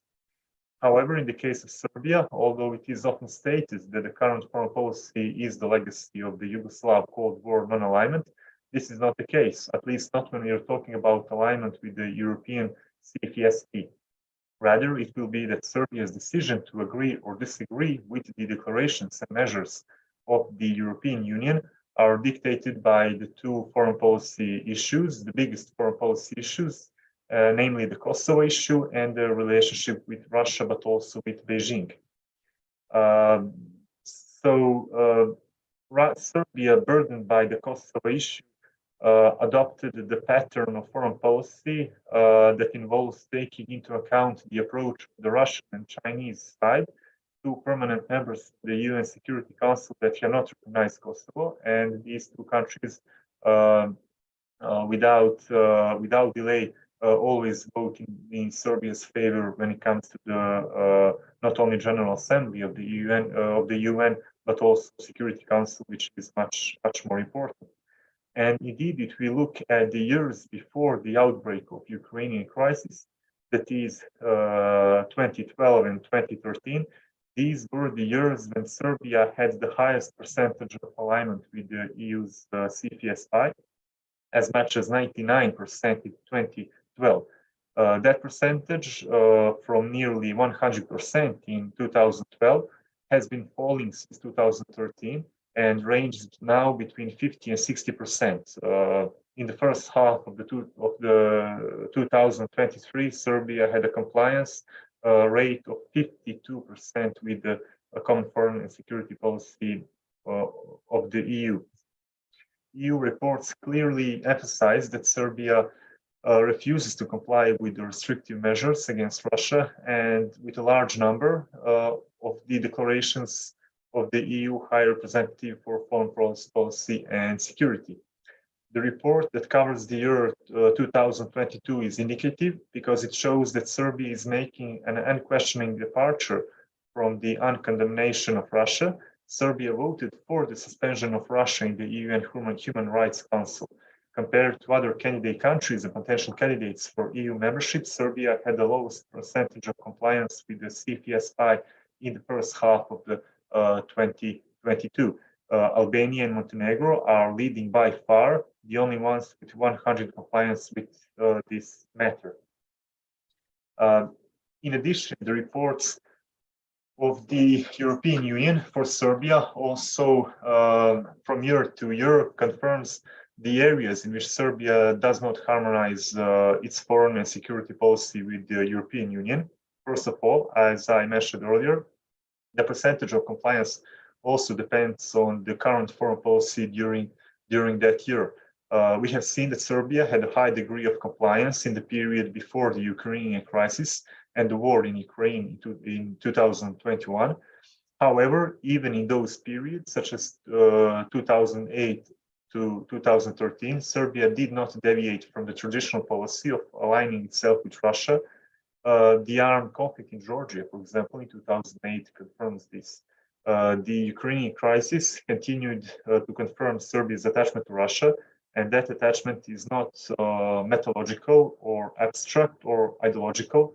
The reasons for Russia's and China's support for Serbia regarding the Kosovo issue or the economic importance that Russia has for Serbia, especially in the domain of the oil industry, are quite realistic reasons for the aforementioned. Of course, the EU remains Serbia's main trading partner and donor, but in terms of specific industries, such as the oil industry, Russia remains pretty solid in Serbia. Serbia's policy towards China is also an obstacle to 100% harmonization of the CFSP within the EU, but this is not often heard in media or not as loudly questioned as relations with Russia. There is the reason for that due to the fact that the number of declarations adopted in the EU in relation to China is incomparably smaller than in relations to Russia, especially after 2022 and the start of the war in eastern Ukraine. Other obstacles to the CFSP harmonization are listed in my presentation, but these are also related to Moscow, Beijing, or the principle of territorial integrity which Serbia stands for. Let's say of all declarations and restrictions that the EU agreed on regarding the war in Syria, for example, Serbia will join those that do not explicitly include or do not explicitly condemn Russian intervention in that war in 2015. When it comes to the Belarus, Serbia supported the foreign policy position of the EU until 2019 and 2020, which is really interesting. However, since then and until today, Serbia has avoided aligning itself with policies in relation to Belarus, probably due to the purchase of certain military assets from Minsk, for example, military airplanes, or the holding of joint military exercises such as the Slav Brotherhood exercise that was held with Russian and Belarus army. I would also like to point out that Serbia is often exposed to strong dilemmas in foreign policy decisions related to the EU. For example, in 2018, the European Union adopted a resolution that supported the territorial integrity of Georgia, since this was the year when Georgia marked 10 years from the bloody war that happened in 2008. Serbia voted against or did not accept this declaration, which is odd because Serbia would, above all countries in Western Balkan, really stand for territorial integrity due to its relations with Pristina and the trying to maintain Kosovo as non-independent country. But Serbia had to make a choice between supporting Russia by not joining this declaration or joining the declaration and supporting its own national interest in Russia, and Serbia opted for not supporting this declaration, which was, I say, really not so logical, but it was due to its other national interest, and that's maintaining strong relations with Russia.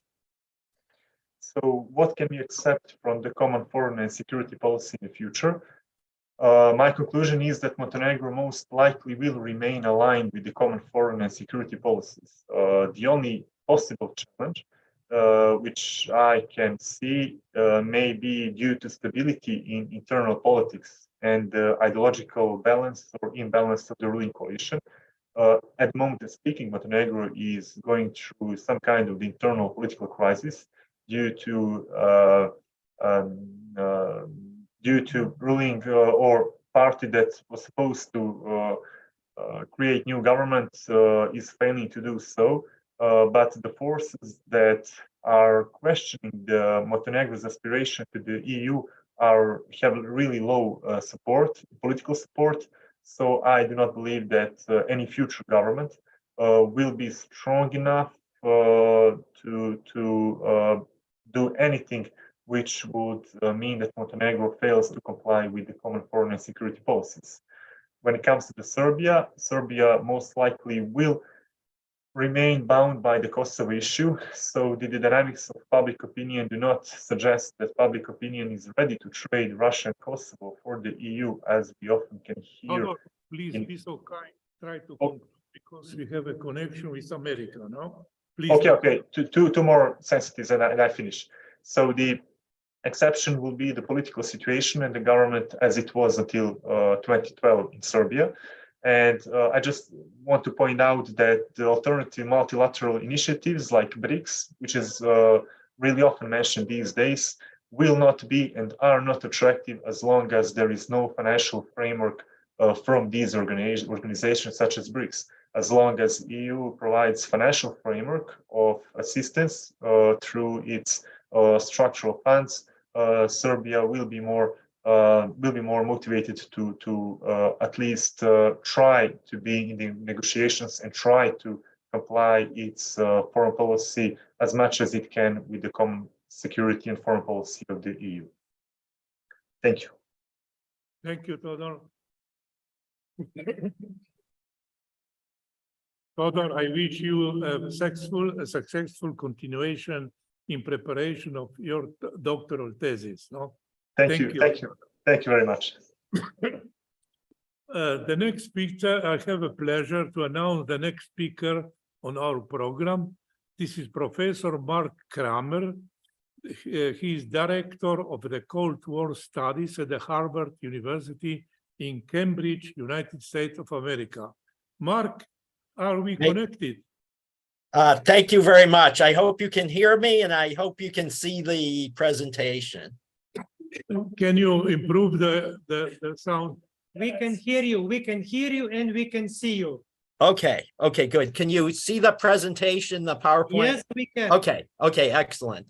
First of all, my thanks to Silva Devetic for the excellent conference and to Franz Mlinar for the organizational help. It's a great pleasure to be with you, even though I'm across the ocean. And I've also enjoyed, I heard most of the presentations today. It was a little bit early here initially, but I really have enjoyed the very substantive presentations that have been given. Nadia Boygieva on Bulgaria, a country that I know well, and then Todelakic on the comparison, and Ambassador Prebichevich on Serbia. All of these, there's a considerable degree of agreement and overlap. So let me go through this as quickly as I can, mindful of the time. Over the past 30 years, the region of Southeastern Europe, known as the Balkans, and again, I've been at conferences that were just about how to define what the Balkans is, so I'm not going to get into that today. It's suffice to say it's a political and historical term as well as geographic, and we can debate about whether Turkey and Greece should be members. I would argue they should be, but leave that aside. But it's figured prominently in Russian foreign policy, and the significance of the region for Russian policymakers has increased in the wake of Russia's invasion of Ukraine, starting in February 22 and the 2022, and the terrible war that has continued to this day.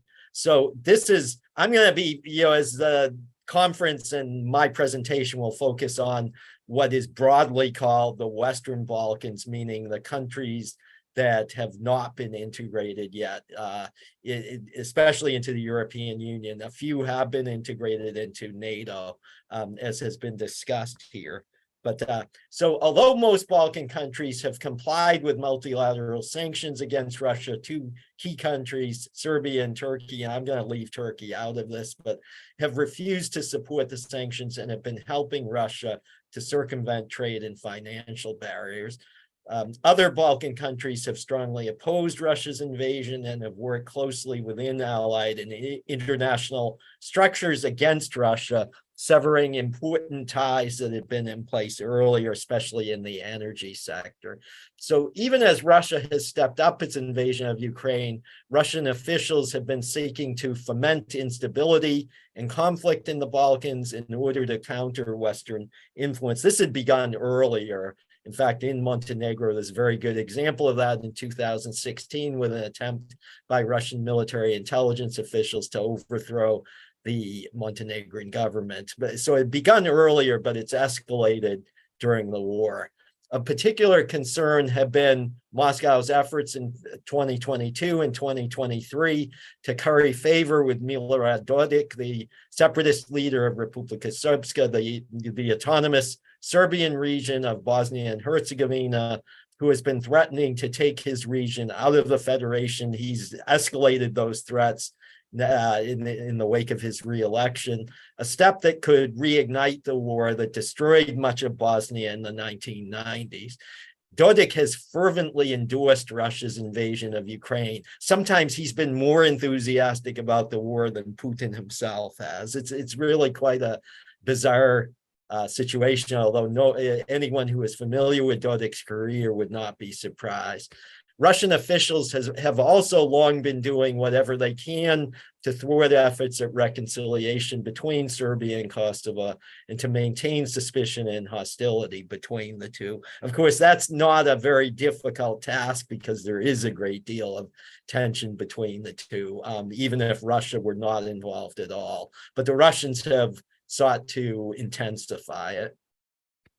In the longer term, Russia's war against Ukraine is likely to be exceedingly costly from Moscow and the Balkans. The energy, in particular, the energy structures Russia had built, so it had taken such pains to build for the region, bypassing Ukrainian territory. This goes back to 2006, have been fatally disrupted by the sanctions adopted in the wake of Russia's invasion, which have induced Bulgaria and other countries to end their dependence on Russia. It's really quite a remarkable step. As someone who has been in Bulgaria dozens and dozens of times over the last 20 years, I thought Bulgaria would never end its dependence on Russian energy supplies. But this war brought it about in remarkably quick time. It's not over yet. That is, there's still dependence, but it's amazing to me at how quickly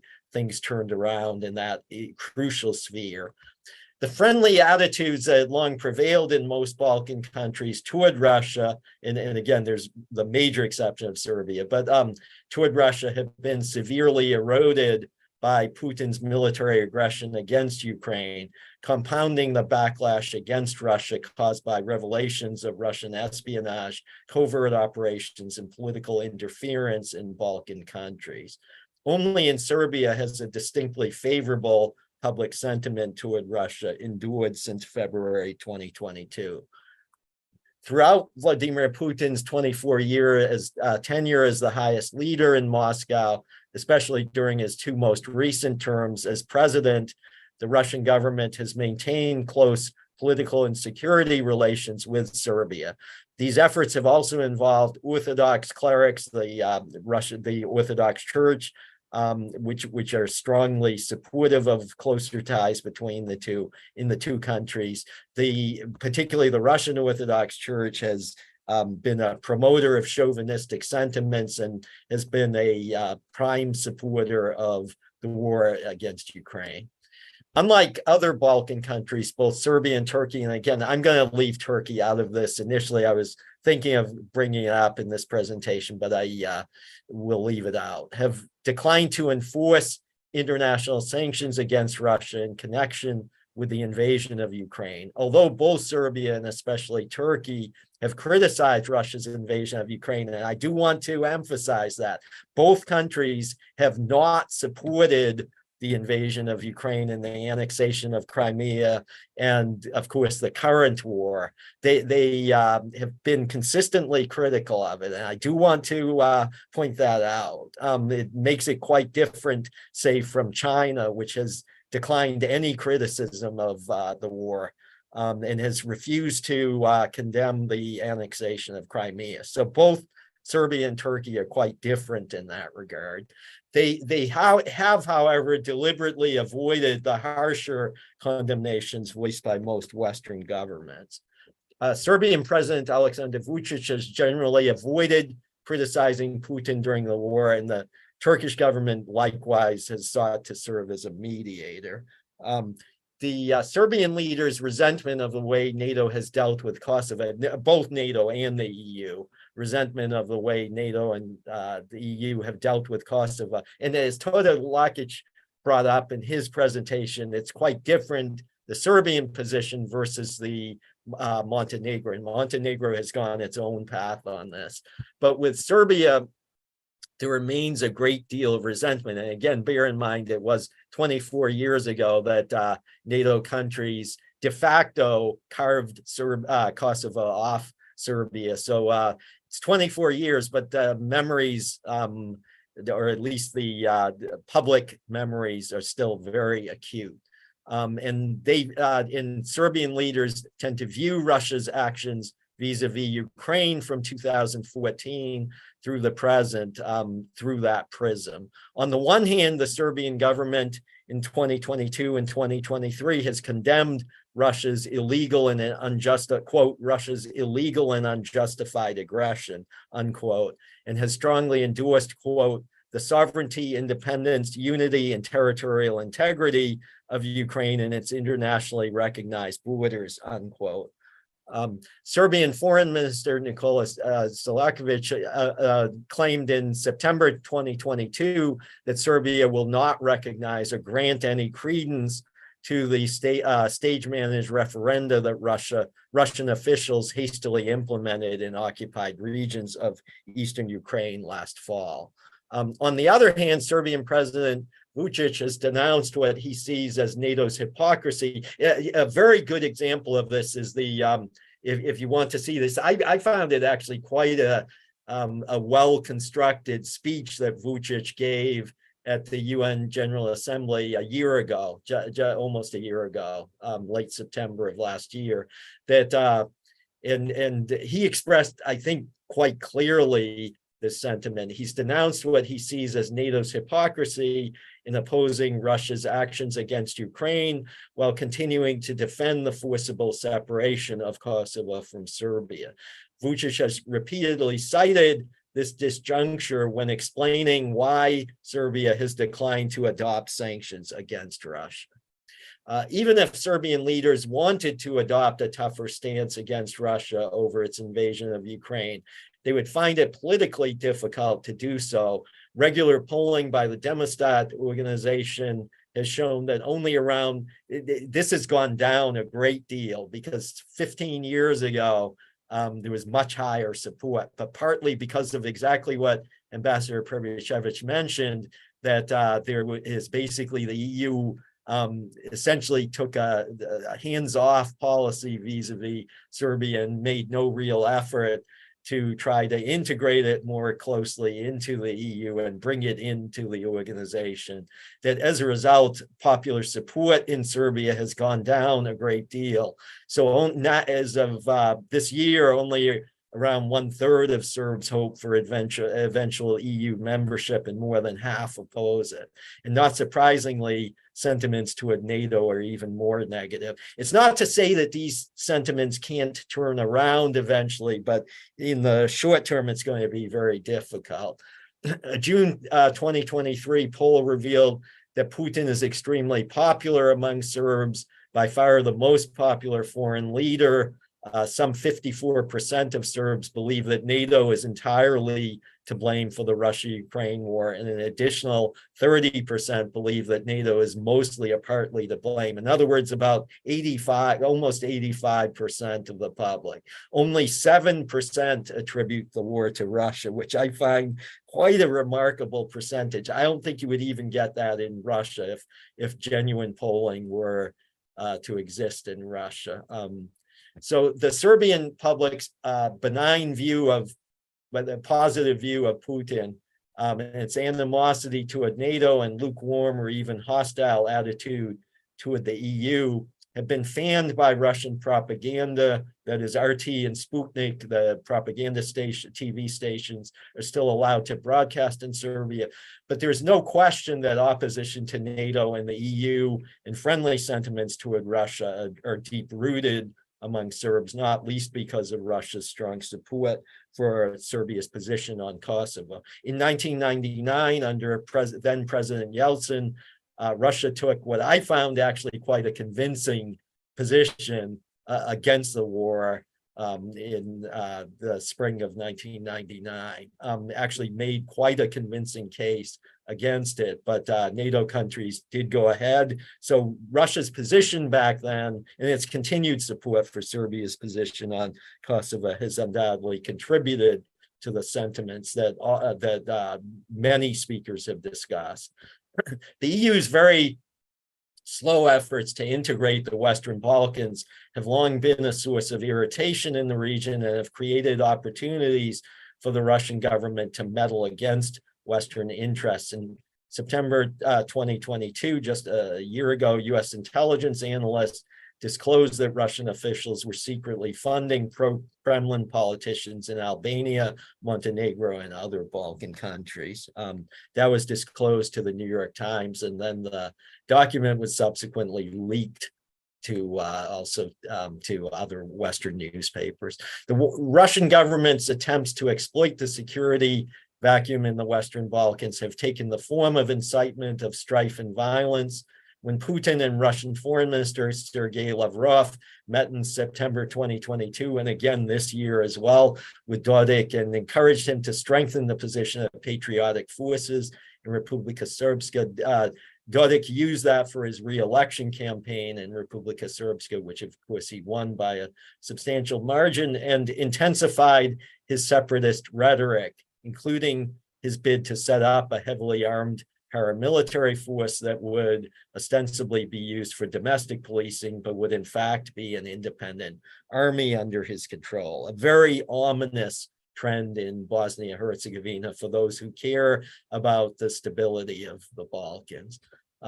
This is almost a year ago, last September, Dodik sent observers to the farcical referenda that were being held in 4 regions of Ukraine. It's again an indication of his ardent support for the war. In January 2023, a few months after gaining re-election as president of Republika Srpska, Dodik awarded his region's highest medal of honor to Putin via the Russian ambassador in Bosnia for displaying patriotic concern and love for Republika Srpska, unquote. Dodik hailed, quote, the position of Vladimir Putin and the strength of the Russian Federation, unquote, in its war against Ukraine, and vowed to, quote, bolster the friendship of our great fraternal nations. Russian officials had made similar contacts with ardently pro-Moscow Serb figures in northern Kosovo, who have cheered on the Russian army as it commits atrocities in Ukraine. Very much along the same lines that Dodik has. Even in Serbia, the Russian government has made a point of bolstering far-right extremists and chauvinists, and has also tried to recruit soldiers, not terribly successfully, but has sought to recruit soldiers to fight on Russia's behalf in the war. Damjan Knežević, the head of the ultra-nationalist People's Patrol, the Narodna Patrolja in Serbia, has accompanied his colleagues to Russia for extended training. Russian attempts to, and I realize that my time is coming to an end, so I will try to close shortly in just 2 or 3 minutes. Russian attempts to breed instability in the Balkans. I'm actually going to skip this part here and just say, if the EU were to take more seriously the damage caused by its failure to move much more rapidly in integrating the Western Balkans, it could greatly reduce the opportunities for Russia's malicious troublemaking. So let me emphasize that I'm very much in accord with Ambassador Pribishevich in faulting the EU for its policy, not only to Serbia, but also to the whole of the Western Balkans, and having basically, partly because of the initial rounds of enlargement, the 3 that occurred after 1989, that as a result of that, the EU has basically taken a hands-off or a continued hiatus in further enlargement, leaving out the Western Balkans. Ironically, one aspect of the EU's response to Russia's invasion of Ukraine, far from helping matters in the Western Balkans, had the opposite effect. In June 2022, at the Ukrainian government's urging, the EU claimed to have placed Ukraine on a fast track for EU membership. Even though that was mostly a symbolic statement, it wasn't a substantive one. And I emphasize that because there was a lot of misreporting of that in the press all over the world. Even though the track is unlikely to prove to be as fast as the publicity suggested, EU officials, in fact, have indicated that Ukraine will still need to meet a host of stringent requirements pertaining to corruption, the rule of law, and political stability, of which there are many problems in Ukraine. But the gesture was enough to spark irritation in the Balkans about what many saw as double standards. That is, officials in Montenegro, Northern Macedonia, and Albania complained that they had been doing far more than Ukraine over the years to qualify for EU membership, but had been left in limbo. Until the EU sets a clearer timeline for accepting new members from the Western Balkans, Russian officials will enjoy extensive leeway to erode and undermine Western political, economic, and security interests in the region. So with that, I will conclude and am very happy to have taken part in this conference, and I'll continue to listen in. Thank you. Okay. Mark, thank you. What is the weather in Boston? Oh, it's raining here. That's why this room is so dark. It's pouring rain at the moment. Okay, Mark, thank you very much. We will be in contact. No? Bye-bye. Bye-bye. Bye for now. The next and the last speaker on our program is Mrs. Nina Kodelia. She is Deputy Secretary General of the Central European Initiative located in Trieste, Italy. Please come to the rostrum. Yeah. Before you came, I express our thanks to CEA for financing this conference, for co-financing this conference. Please. Najlepša hvala. Thank you very much. Good afternoon, everybody. It's always hard to be the last speaker because everybody is tired already, but I'll try to do my best and be fast. So thank you for inviting me. To me, it was really inspiring to listen to today's conference, and actually it was also very interesting. And actually, I would prefer to answer some of the theses that were developed, but I'll keep myself to my text for the sake of time. Just one word at the beginning, that at the Central European Initiative, we try to support organization of conferences like today's linked to a project like ANETREC. And it's very important what you're trying to do, namely to build a network with the Western Balkans, for the Western Balkans, of academia, of scholars. So what I want to develop today is tell you a bit about Central European Initiative and the role it has in regional cooperation, both in the Western Balkans and in the eastern part of Europe, namely Ukraine and Moldova. My thesis, first of all, is that regional cooperation is very important still for the Western Balkans, especially, hopefully, in the circumstances of reinvigorated enlargement process. So I would like to tell you a bit where the CI comes from and what regional organizations like the one that I represent here today can do to both to contribute to regional cooperation as well as for EU policies towards Western Balkans and the eastern part of the EU's close neighborhood, as I said, Moldova and Ukraine. First of all, I think Professor Prebicevic talked about the different scenario, the different world today, from the one that was present in 1989 when Berlin Wall came down and when the CI was formed. It was an initial initiative of 4 countries that were very different. It was Austria, so it was neutral, not part of EU at the time. Italy, founding member of EU, former Yugoslavia, which we very well know it doesn't exist anymore, and Hungary. So it was, let's say, a first-hand response to post-Cold War years, and it was an attempt to overcome the divisions from the past.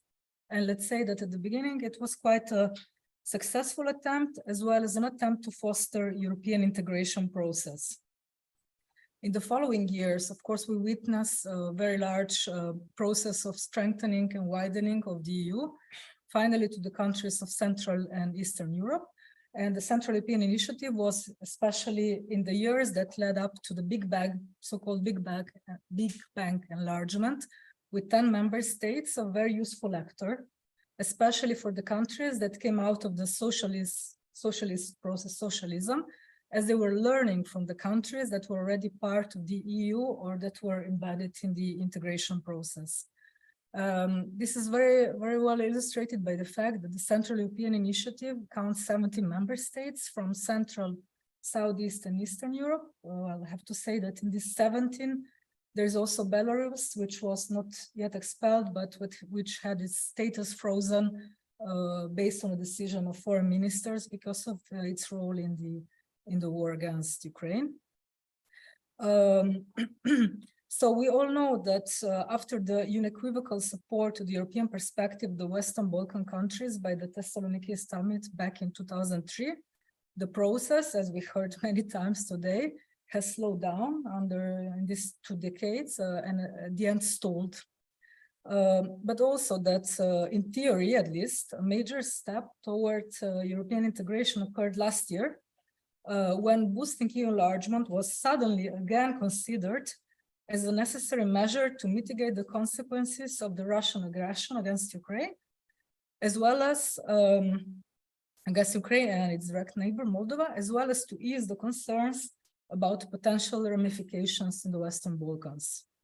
So enlargement came back to the political agenda and hopefully, let's see, for good, with the granting of the EU candidature status to Ukraine, which followed Albania, North Macedonia, and finally to Bosnia and Herzegovina as well. And I'm sure, but this is my personal consideration, that without giving the candidature status to Ukraine, the same wouldn't have happened for Bosnia and Herzegovina. That's why I said it would have been interesting to debate with Professor Kramer had another idea of the matter.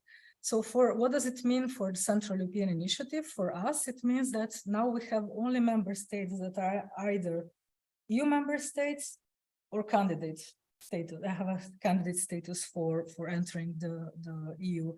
And this is an added value and could be an added value for the role of this organization because many of its projects and activities focus exactly on capacity building, on exchange of experience between EU and non-EU member states. And of course, this is the core of the support for the enlargement process. And this goes for both the integration process as well as for sustainable development. So Agenda 2030 SDGs, which are the 2 macro areas of the work of Central European Initiative. With this to say, many of the activities of the Central European Initiatives were focused on Western Balkans in the last years, which of course changed also substantially, shifting the focus as well as on the eastern part, on Ukraine and on the Moldova. But as I said, the focus on Western Balkans is on transfer of experience and know-how in many areas and through many instruments that the CI has. I will not go into details, not to bore you, but just to say that apart from the programs and activities, the other focus is political. The member states of the Central European Initiative that are also member states of the European Union are all strong supporters of the enlargement. And this is true also when there are bilateral issues which pop up. I will not mention the 2 countries, but they were mentioned from both sides before. But so, although we have some bilateral issues, the EU countries are strong supporters of the enlargement to the candidate countries. So I think that the Central European Initiative should further build its role on this element through its bodies. We try to do it through foreign ministers and the summits of prime ministers, through statements and so on. Before it was mentioned a different approach of some countries of Western Balkans towards Ukraine, but I can tell you that we never had a problem in a statement on the Russian aggression against Ukraine in the CI format. Just to give an example, of course, I'm not talking about sanctions. We are not an organization that enforces sanctions, but at least politically, we always found unity in these difficult times. There was a lot of talk about dates and potential dates for the Western Balkans, but actually there was a date which was given just a few days ago at the Bled Strategic Forum, which is this main forum of the Slovenian government, which is very much focused on Western Balkans. Charles Michel, the president of the European Council, said, it's not the first day that the European Union gives, but he gave a date saying that both the EU as well as the Western Balkans should be ready for enlargement by 2030. To this, of course, the European Commission immediately responded and said, well, hold on, we need to say, merit-based approach and so on, but he gave a date, and apparently it was, you know, the Western Balkans didn't take it well, but he apparently gave this potential date after having talked to other leaders. So let's see. Of course, there are two elements in this equation of the date. One is the political will, and the second one is preparedness. And this both from the EU side as well as from the region. And there's many shades of gray in between. First of all, what changes does the EU need to do to prepare for the enlargement? I mean, we know that Western Balkans is not big in population, but if you just think about Ukraine and what would potential accession of Ukraine mean for the EU cohesion policy, for agriculture policy, there's many issues which, you know, pop up also for the EU, not only for the candidates. And then what is the balance between the need of a geopolitical approach? So, you know, we know it's good to enlarge, and the merit-based approach. Is there will and is there administrative capacity in the candidate countries? Should an individual merit-based approach be followed? You know, chapters open and closing, or a gradual regional approach when, you know, to say the whole region is welcome. So we try to incorporate them step by step. How strict the approach would be to uphold European values in this process. So there's just some of the questions which are open, and of course I don't have an answer to. And of course it was said many times today that what is the public opinion, but also the opinion of the countries, of the political leadership, to the fact that the Western Balkans has been waiting for the real credible enlargement process of the EU for so many years. And of course, also the public opinion, we saw the Professor Kramer, he gave some figures, is more and more disillusioned and Eurosceptical. But this is, of course, the same with some countries in the European Union, which are not so eager or were not so eager to opening the door again to EU membership. So, of course, if this doesn't move, as Ambassador Prebicevic said, you know, this will give and is already giving room for other actors that are more than well present in the Western Balkans. So, as I said, although there's so many questions, but there's no doubt that the enlargement is or should be a geostrategic investment in Europe's peace, security, stability, and prosperity. And that Russia's aggression against Ukraine underlined the need to also accelerate the accession process of the Western Balkans. So the CI has been there for many years, and there's many other organizations and interests that popped out. They were mentioned, the Open Balkans in the Balkans, the treaties initiatives concerning EU member states and US and so on. But I think there's still room for everybody. And what the CI could do is really, as I said, work on this feature, EU member states, non-EU member states, so like a transfer of knowledge, experience, and so on. The second one is, I think this nobody mentioned today, it's basically this cooperation between Western Balkans and the eastern part. I was a very young diplomat in Slovenia's diplomacy when Slovenia was entering the EU, and you know, we had this favorite motto that the Montenegrin colleague said, and it made me smile when he said Montenegro is the best European student. We had this motto, Slovenia is the best student. And what happened? Slovenia had to wait to all the countries that we were concerned were not ready. You know, we said, oh, Poland, they're not ready. I mean, and so we had to wait. And of course, now Poland is very ready and profited a lot, I think, from membership in European Union. So I think this element, you know, Western Balkans, the eastern part, is very important because until 2 years ago, I think the two parts didn't have much in common. But now I think there's a lot in common, especially if you think about the enlargement process. So this is it. And just two thoughts to finish. Political will is key, but is not enough and is not always present. And administrative capacity and absorption capacity are a real issue for a large part of the region. So what you need to do, and I think this is why projects like ANETREC can be important, because you need a multi-stakeholder approach. So you need the political will, you need the politicians, the country's administration, but you also need the civil society, the academia, the business, and so on, because only this can bring real regional cooperation. And also this can perhaps help with bilateral issues, which are still poisoning many of the relations in the Western Balkan region. So maybe, you know, this fostering regional cooperation through various levels can help as well. And really, the last one is the youth.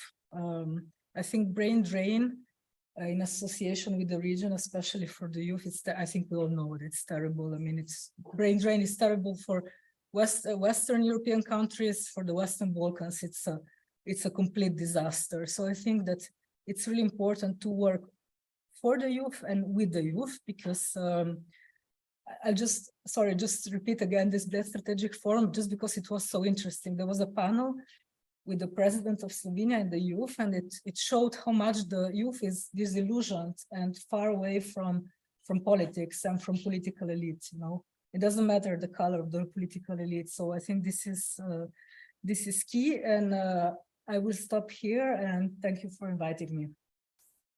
Thank you, Nina. Thank you. Thank you. Now we came to the end of our work today. All of us, we are tired. I look at your faces, not tired at all. I wish you a nice evening, calm night, and tomorrow at 6:30 punctually, we will continue. The chair will be 9:30. What is it? It's shift. Oh, 9:30, and the chair is Natalia, Dr. Revision, not tomorrow. No? Okay, goodbye, take a rest. Yeah. You